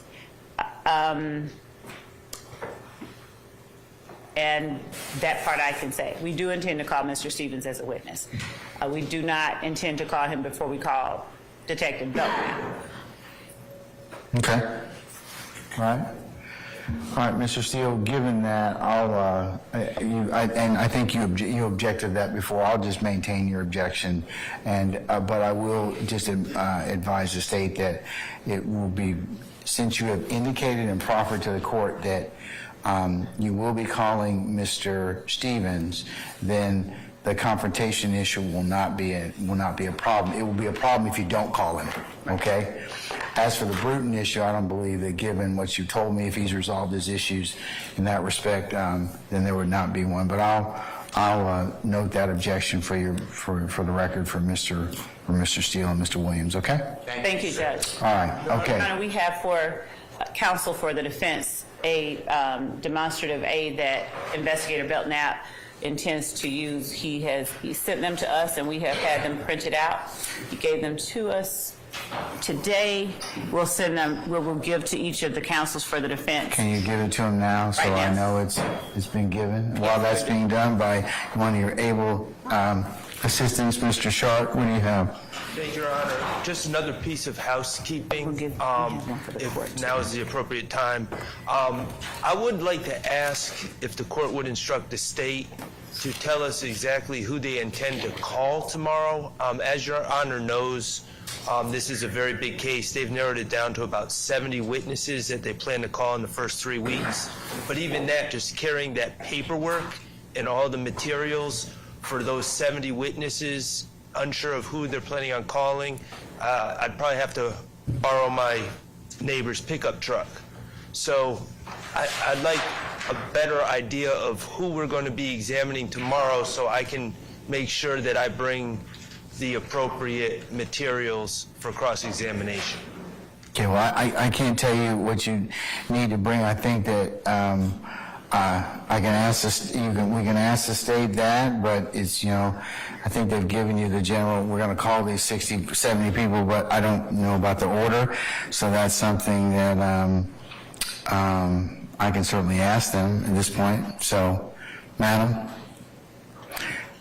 how many witnesses are you planning on calling tomorrow?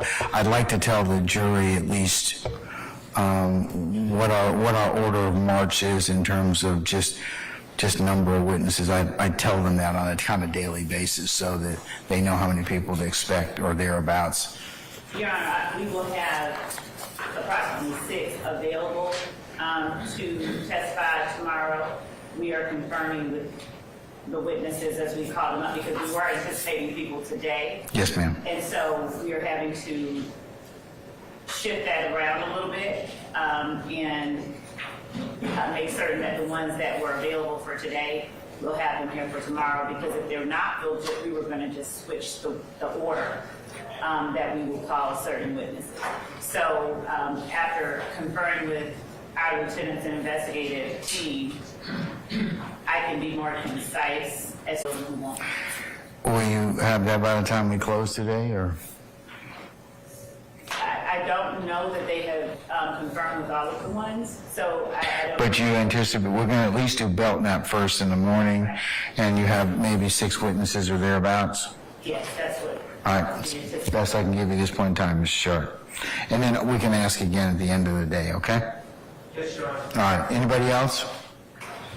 I was only being facetious, Mr. Steele. I need to call our jurors back, okay?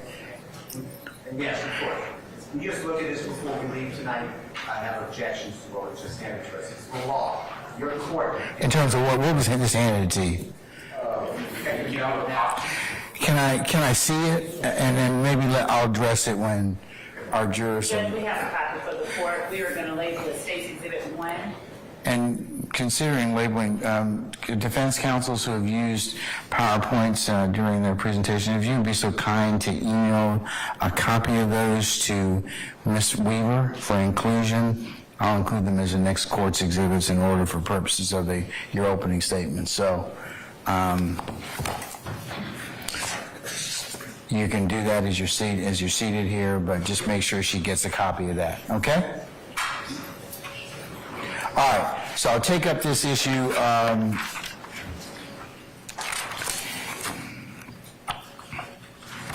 And I'll look at the PowerPoint as for Detective Belknap as we kind of finish up. So, unless there's anything else. Yes, ma'am. You're right, I can borrow it so I can label it. No. You want to label it? We just wanted to put it. All right, can we call for our jurors? Okay, thank you, madam. Thank you. Mr. Botts, were you rising to get up, just a stretch, or? If you have a what? What about Mr. Harvey?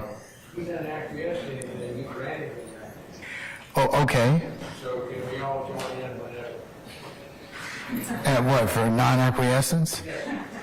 This is a general rule, or specifically? There's a master rule. All right. I regret talking to you. I really do. Okay, all right. Okay. We all are jurors, please. Thank you.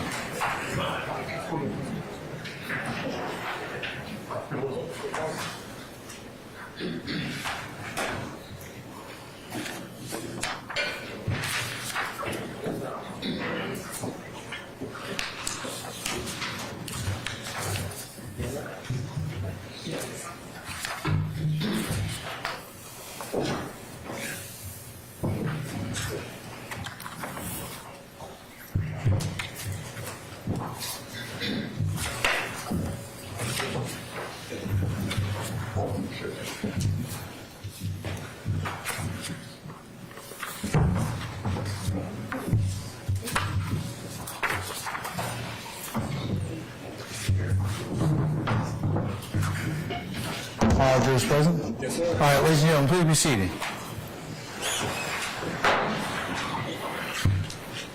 All right, Mr. Matthews, you can conclude your opening statement at this point in time, sir. Go ahead.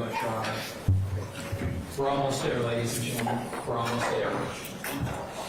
So on that last grouping of charges that we just got through talking about, the Gary Holloman and the Delmisha Coppage bunching of the case, I want you all to know that you will learn that Delmisha Coppage never presented herself to Detective Henderson or any other law enforcement person to look at any type of photographic lineup array to say that this is a person, Mr. Huey, that was present when an armed robbery took place, participated in an armed robbery, or anything of that nature. So there was no photo lineup that ever took place with Delmisha Coppage. Okay?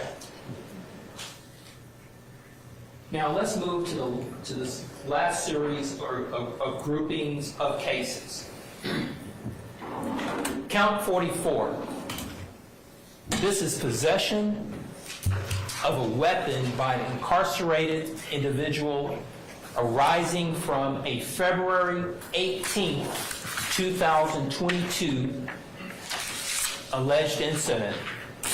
So the government, they are alleging that Mr. Huey, along with Tinquarius Minder, did possess a weapon inside the Fulton County Jail on that particular date.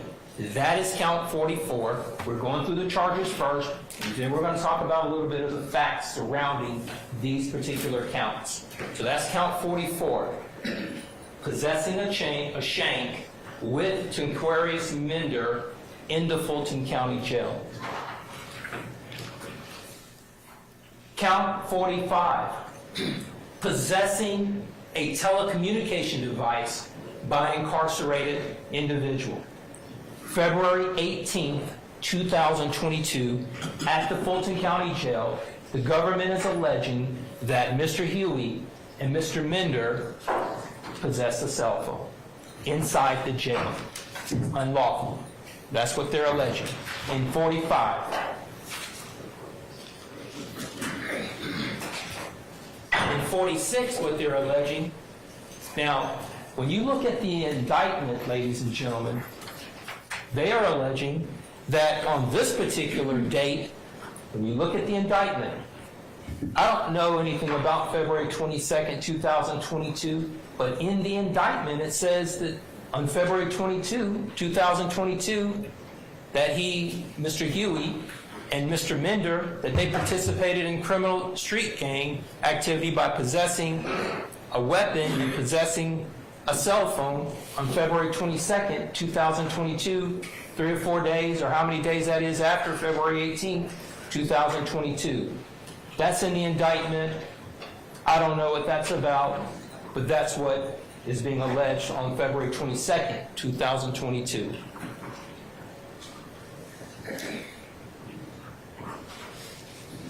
That's a stock photo of the Fulton County Jail. Let's talk about it. Let's talk about February 18th, 2022, inside that facility. Now, what will the evidence show?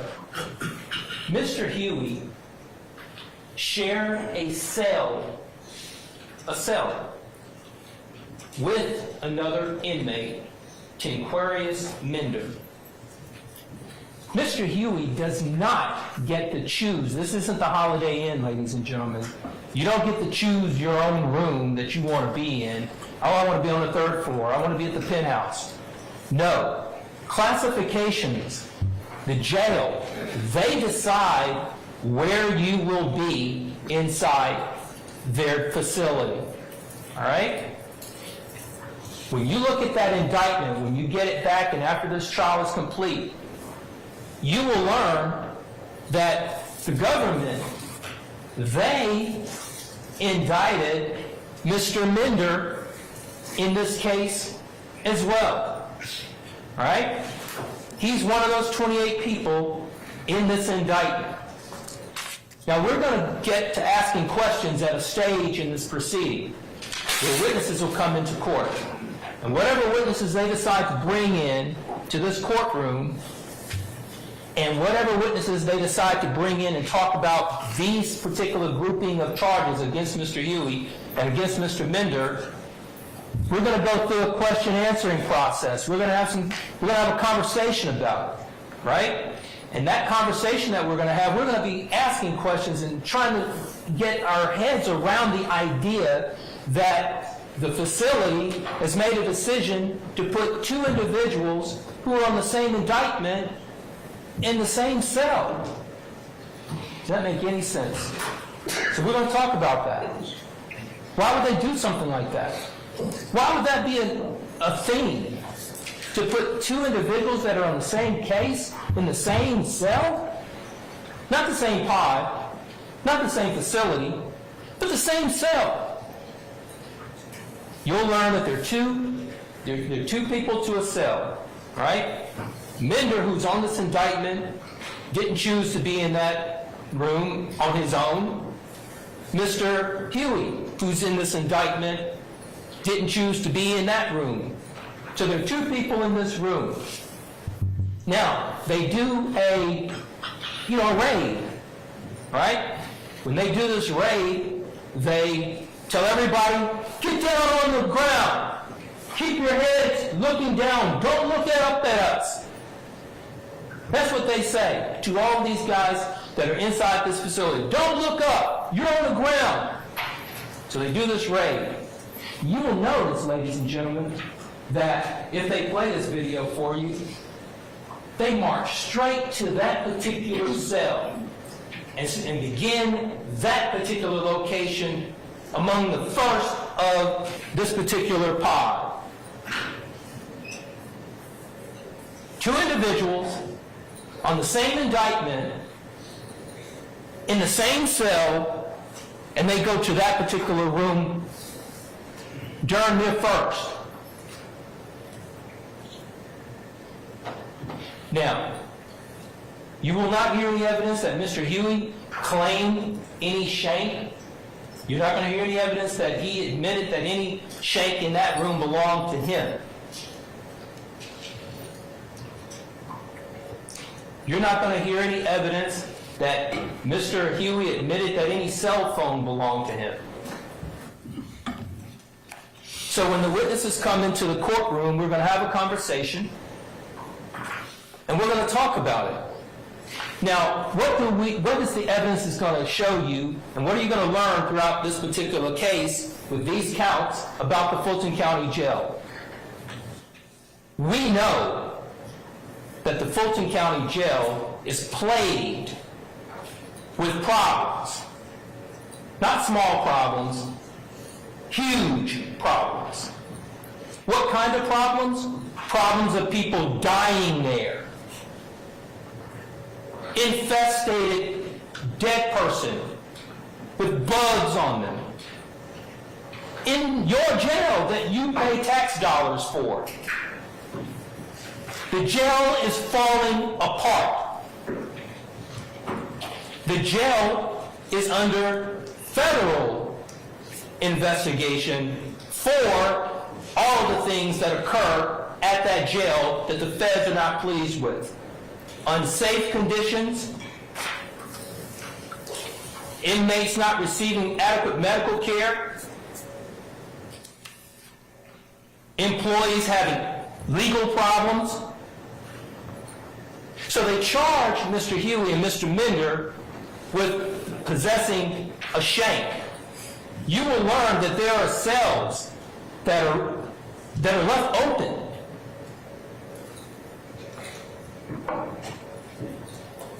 And that is not a safe place to be when a cell is left open and you're just trying to lay your head down and sleep. There are scenarios where you want the cell to be locked. So we're going to ask some difficult conversation questions when that time comes. So those are those particular counts. And Mr. Huey maintains his innocence with respect to those particular counts. Mr. Minder is not here today on trial. Mr. Huey is.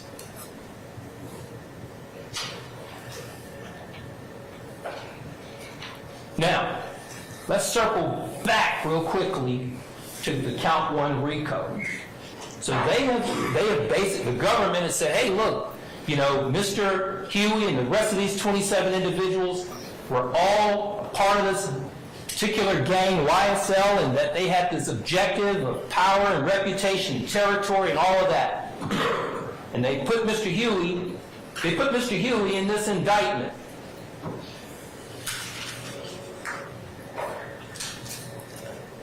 Over Act 102, March 12, 2020. If he don't take it back, he gonna die. You heard Mr. Steele talk about these already, so I won't go back through them and belabor the point. But that is one of the messages there. And what are we talking about here? Well, to be very quick to the point, Chandler Durham, a music producer, make beats, help artists put their music together, brings them music so they can lay their lyrics over them. You know, this is a person who had his car stolen outside Bishop Street, one of the studios over there in Atlanta. And I guess the word had got out that there was a possibility that Mr. Huey may have known some of these guys or had the streets talk. Listen, this is Atlanta, Georgia. And it's a small community in Atlanta, Georgia. We're in a big city, but it's still small in certain ways. So the streets talk. So Mr. Huey was asked, hey, if you know something, you know these guys, or you can help us get that stuff back, just tell them to get us our stuff back. That's not a crime. That's not RICO. So you're going to learn that Mr. Huey was able to knock on the streets, knock on the doors of the streets, and help try to get this man his stuff back. He wasn't able to get all his stuff back. He wasn't. But he was able to get some of the stuff back, and he was able to secure it. And Mr. Durham was aware of it.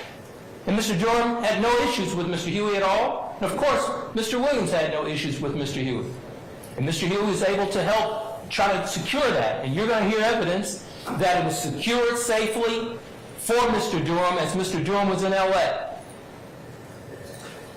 until he got back. Some of those items, not all.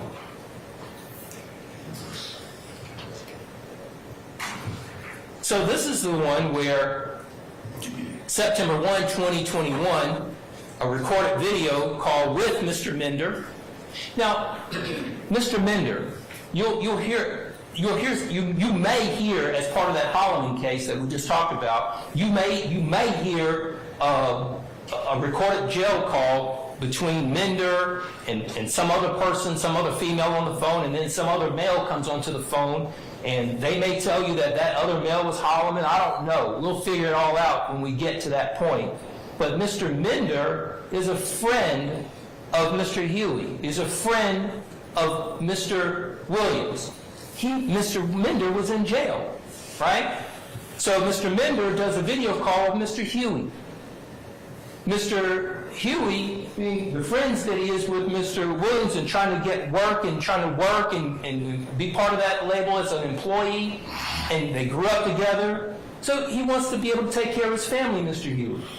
But on this particular day, this is not a crime. What's happening here? On this day, Mr. Mender is on a video call with Mr. Huey, and Mr. Huey had already had some communication maybe with Mr. Williams, and they're at a jewelry store.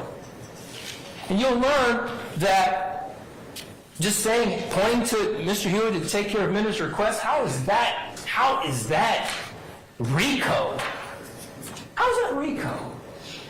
How in the world is that RICO? That's not a crime. It's not a crime.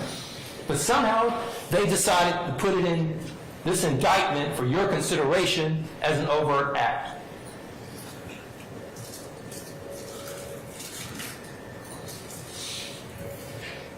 September 4th, 2021, overt act 140. Mr. Huey had just been released from jail on the Holloman case because it had been dismissed at a probable cause hearing for a finding of no probable cause.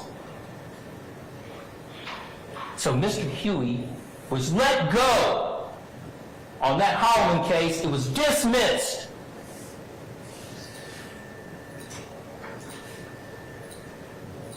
So he walks out of the jail. He and Mr. Williams are cool. They're friends. They grew up together in the South. So he's traveled with Mr. Williams before on his private jet. What's the big deal? That's awesome. So Mr. Huey, he says, from lockdown, we beat that case. We beat it. It was dismissed. Now it's back in this indictment. So Huey said, hey, lockdown, we about to go to a concert. To Philly. He had a show. They went that evening and they came back. How's that RICO? How's that RICO?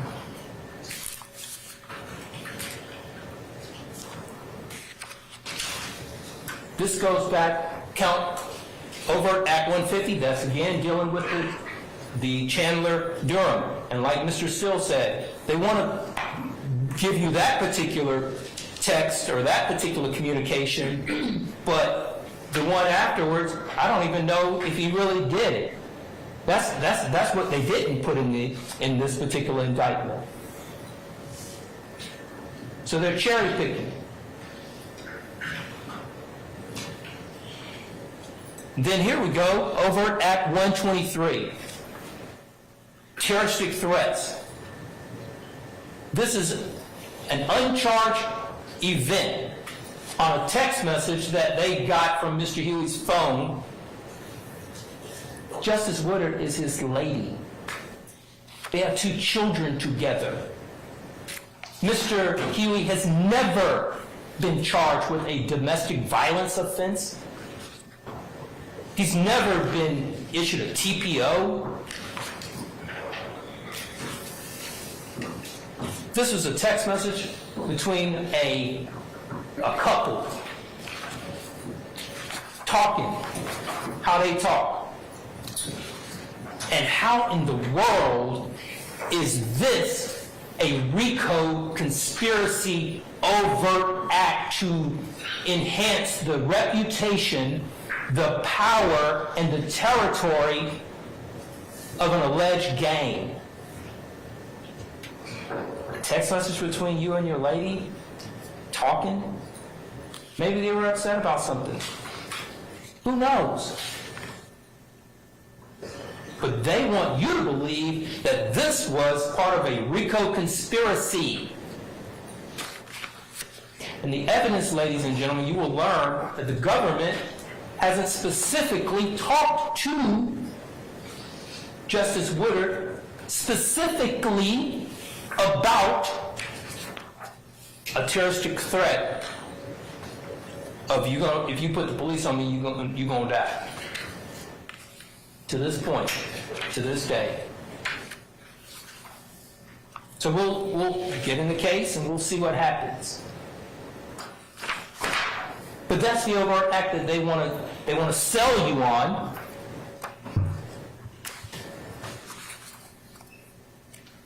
As being part of a RICO. So those are the overt acts that are uncharged. So it's not a crime, but it is a crime. So we'll deal with it. So, we're here, guys. We're here. We are at the conclusion of this presentation. I have said it, and I'll say it again.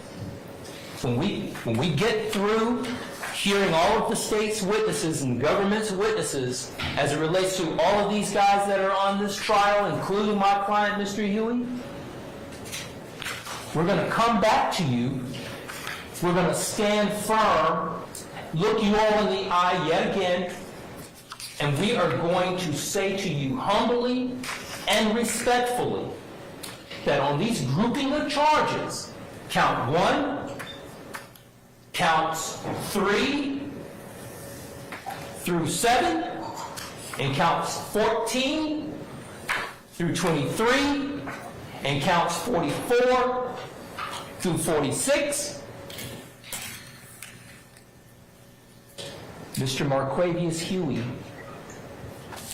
is not guilty. Not guilty. Not guilty. So, continue to take notes as you choose. Continue to listen intently. And collectively, you will make a decision. And that decision will be not guilty for Mr. Marquavius Huey on these charges. Thank you. Thank you, Your Honor. All right. You're welcome, Mr. Matthews. Okay. Ladies and gentlemen, it is almost 6 o'clock, and I think it might be a stopping point for us today. What do you think? Okay, all right, okay, so let's wind things down for today then, for you all. Okay, first, when you go back in your headquarters, same thing, you're going to probably know this script by the time that we spend with each other. Leave your notepads in the basket, take a juror sticker for coming here tomorrow morning.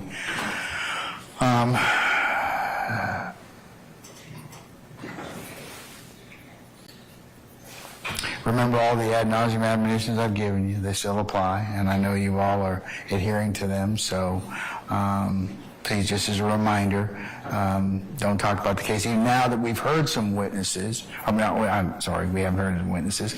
Now that we've heard opening statement, remember opening statements are not evidence, okay?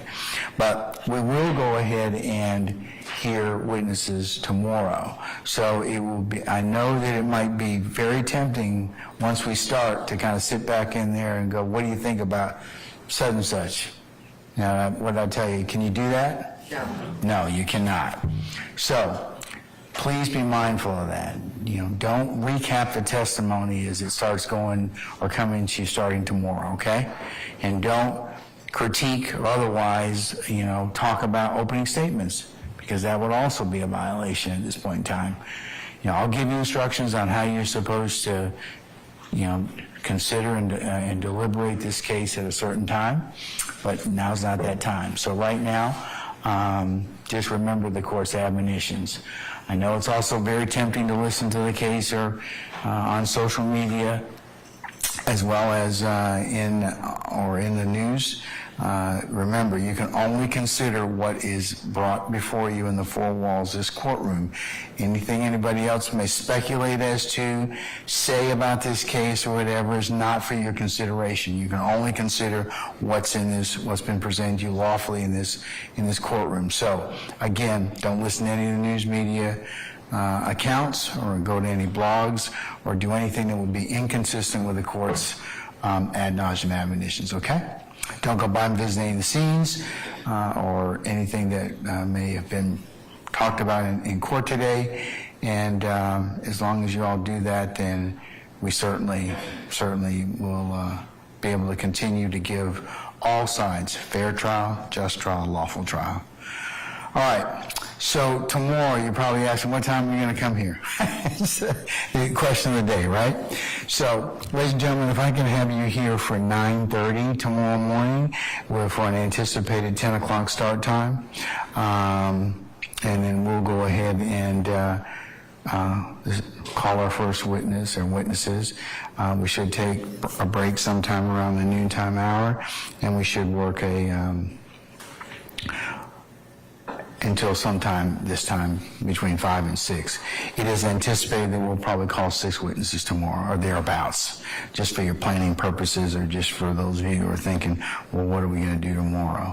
And then after tomorrow, Thursday, we'll have another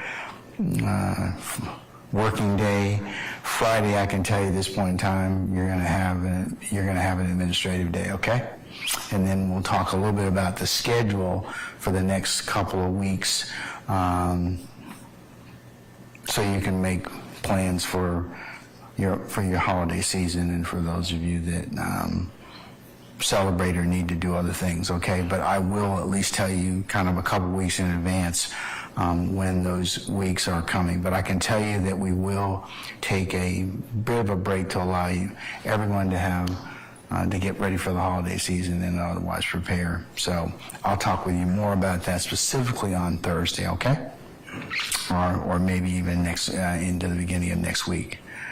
All right, ladies and gentlemen, what ministerial questions do you have of me, if any? Excellent. Okay, if you do, now's the time to ask me. Are your headquarters in there sufficient? Yes. No more stale popcorn today? Sorry about that. We'll get on a vendor that we use. So, anyways, no. But, ladies and gentlemen, I mentioned you earlier, you're welcome to bring any food, snacks for you all as a group. You're welcome to bring any. I see you all. Some of you have drinks and other comfort items. The only thing that I do not permit is 2 things. You can't have alcohol, that's by statute, and I don't permit gum, at least while you're in here in open court. But you can have candy and any other thing that might help you focus and bear attention to this important matter. But as long as you pick up after yourself, you will not offend the court at all. Bring yourselves a jacket. You can always, or something, you can take it off, take it on. As you can see, the courtroom here tends to be a little cold at times, but that's to kind of keep everybody comfortable since we have a fair number of people in the courtroom, okay? So, ladies and gentlemen, unless you have anything else of me, Sergeant Ingram is going to go ahead and get you all straight for tomorrow. And ladies and gentlemen, again, thank you for your patience and the patience that you'll continue to give this particular trial and the trial of this matter. So unless you have anything else, ladies and gentlemen, I'll go ahead and recess you for the evening, leave your notepads in the basket, and we'll see you tomorrow morning for 9:30, okay? All right, all rise.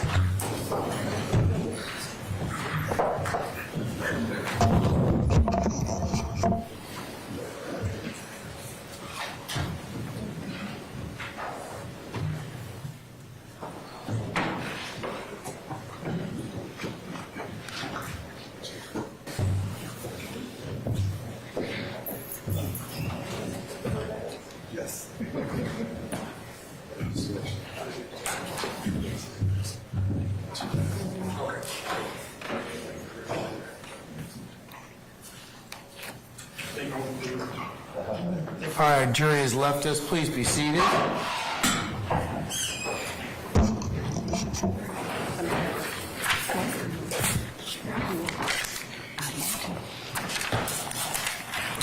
Okay. So, councils, tomorrow morning, I'd like us to be here for, and out here in the courtroom by 9:30. So I'd like you to be here seated with everyone here at 9:30, okay? So that we can go through, I can go through the charge that hopefully you all have agreed upon, or not charge, but the limiting instruction, I should say, if appropriate, tomorrow. So I'm going to say this, just so everybody's kind of clear. I would like to see a proposed instruction that I can offer to the jury. So that's what my goal is, or my task for you all to do is for you to come up with a proposal. And if you could email it to me, then I can go ahead, and all parties, then I can go ahead and edit it should it require editing. All right? That's the first thing. Any questions about that? Or any further clarifications about the court's instruction in that respect? If we have dueling proposed orders, is it okay that we just submit them? Yes, okay. Absolutely. Absolutely. Okay, that's for the instruction. Okay, I'm in possession. Let me move on to the next issue. The next issue is Detective Belknap is going to testify first, and there is a very large PowerPoint that's been submitted. I assume that he's going to refer to. It's marked as States 1. Is it a demonstrative aid, madam? It's not going to be admitted, right? So. Your Honor, it's a demonstrative aid that we Okay. believe would assist him in explaining his testimony to the jury. Okay. So. All right. So it'll be marked as an exhibit. Okay. All right. Okay, specifically, are there objections or concerns? I understand you all just got that at this point in time.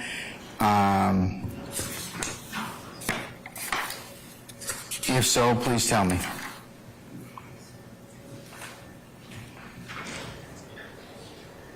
Your Honor, Sir. on March 21, 2023, Mr. Williams filed motion limiting number 13.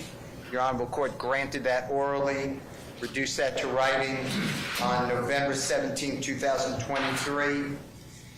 I cited Swanson, SWANSON versus State, Your Honorable Court. That's at 366 Georgia Appeal 584 Division 2, 2000. What's that? 366 Georgia Appeals. What was the other? 584. 584 Swanson. Yep, Division 2, 2023, Your Honorable Court's order. Reference Swanson, that an expert cannot discuss the law, expert cannot testify as to opinions on the ultimate legal conclusion. Is not helpful to the trier of fact for the witness to express their opinions using legal terms or offer legal conclusions. The court must remain vigilant against the admission of legal conclusions, and an expert witness may not substitute for the court in charging the jury. In critical law, that's what you granted as well.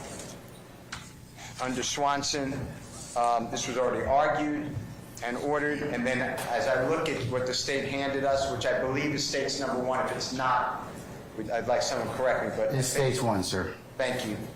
And on the page that I have stapled together, on the back of the first page, it has a triangle that you specifically excluded in your order, that you would not allow the supposed expert, it's not helpful to the jury, to talk about a person, then the gang, and then the crime, and the enumerated offenses, and employed by, associated with, or participates in gang activity. The next slide, or any piece of paper, is entitled Criminal Street Gang Defined. That is the law. That is exactly what Your Honorable Court and Swanson says cannot be done by an expert. The jury doesn't get from the expert, supposed expert. The next on the back of that page is Criminal Street Gang Elements. That comes from the law. That should not be coming from a witness. The next one is Criminal Street Gang Identifiers, which is a different issue, but I do have an objection, but not the same objection. That is not the law. That would go to factual allegations. Then it goes back to the law, Your Honor. There are several slides in there that reference criminal street gang elements, so I assume that you're objecting to those. There are several of those interspersed throughout the presentation. Exactly. And Okay. I don't have a page number, but yes. Yes, it's not numbered, but so let me let the state respond to that to begin with. So, Madam? Thank you, Judge. Your Honor, first, Swanson is quite distinguishable. In Swanson, what happened is that the expert witness was asked by the prosecutor whether or not something is required in order to convict someone of a DUI. And the expert answered no, which is an issue that goes directly to the matters that the jury alone is there to decide. In what Detective Belknap has prepared as an aid to assist the jury in understanding or hearing his testimony, he is explaining the methodology that he employs in making the categorizations and classifications of certain groups as a criminal street gang or not. Your Honor, without knowing how it is that Detective Belknap goes about making determinations and deciding whether he, in his opinion, believes that this particular group is a criminal street gang, how on earth is the jury to gauge his credibility?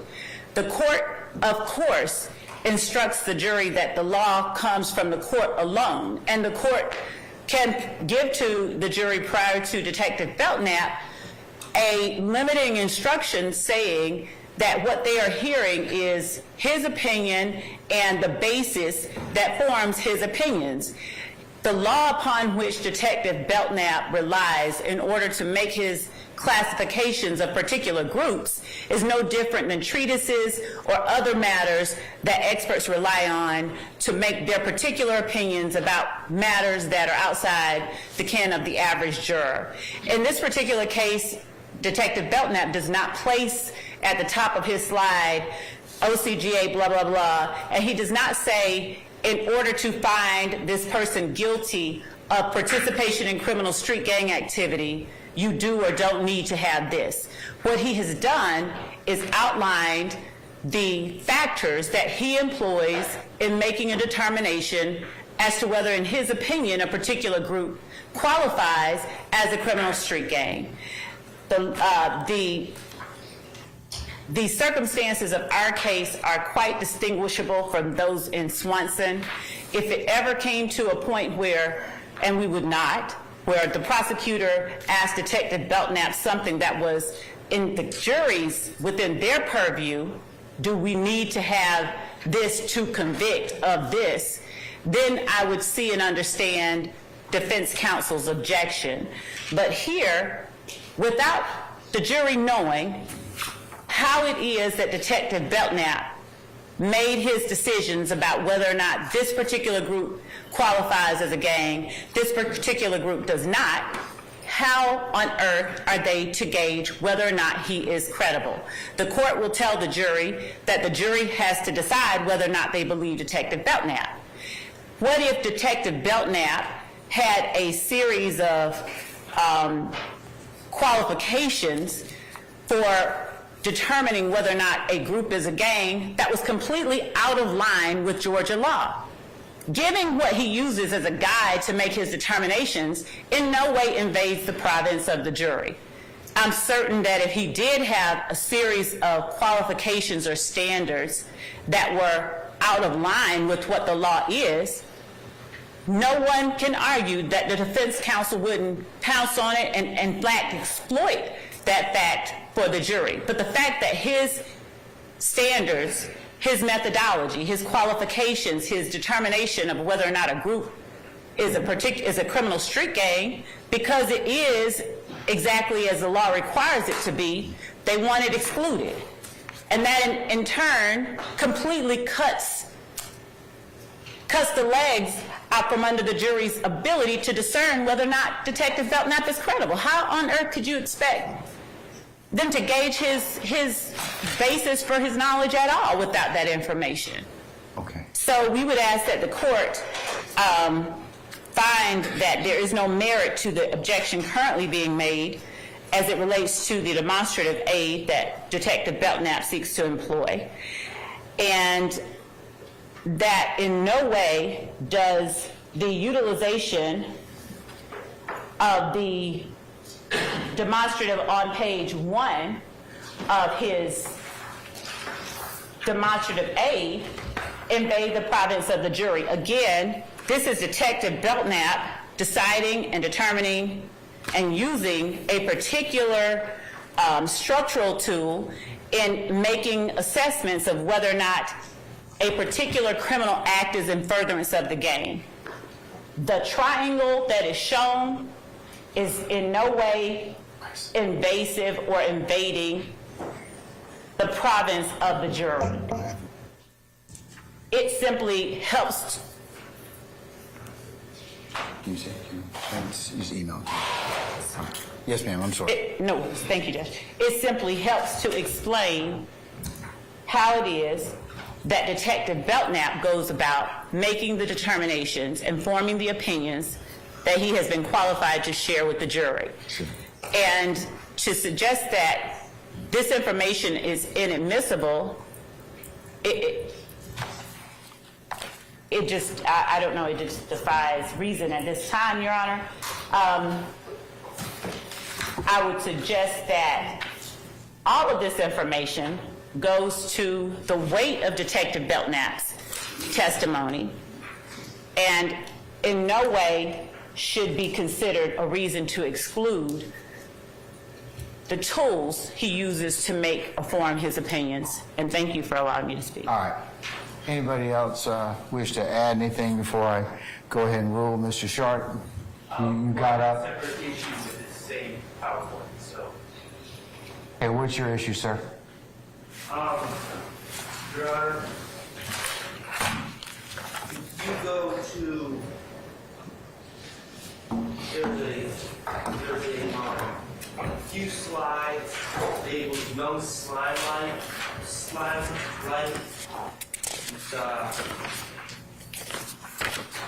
I'd say, halfway through. Okay, can you give me a slide? Is it the one that starts on October the 14th? Ms. Hilton and Ms. Page 22, if you count, Your Honor. Okay, hold on, just wait. Ms. Love, is it possible for you to ask Detective Belknap before he testifies tomorrow to label or to number his slides so it would be easy for me to deal with these kind of queries? Absolutely. All right, that would be wonderful. So, can you give me what page it's near, Mr. Sharp? Where you just were, it starts on the one before there. Okay, all right. YSL criminal activity? Yes. Okay, all right. And it continues for, I think, 3 slides, including the one that you were just looking on. And it lists specific allegations that are not in this indictment, not charges over acts, that are criminal in nature, prejudicial, that discusses specific acts that Detective Belknap apparently wants to talk about to discuss the history of YSL as he sees it. And these don't involve any of our clients either. And O'Connell v. State, 294, Georgia, 379, certainly I understand the law that an expert witness can rely on hearsay. However, an expert witness may not be a mere conduit to hearsay. And right now, it appears to me that the state is planning on having this expert tell the jurors about all these other completely unrelated incidents that he had, to my knowledge, had no involvement in investigating, but certainly he would be testifying to hearsay. I don't think that they're planning on calling the alleged victims of all these incidents or anything like that. And it's just a bunch of other completely unrelated criminal acts that have nothing to do with this case and these specific charges that are going to be brought in through Detective Belknap as their conduit. And we would object to that under that O'Connell case. All right, sir. State, you want to respond to that, please? Yes, Your Honor. These particular incidents go to both, as in the case with Trontavia Stevens, matters that the detective, the witness, observed personally and matters that other people observed as well. And an expert is allowed to testify that the basis for his opinion consists in part on these type of observations made by various persons. These matters are for the jury to decide what weight to give them. Of course, the argument can, and I'm certain will be made, that these people haven't come in here and the jury can decide whether or not it will disregard Detective Belknap's opinions because they are based on this information and the defense has convinced them that they should disregard it altogether because they haven't heard from a particular witness. But in no way should that be a reason to exclude Detective Belknap's testimony about certain information, certain incidents, certain interactions that form the basis for his opinion. These are things that he has observed during his experience as a law enforcement officer, including incidents involving alleged gang members, including, part of what he has testified about, part of what the court deemed portions of his methodology included his interactions with gang members, alleged gang members, and the information that they shared with him. What weight to give that should be left to the jury, and the information should not be excluded because essentially what counsels for the defense seem to want to do is to take away from the jury any information about what Detective Belknap bases his opinions on. And then it just leaves a bare opinion with nothing with which to gauge the credibility of those opinions. So respectfully, the state asks that the court not take away the jury's ability to weigh what weight it should give Detective Belknap's opinions by excluding the information that forms the basis of those opinions. And that information includes both the standards that he employs to classify groups as gangs. It includes the methodology that he utilizes to determine whether or not an act is in furtherance of a gang. And it includes his history and personal experience and those of law enforcement officers with which he has collaborated involving interactions with alleged and self-professed criminal street gang members. So we would ask that the court not exclude any of that testimony and information from the jury's consideration. Your Honor, thank you. If you accept the state's logic in that argument, then why would they even have to call in any witnesses for any of these overt acts? Why bring in witnesses about Christian Eppinger allegedly shooting a police officer? Just have Belknap just tell them this is what happened. Why bring in witnesses to talk about armed robberies allegedly committed by Walter Murphy? Just have Detective Belknap come in as an expert and tell them the whole story about what happened and say, because of that, I'm using that information as a basis of my expertise. The O'Connell case, Your Honor, was when a defendant sought to had an expert who testified that the defendant suffered from PTSD. The defendant had killed their adoptive mother. And she wanted to bring up specific instances of her abuse in her homeland, I believe it was Guatemala. And You're correct. The court said, no, you cannot bring in specific instances to put in front of the jury to say, yes, these specific instances form the basis of my opinion because you're using the expert witness as a conduit to bring in inadmissible hearsay. And that's exactly what the state is doing here. And And it's even worse than that because none of these alleged incidents have anything to do, as far as I can tell, with any of these gentlemen. And also the state just shifted just swiftly. First they said there are incidents that Detective Belknap has personal knowledge of. Then it's kind of slightly shifted to Detective Belknap, or maybe he's talked to other law enforcement officers about it. Like it's some collective knowledge thing. It's rank hearsay. Okay. Your Honor, Yes, ma'am. as it relates to O'Connell, Your Honor, the reason that the court decided that the expert's opinion in that case was a conduit for bare hearsay is it was the defendant's efforts to get in specific incidents that related to the defendant without putting the defendant on the stand. The reason that the incidents and the interactions Detective Belknap has had and other officers has had with particular alleged or self-professed gang members is distinguishable from the acts and overt acts that the state has included as part of the indictment is that in order for the state to prove beyond a reasonable doubt any allegation, any count in the indictment that we set out to prove, we have to present evidence of that particular act.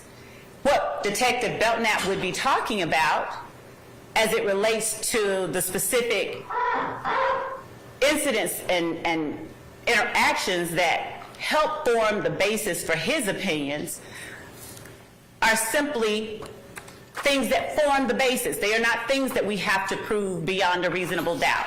It's the same as if there is someone on the stand talking about relying on certain treatises, information that has been gleaned from someone else's observations that informs the opinion that they reach today. There's no one that will credibly argue, oh, we have to bring in the author of that treatise in order for the expert's testimony to not be hearsay. It is simply the basis, part of the basis for Detective Belknap's opinion. It is not the same, and there is an absolute false equivalence being drawn by counsel for Mr. Stilla at this point. So we would ask that, again, the court not exclude the bases for Detective Belknap's expert opinions about whether or not YSL is a criminal street gang and whether or not particular activity, and rock crew as well, qualifies as a criminal street gang, and whether or not particular acts qualify as criminal street gang activity. The court, as I stated, can instruct the jury that the only law that the jury is to consider is that coming from the court, and that the jury alone decides what weight to give Detective Belknap's testimony. And if it so happens that the standard Detective Belknap employs to classify a group as a gang is in line with what the court instructs the jury must exist before the jury determines that a particular group is in fact a criminal street gang, then the jury finds Detective Belknap all that more credible. If it is out of line with what the court instructs the jury, then the jury finds that Detective Belknap is not credible. But they have to know the basis for his opinions in order to weigh his credibility. Thank you. All right. I have more, if you don't mind, Your Honor, when you're available. All right, what else?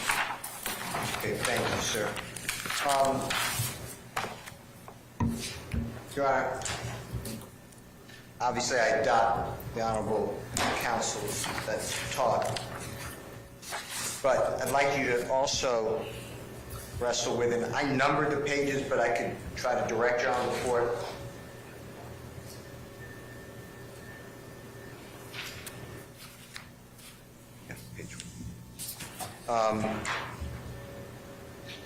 I have it on page 19.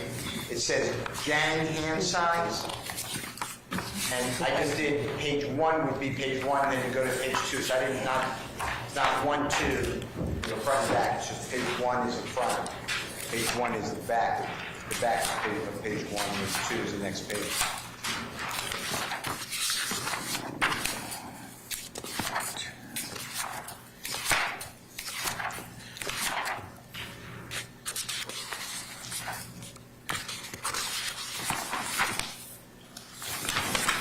And I also would like if the state can, or the court can order say, but if the state could be good enough to email it to us. There's some pages I can't see, they're just too dark. Which one are you talking about in terms of gang tattoos? There's several. Gang hand signs. Gang hand signs, I think that is some gentlemen that have there's a picture with a Georgia Bulldog t-shirt.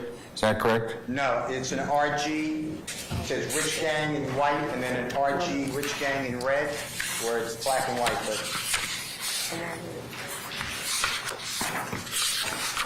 I've just The passed. photograph from the indictment, is that the one?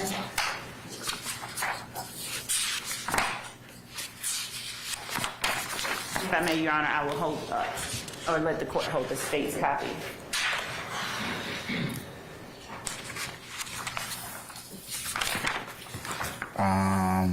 Here.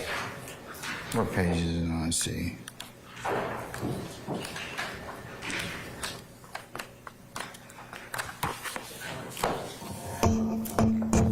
Oh, that's way in the back. Okay, all right. I think I've seen it. It's way in the back.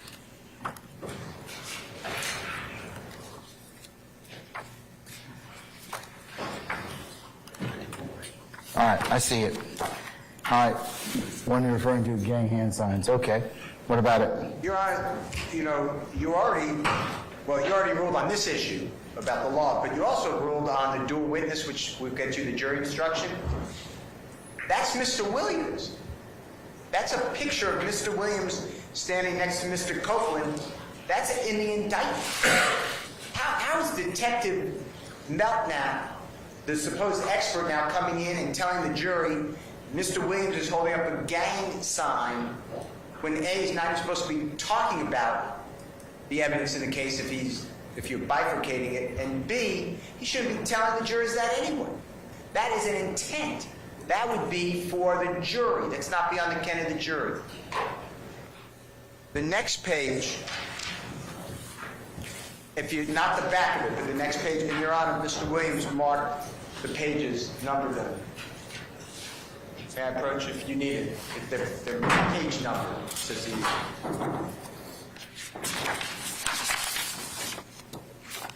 Which page is it, sir? It's page 20, but it's the next page what you were just looking at. Okay.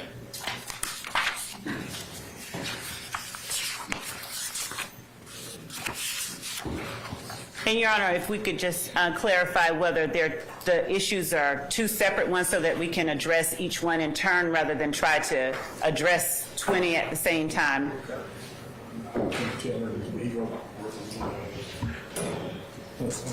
Page 20. Oh.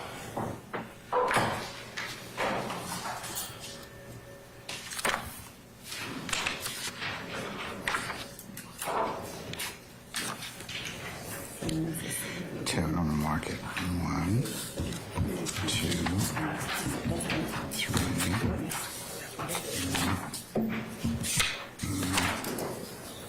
6, 7,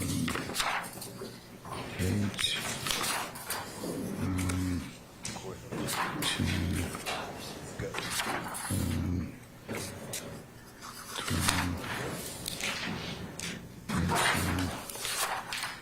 13, Can you hear me, Miss Weaver? 14.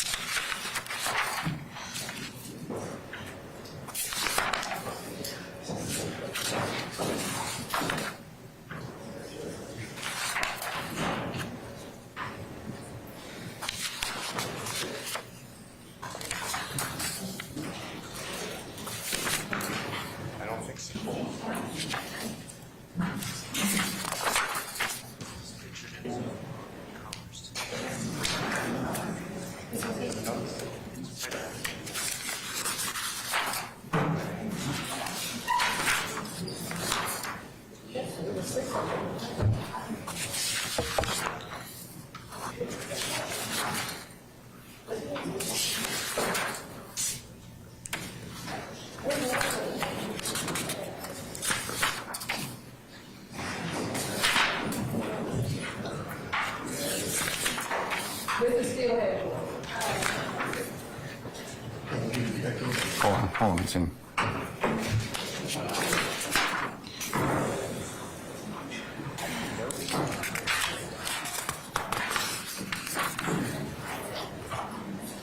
Yeah, Mr. Thank you.